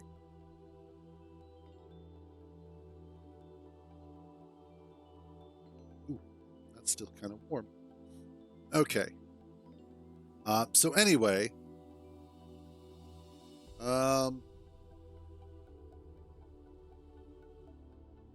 let's do, I guess, the Wayward Scion. Okay. And we'll just hit start game, I guess. Dear Mother and Father, I hope this message finds you well. It has now been precisely 2 months since I left. Wow, I regret precisely. leaving without saying goodbye, but it just seemed easier. I've been working here in Hatikva's Choice, and some interesting trade propositions have come up with a group that call themselves the Hatikva Free League, so I'll set a course for Winds of Fortune. I'll let you know how that goes.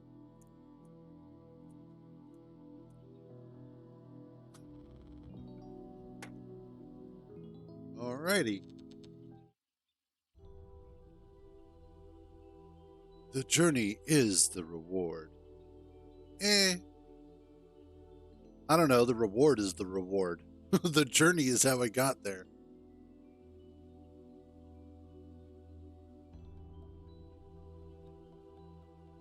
Loads pretty quick.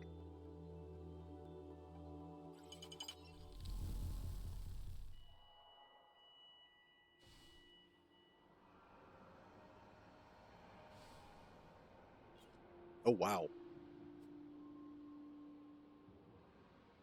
Oh, God, I have no body. Yet I must pee. Are you shitting me? Is this basically just like Star Citizen but single player? Runs pretty well, too.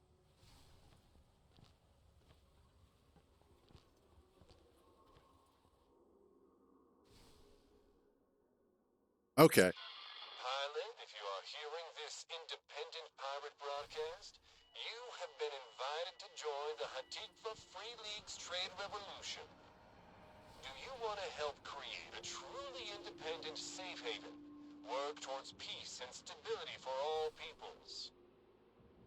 Then we need you. Do not hesitate. Check your mission offers to join the cause. Okay, please, Lord, tell me this is. It is. Yes.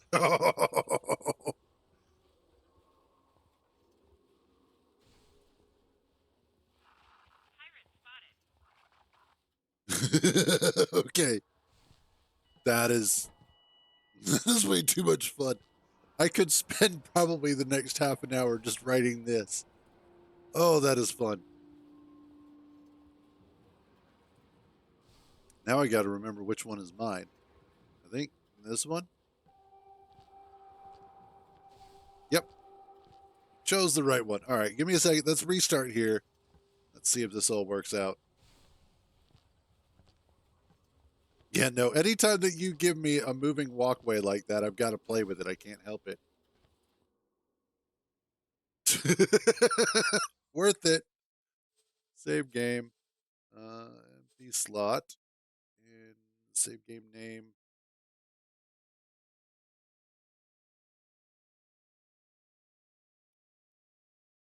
Twitcher's Choice. There we go. Save.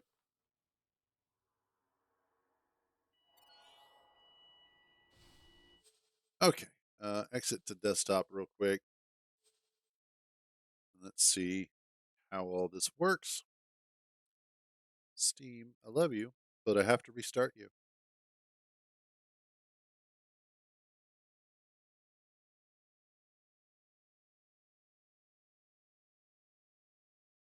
Okay. What is. Oh, gave me a trading card. That's why. All right. Let's restart Steam. Exit Steam. Shutting down.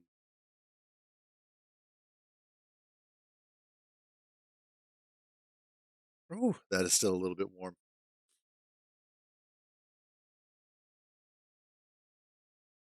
Oh, gotcha. That's not too out of the ordinary. I've seen other save systems do that as well. I play quite a few other types of games, and that is surprisingly normal. Okay, get Steam started again. Here goes a Hershey's Cookies and Cream.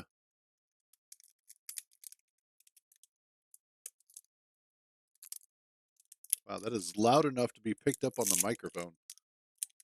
That lets you know. That's like that feeling when at gotcha. But at like 3 in the morning, and you're trying to be quiet as hell, but you want some chips, and you go to open the bag, and it's the loudest thing in the entire world. Every other time you go to open it, it's pretty quiet. But when you're trying to be quiet, when you're trying to be stealthy, that bag of chips is going to give you away, and you know it.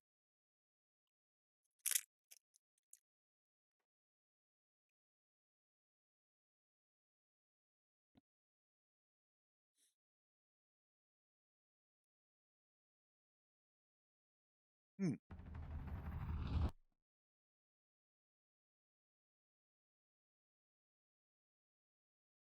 Yeah, it's just that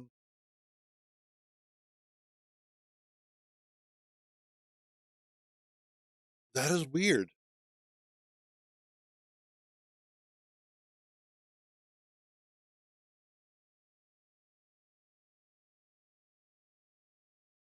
It oddly shows that I have 2 copies of X4. It says that I have 3 things in my library.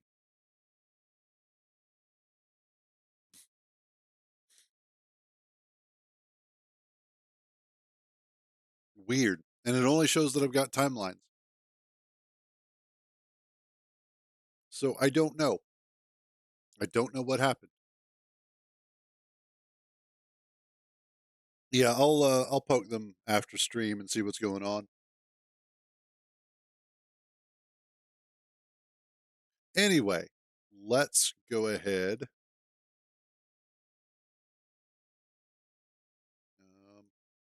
Let's see. Anything? Nope. Okay, cool.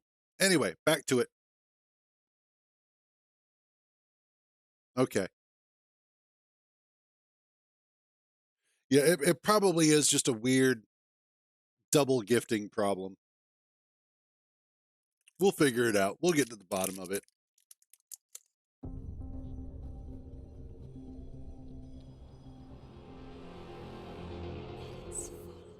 Hmm.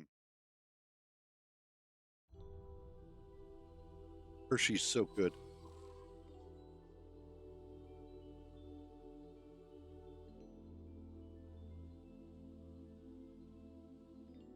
Holy shit, I didn't realize that Jimi Hendrix was born in 1942. I mean, obviously that makes sense.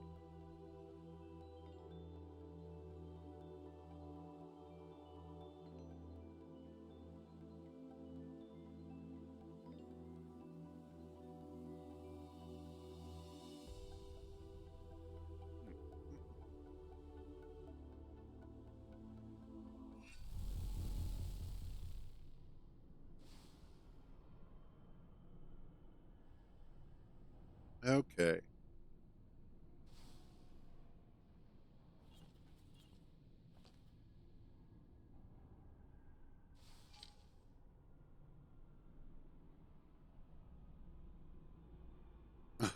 There you go. Information, enter ship, rename, redesign, put into internal storage. Okay. Oh, that's nifty. The transporter room. Okay, cool. We would like to remind all visitors to visit our special sales area close Of course, I have no idea what all the controls are, but we'll make this work. That is the production.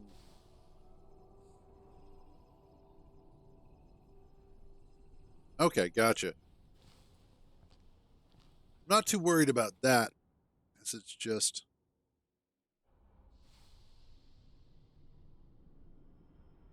I know sometimes there's a key to switch from like mouse move mode to mouse control where you're interacting with your. Let's do this. Settings. Controls. Okay, that's keyboard and mouse is what I want to look at. That's all the steering stuff.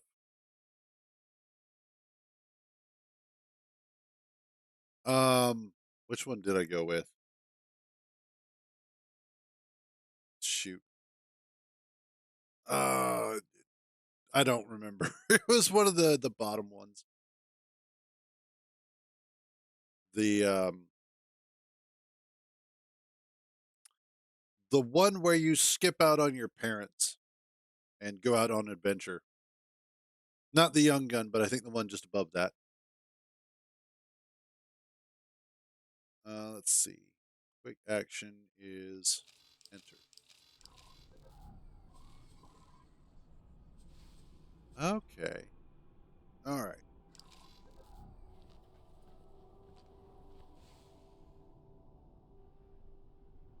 Nova, Vanguard.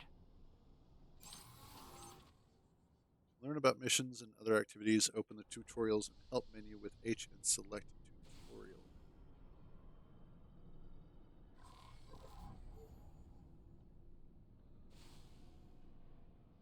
Let's do.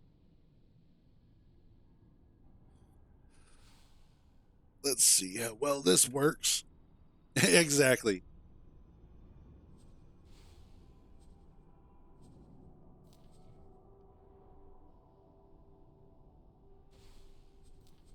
God no. Let's just wing it.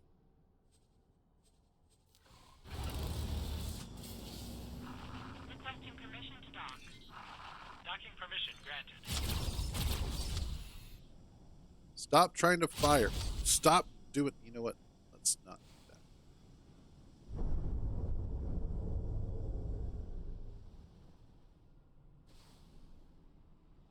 Okay, that's up, down. All right, there we go.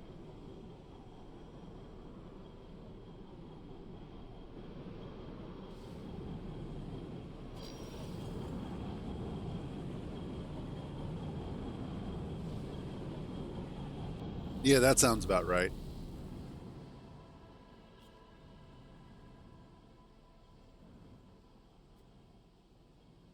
Okay.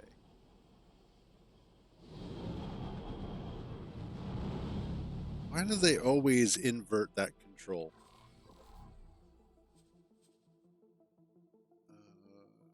Controls.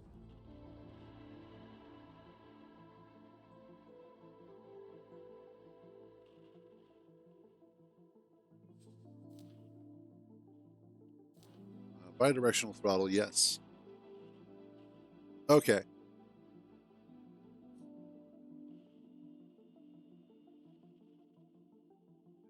Invert.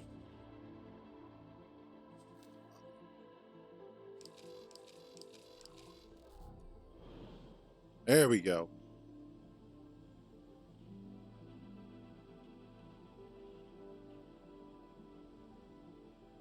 Medical supply factory.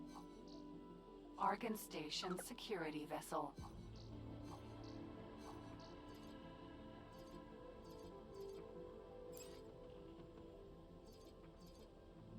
Okay, I see.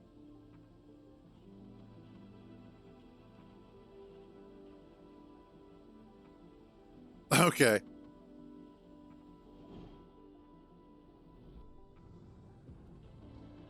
All right. Still playing with controls. This is going to take just a few controls. General. Joystick. Steer up, down.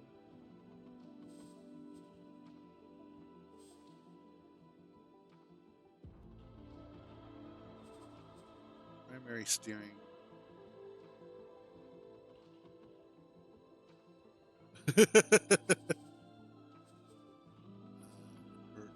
Okay, that's throttle. That's correct. I don't want that to be strafe up and down.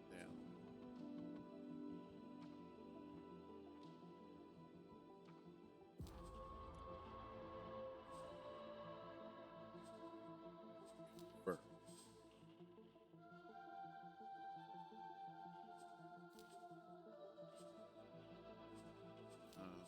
Confirm.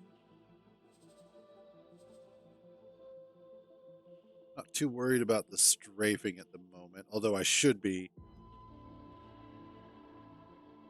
Let's see. Strafe left, right. Actually, cancel that. Strafe left. Strafe right. Strafe up.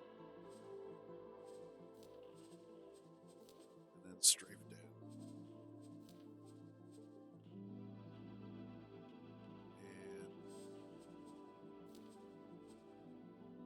And okay, let's see how well this works.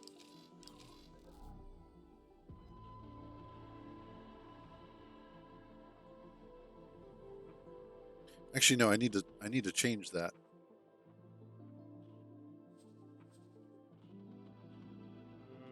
Controls, general, keyboard, mouse. Okay, so that needs to be yes. This needs to be that.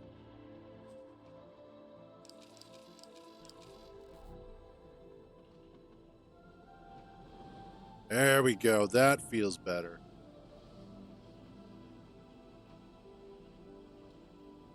Nope. And that needs to be inverted. Okay. I'll eventually get to a point where I'm actually playing the game. I swear.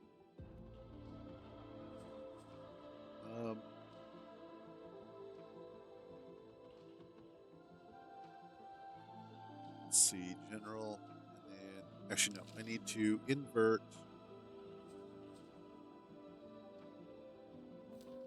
That.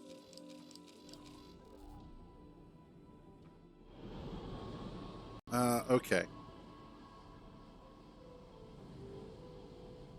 That feels better.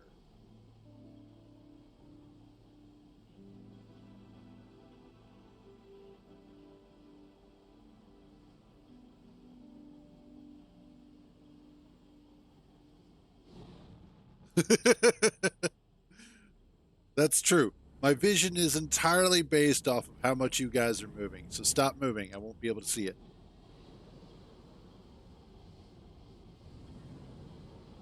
Okay, that actually feels much, much better. Alrighty.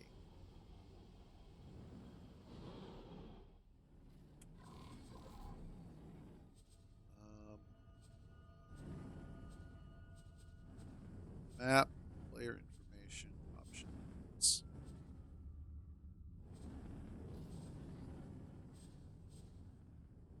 What am I looking for? Not Please halt. We will be scanning your inventory. okay. There you go. You can go. The scan came back clean. Geez, thanks. I'm glad I got their permission to go somewhere.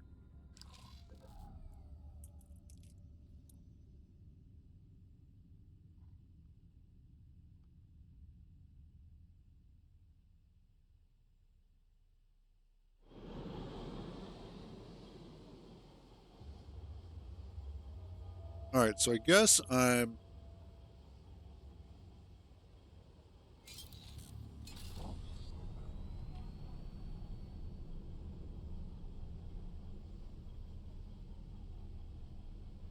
There we go.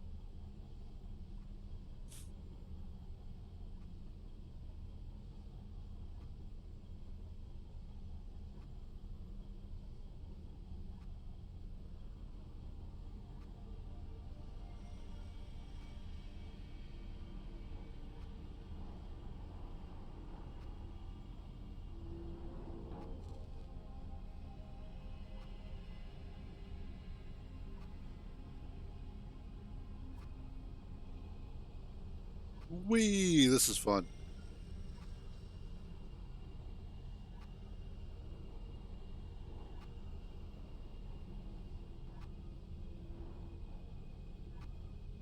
I love having games that allow me to actually utilize my flight stick. I don't get to use it enough. I've had it for years, but I never really get to use it.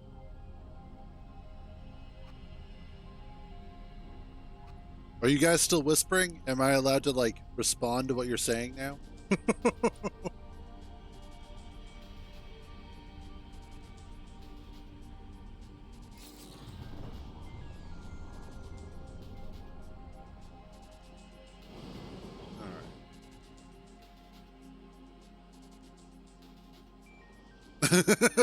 All right, cool.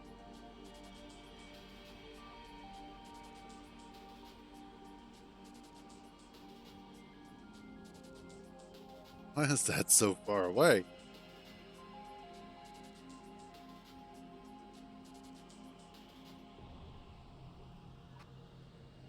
Oh, that's what that does. Okay, cool.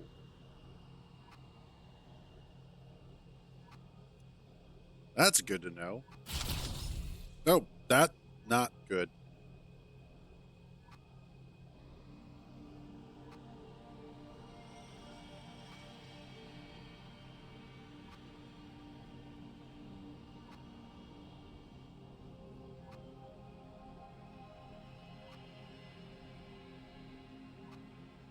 Almost there. So slow at 250 meters a second. Although this is still slightly faster than Space Engineers, so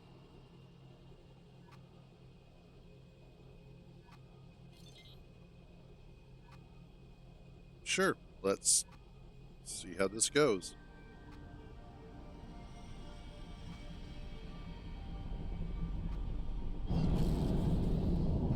Oh, Jesus!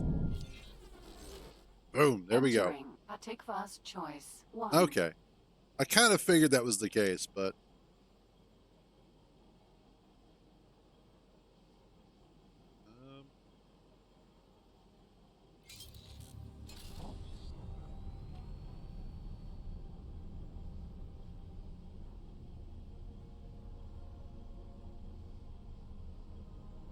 slow down just a little bit. Good music, though.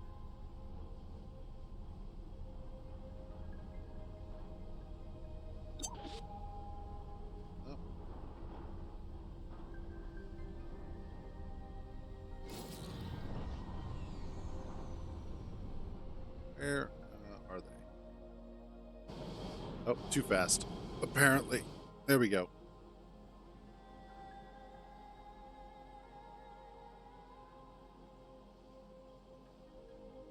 I'm supposed to go here.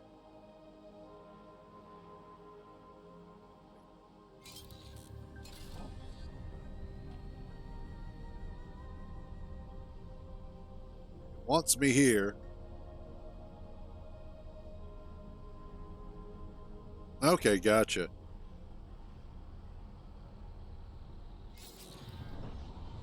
Oh, I guess I'm supposed to get onto the highway.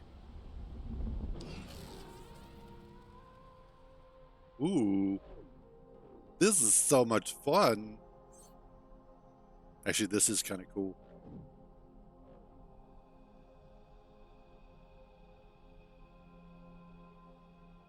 Yeah, I kind of figured it was still in the beta version because that's what a lot of people have been saying. I do pay attention sometimes. Oh, whoops. How do I get off of this ride? Ah, like that.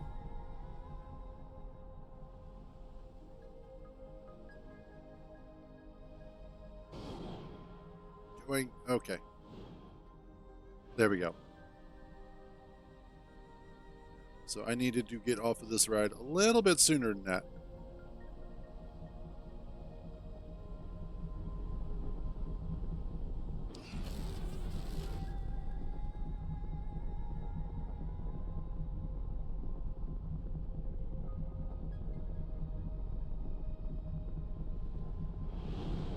Okay, there we go. Apparently it's supposed to get off of here at some point. There we go.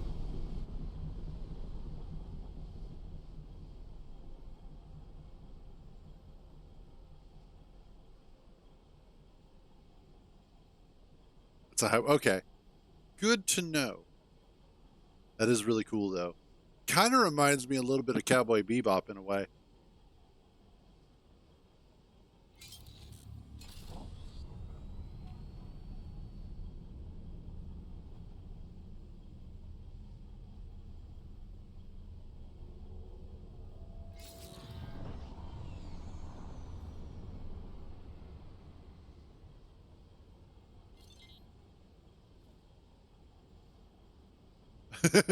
There you go. Let's stop. Thank you.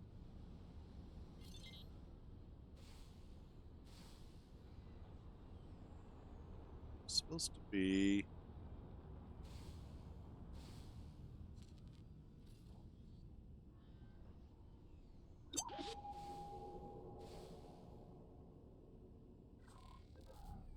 Docking granted.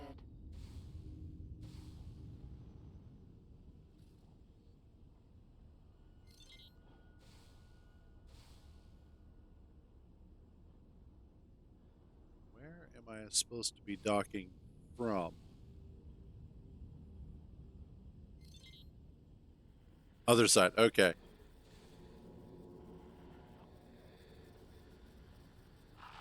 Requesting permission to dock. I see. Docking permission granted.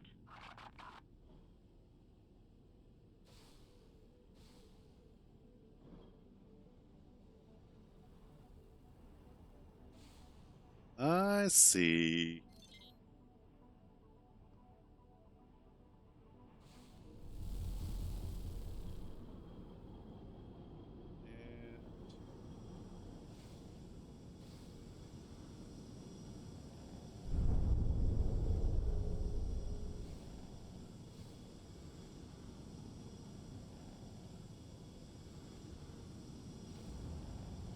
Aha!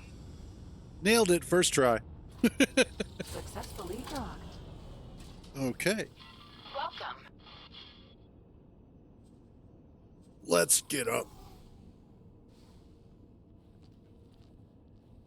Ooh, that was cool.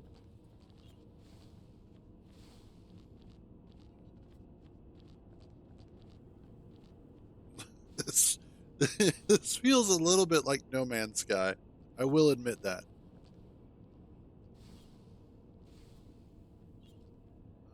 Go Verma. That's not who I'm supposed to meet.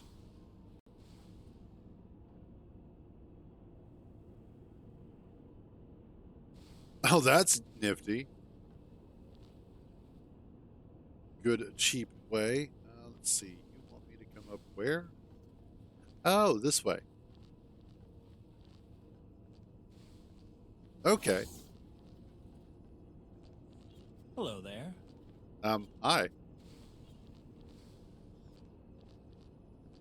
Bye. Office of Reem Omara.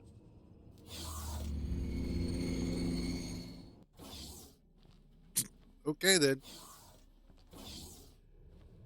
Trade deal's been confirmed. All right, this is cool. That will be all. That's probably what it was. Please come in. I apologize for the state of the place. Things are rather hectic at the moment. Why the We've hell am signed I a number wearing of sunglasses? promising new trade contracts, but circumstances I'm not that have left cool us yet. spread a bit thin. Reed, we have an issue with the inbound ore fighter. I hear you, doll. I'll be there in a minute. It seemingly never ends. We've prepared a freighter for you to fly over to one of our new partners. Ooh. Honestly, as long as you can deliver those goods on time, I'll be happy. If you do that, the ship's as good as yours. If you screw us over, well, the worst we can do is revoke your docking privileges. Sorry to cut and run, but there's something that needs my attention. I look forward to seeing how you do.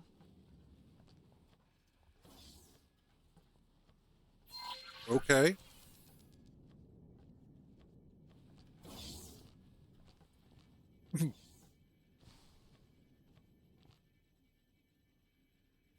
Oh, there we go. All right, so apparently I'm getting a new ship out of this if I can, like, not screw up. Trader's Corner. So I guess I go to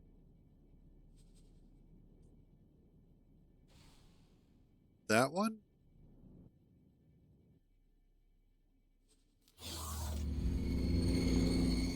Hat Callisto Sentinel. Yep, there it is. Look at me. That's the ship. We'll grant you access now. Take good care of her. We don't have much in the budget for repairs. Great. Okay, that's kind of cool, honestly. Callisto. Sentinel.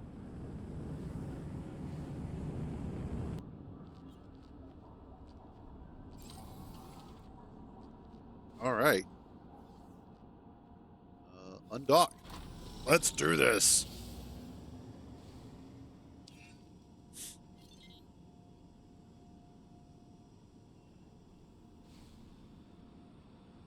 And I don't have landing gear, do I? Or is it automatic?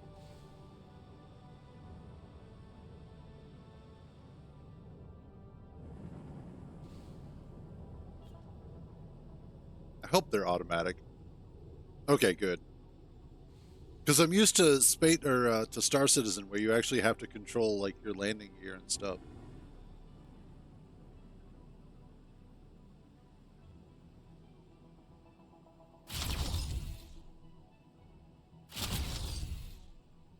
Okay.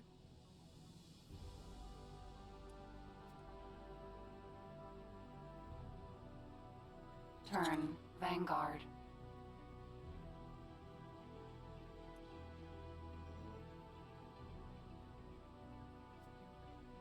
Okay, cool.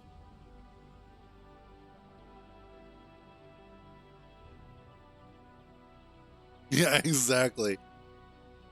And good to know. All right, so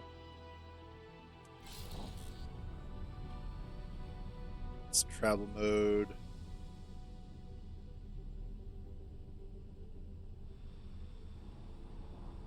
I'm gonna miss it.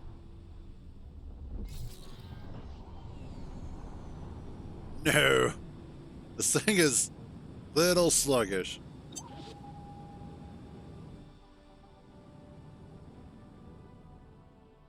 All right, Angel. Thanks for stopping by. Stay out of trouble there, buddy. Or don't. I don't care. All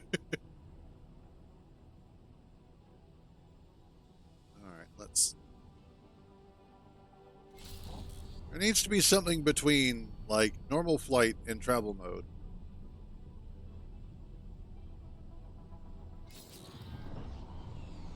There we go.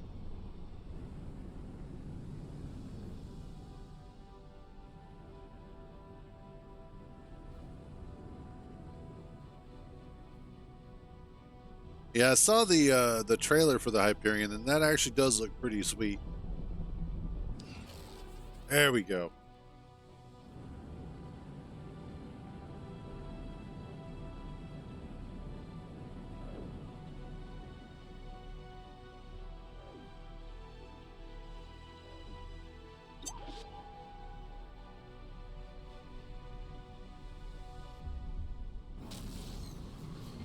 Entering system. Silent witness. Nice. I never really did get into all of the ships. Oh. In X3.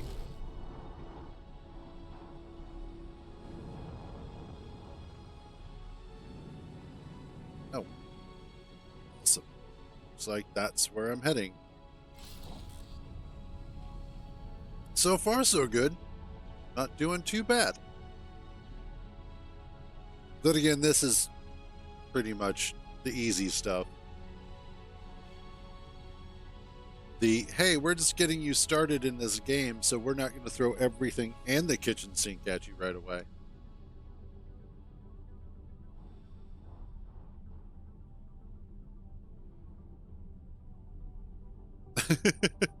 Well, like I said, in all fairness, I have played a lot of other space sims. And as long as the controls, I can work with the controls, they're pretty easy. Easy.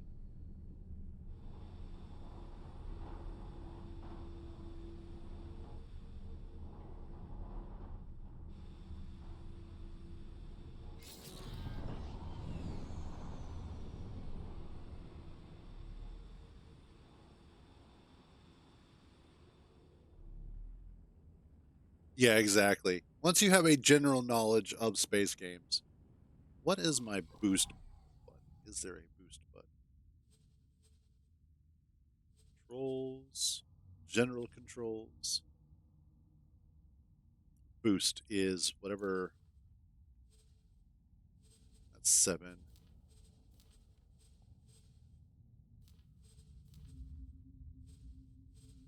It's 10. So that makes you 9. Okay, got it.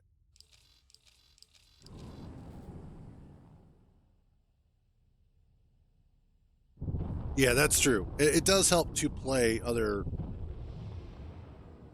entries in the franchise.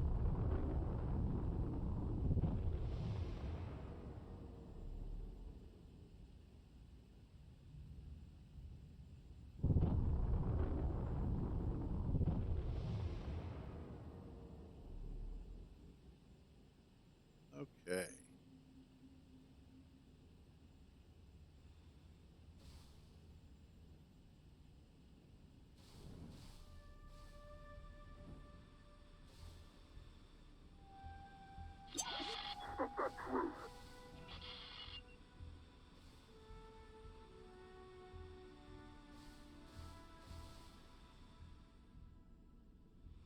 Honestly, I really do just love flying the ships. I think that's one of the best aspects of it for me.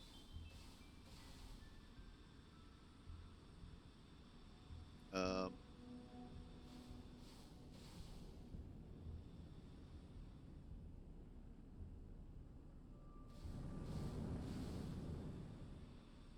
okay.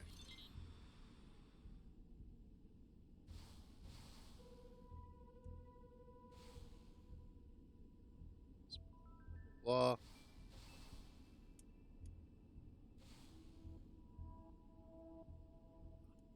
Docking granted. There we go. Yes. Oh my god, I used to play the hell out of Earth and Beyond. Kintar and I both used to play the hell out of that game. We are no strangers to it. That was so good. Successfully docked. Okay. Welcome. Liver. So I believe trade.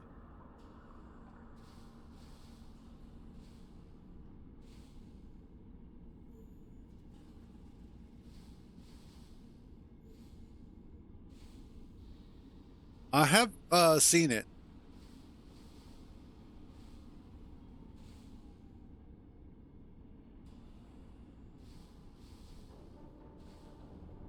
Let's see. Okay, so I guess I'm supposed to trade.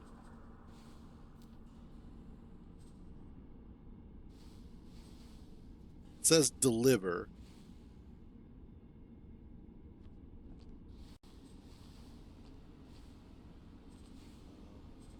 Actually, give me just a second. I'll be right back.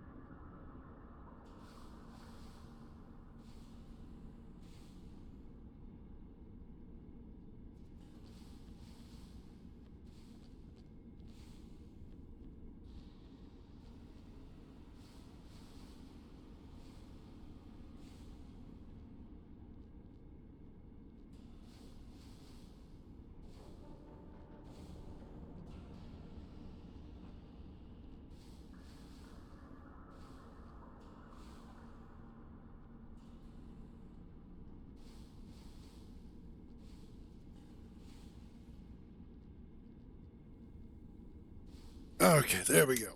And I can just leave that there as is.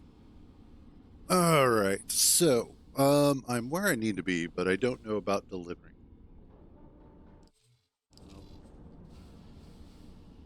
Deliver.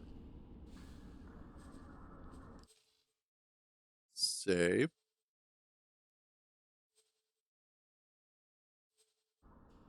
Okay. So, if it goes horribly, horribly wrong,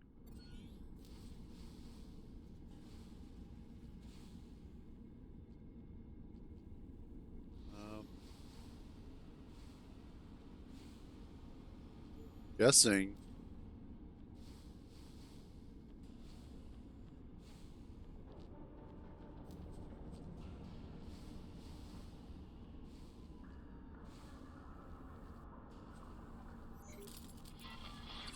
Hello there, Captain.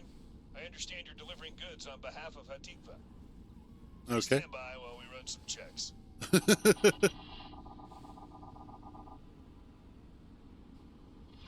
All clear. Sorry about that.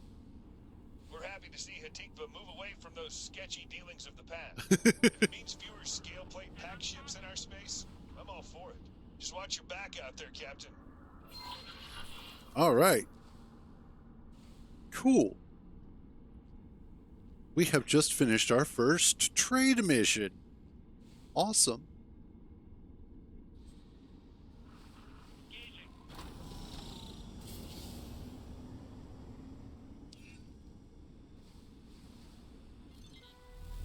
All right. So now I got to go back.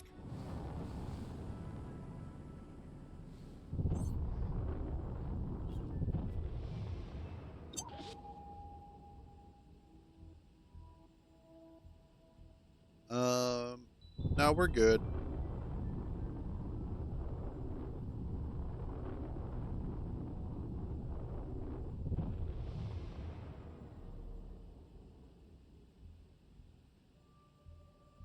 Let's go.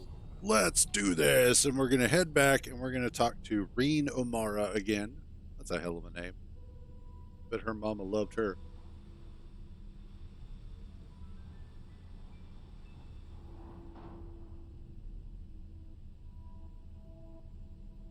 And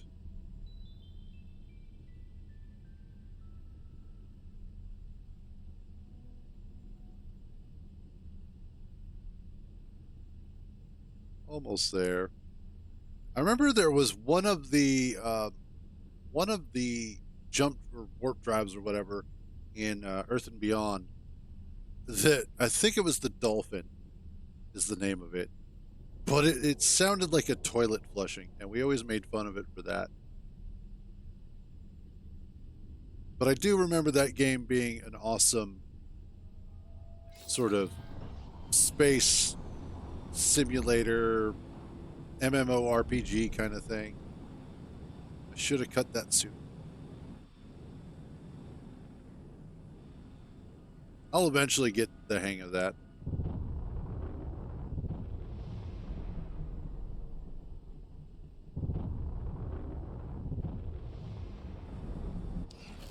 There we go.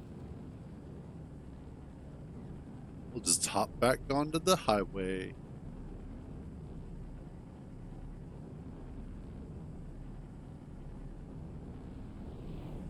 Then we highway through a jump gate, Entering which is system. awesome. Atikva's choice.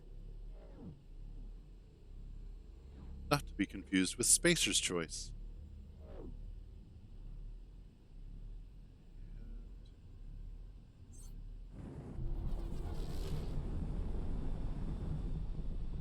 There we go.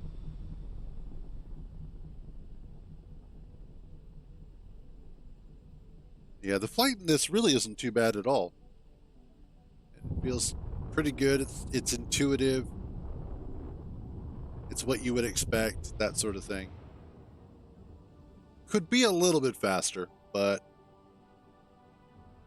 you know, that's really up to the developers.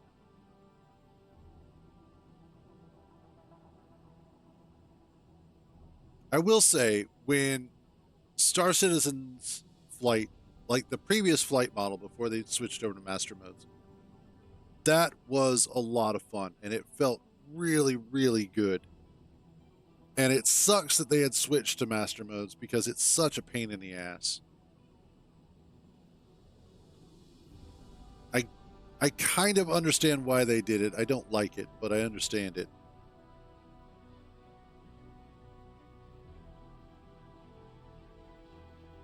Welcome back.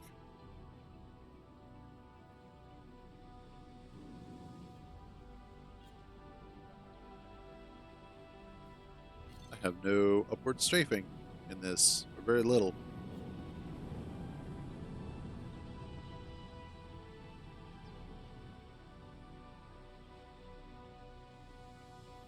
Yeah, delivered the stuff. I'm on my way back.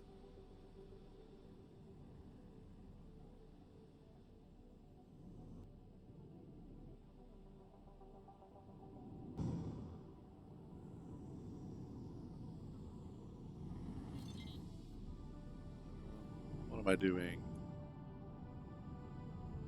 Nope. Docking granted. There we go.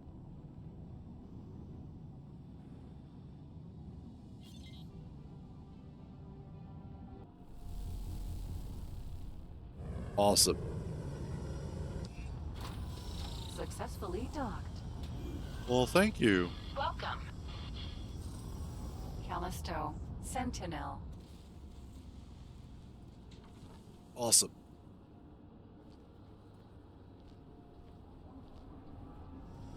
Are you admiring my awesome ship? Because it is pretty sweet, isn't it?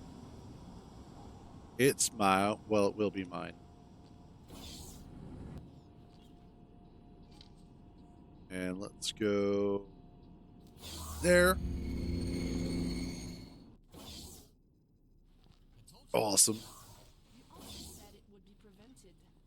Captain, good to see you back. Ah, this must be the new recruit. Yes, it Things is. went smoothly, I take it.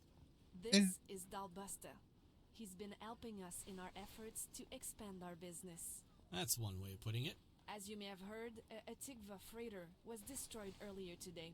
It seems that the Scaleplate Pact don't like the idea of us going clean. Sounds good. This is Yep, what and I will happens when definitely you be have on bad tomorrow. intel. That's something we're looking to improve on. If you're And willing, so I'd far, like you to I think help this is going to be us. one of those games Our I goal enjoy is playing to every break once in a all while. ties with Scaleplate while making sure they don't continue harassing us. Easier said than done. But with the right preparation, I'll have them eating All us right, in hand. have a good one, buddy. I'll be on Thanks my for stopping by. I look forward to working with you. And thanks again. Do appreciate it. He's nothing if not confident. Hooray for confident people. So, what do you say? I guess. I guess I'm in. Glad to hear it. I'll let Dal know. Just follow his instruction and you'll be fine. Why don't you go chase Dal down?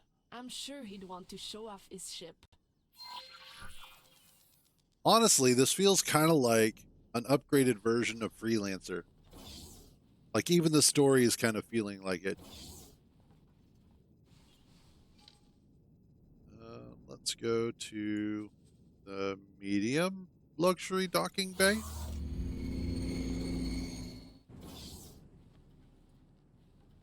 Yep, I guess this is where it wanted me to go. Oh, God. Wow.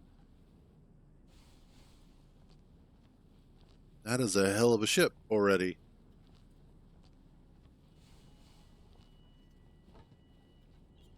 Ah, Captain, welcome aboard my ship. She's a beauty, isn't she? Absolutely. She's equipped with the best surveillance and computing technology around, and you couldn't ask for a better crew. Handpicked them myself. So, what can I do for you? Eager to get started? Yes, where How can about I we help? give you a nice, simple task to begin with. We need more information regarding scale plate supply lines and distribution methods. Anything to help us in predicting their movements and behavior. It's also something the local law enforcement would be interested in knowing. You'll be acquiring that data from one of their stations. No, For there's that, no room you'll up need here. a computer worm to confuse their security protocols. Lucky for you, we can have one prepared in no time. You'll need a nimble Okay. ship, perhaps a scout. Just in case you need to get out of there quick, we'll send you the worm program when it's ready.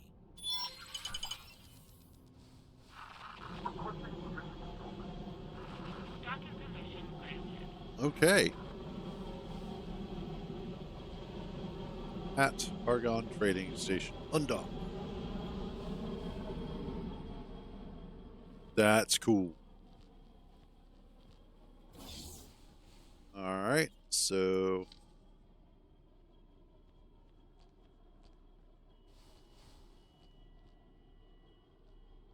Where am I undocking from? I guess the Nova Vanguard. What?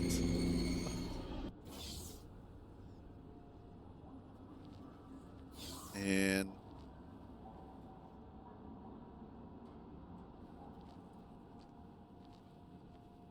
that makes me feel like there's like exceptionally large ships that can dock here, considering the size of this area here.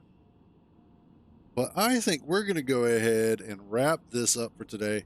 Between this and Space Engineers 2, or excuse me, Space Engineers 1, there's been a lot of work that we have gotten done, plus all of this to go through. Yeah, this is going to be something. I'll probably stream this a little bit more, just off and on, just because I do enjoy these sorts of games, and I have been looking forward to playing this for a while, and especially finding out that that they are upgrading the flight model. So makes me really super happy to have this sort of game because I missed this.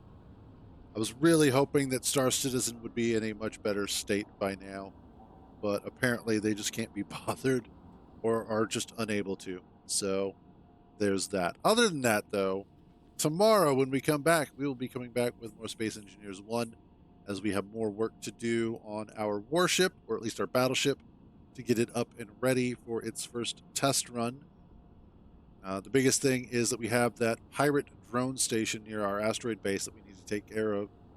Well, hello there, you finally got up here. And so that'll be kind of a good test run to see how well the battleship does and if there's any alterations to the design that we'll have to make initially. Other than that, though, that's going to be pretty much it. So, as always, thank you all for joining me on these misadventures. So glad to have you guys along for the ride. You all have a wonderful day. Stay out of trouble. And remember, if you get caught, I don't know you. I will catch you guys tomorrow.